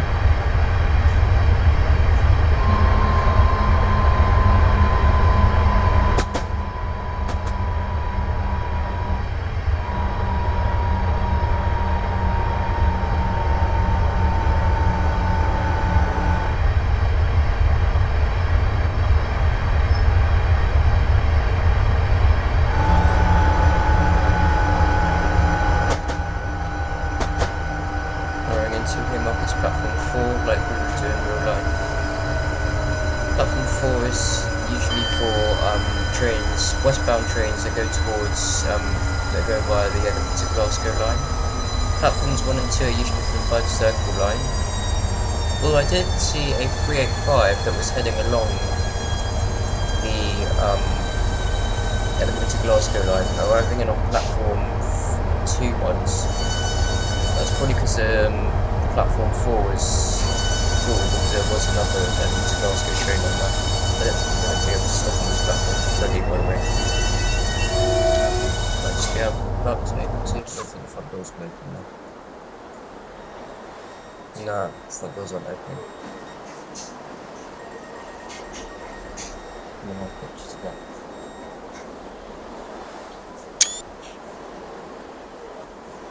That looks good as well, that's that shot. I like that. Should be able to start. Yeah, that's good.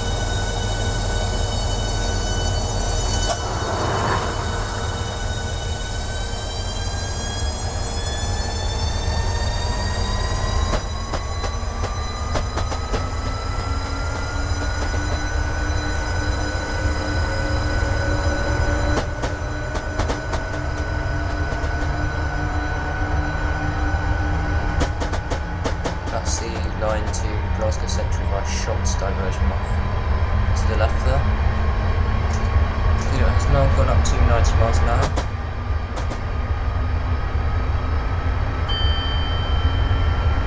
There's Haymarket depot just on the right there.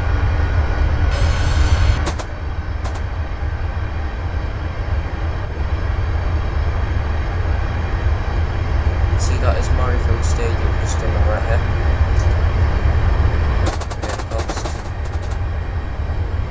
I think that is the line, the West Coast main line down to Carstairs, and just diverged off there. Or maybe it's slightly further along.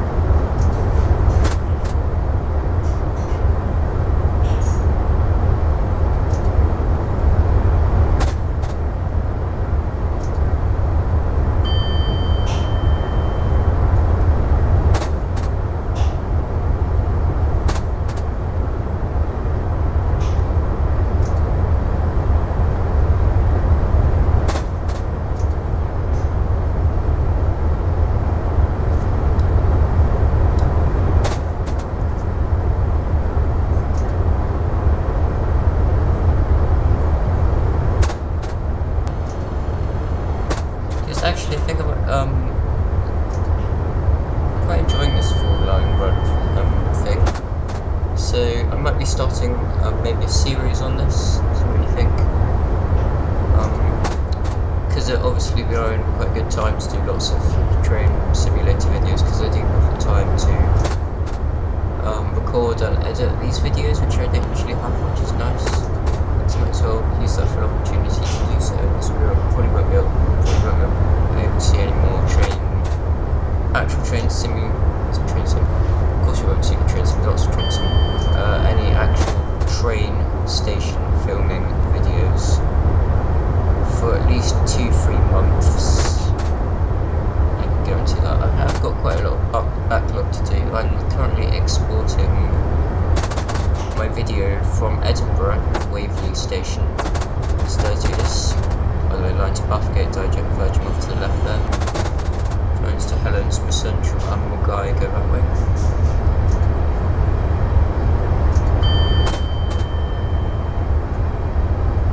So that will be uploading.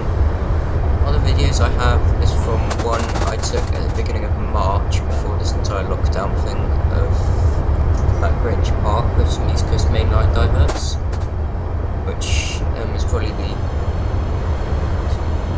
it's a good video. Got quite a lot of things there.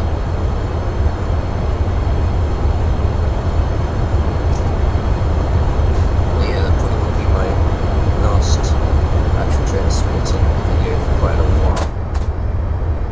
Not sure about the plane spotting front though, because there is again quite limited movements going on at airports across the entire world.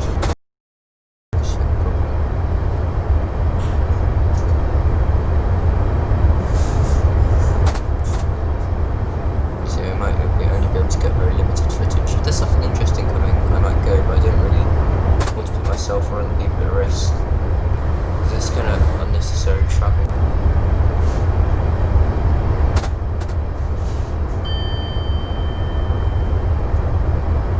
Tell I recorded this a lot later than I recorded the other two videos. Those other two videos I recorded end of February, mid-March. This I'm recording at the beginning of April, because I haven't really had much time to record it. Well, I have had time to record it, it just hasn't gone successfully. I tried to, as I say, like, this is my second take on this route. I tried driving to Stirling once, but the electrical equipment glitched, the train glitched. It uncoupled and started rolling down a hill. It's quite funny to watch. It also meant that I couldn't record that bit. This is Winchburg Tunnel. Shortly after Winchburg Tunnel we'll have a line joining us from the Fife Circle from the right.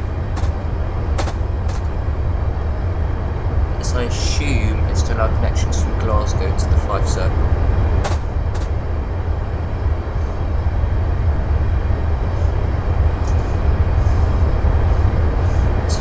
Suggestions for any full length videos, please suggest them in the comments below.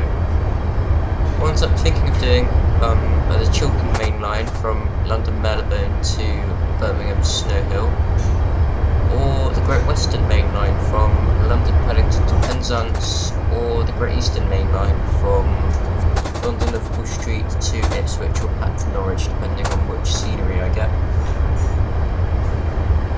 Might do a Settle to Carlisle route from Carlisle to Settle. What else can I do?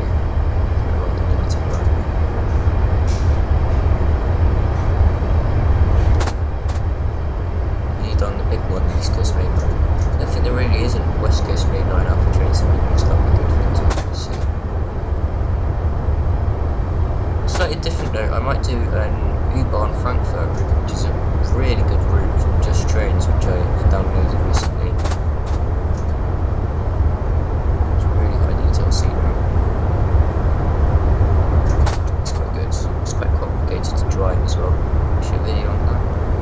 I did the North London line, across 313, Silverlink era. That's one of those.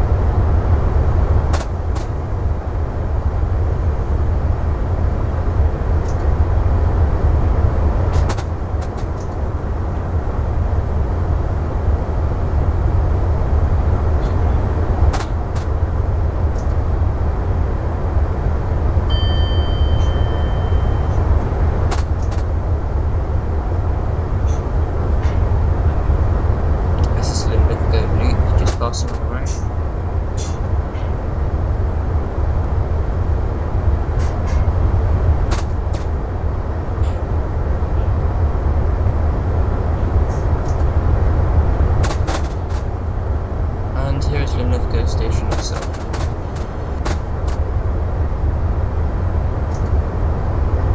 Oh, 90 miles an hour, I can see that.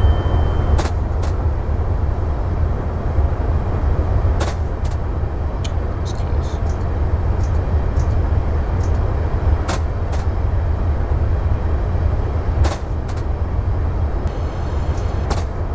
Yeah, it only takes about half an hour from Edinburgh to Falkirk.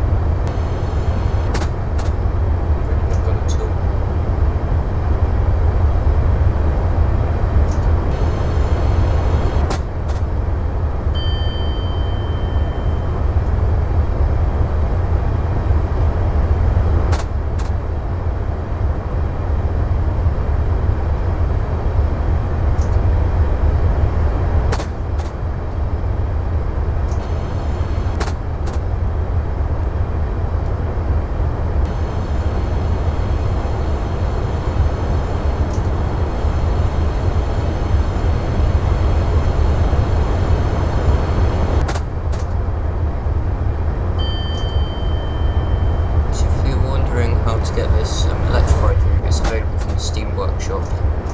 As long as you have the Thompson Edinburgh to Glasgow route, this is freeway.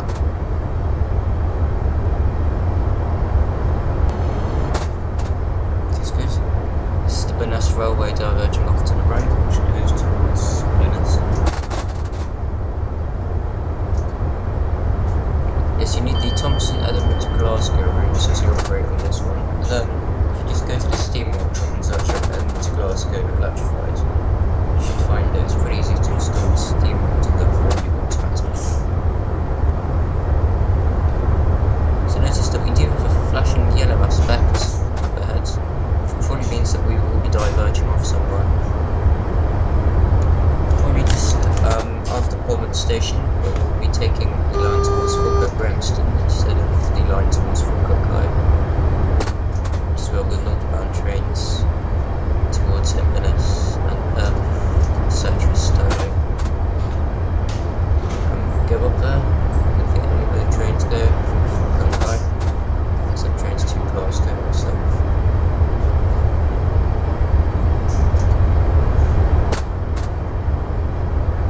Again, maybe flat. Single yellows from flashing aspects. We'll get a solid yellow just after we pass Peterborough station. You can see the signal there on the heads-up display. We also do have a 40 mph speed restriction followed by 60 mph speed restriction. So we just diverge off.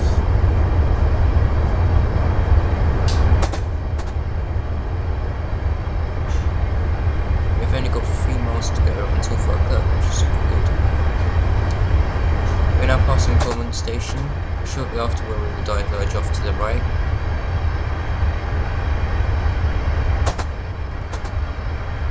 Yep, and there's the solid yellow with the feather telling us that we are going to pull off indeed to the right.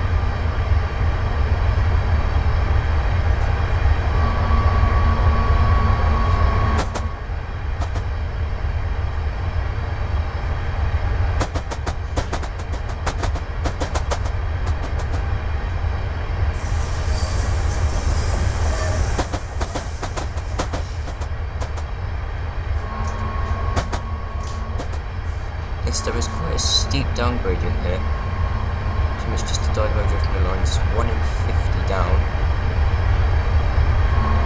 It's quite steep train standards. It's especially flat level.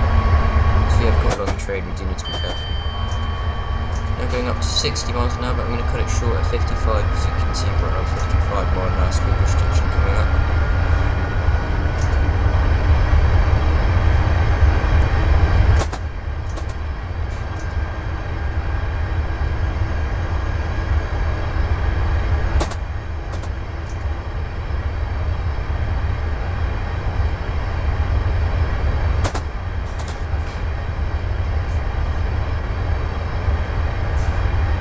Another 1 in 75 steep downgrading.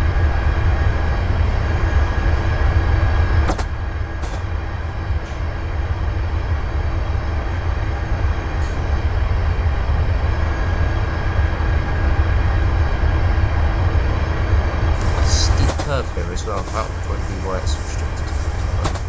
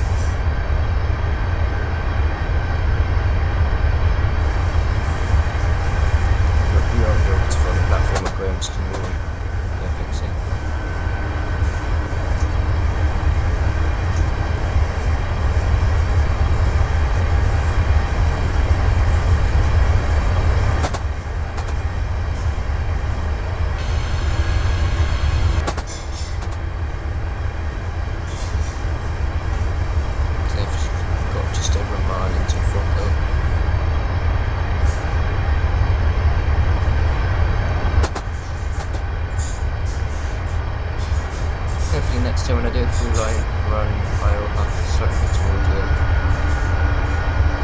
It's quite, I don't know what the word is to describe it. Yeah, it sounds slightly odd, it sounds weird playing back my voice, and probably sounds weird to you as well.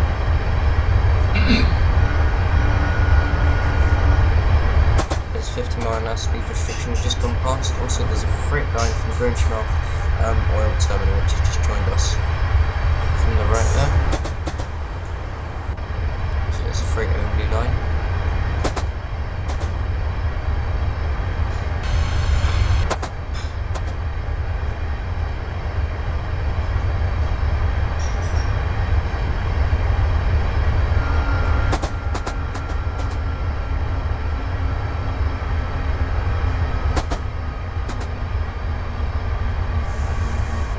Slowing down for the final journey of today, Falkirk Grahamston. For the final stop of today, Falkirk Grahamston. If you did enjoy this video, thank you very much for watching. Amazing if you could come this far into the video, 5 hours long. It's going to be really annoying to edit. Yes, I'll do my best, and if you have any other suggestions for any other full-length runs I can do, there will be space for you in the comments below. Otherwise, there will be a poll in the description. It's Google Forms style poll, which I've done before. Just need to fill that in. Appreciate it.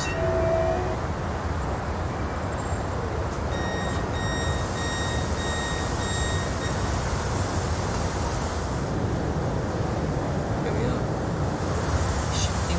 Platforms of Grahamston being extended a bit. It's like Azuma. It's up to the Newcastle. Right, that's the end. I really do hope you've enjoyed this one. By the way, we're up to 3 minutes early, which is pretty remarkable. Just like to say thank you very much for watching, and if you have enjoyed, please subscribe. And like this video, and leave a comment, and suggest what we're going to do next.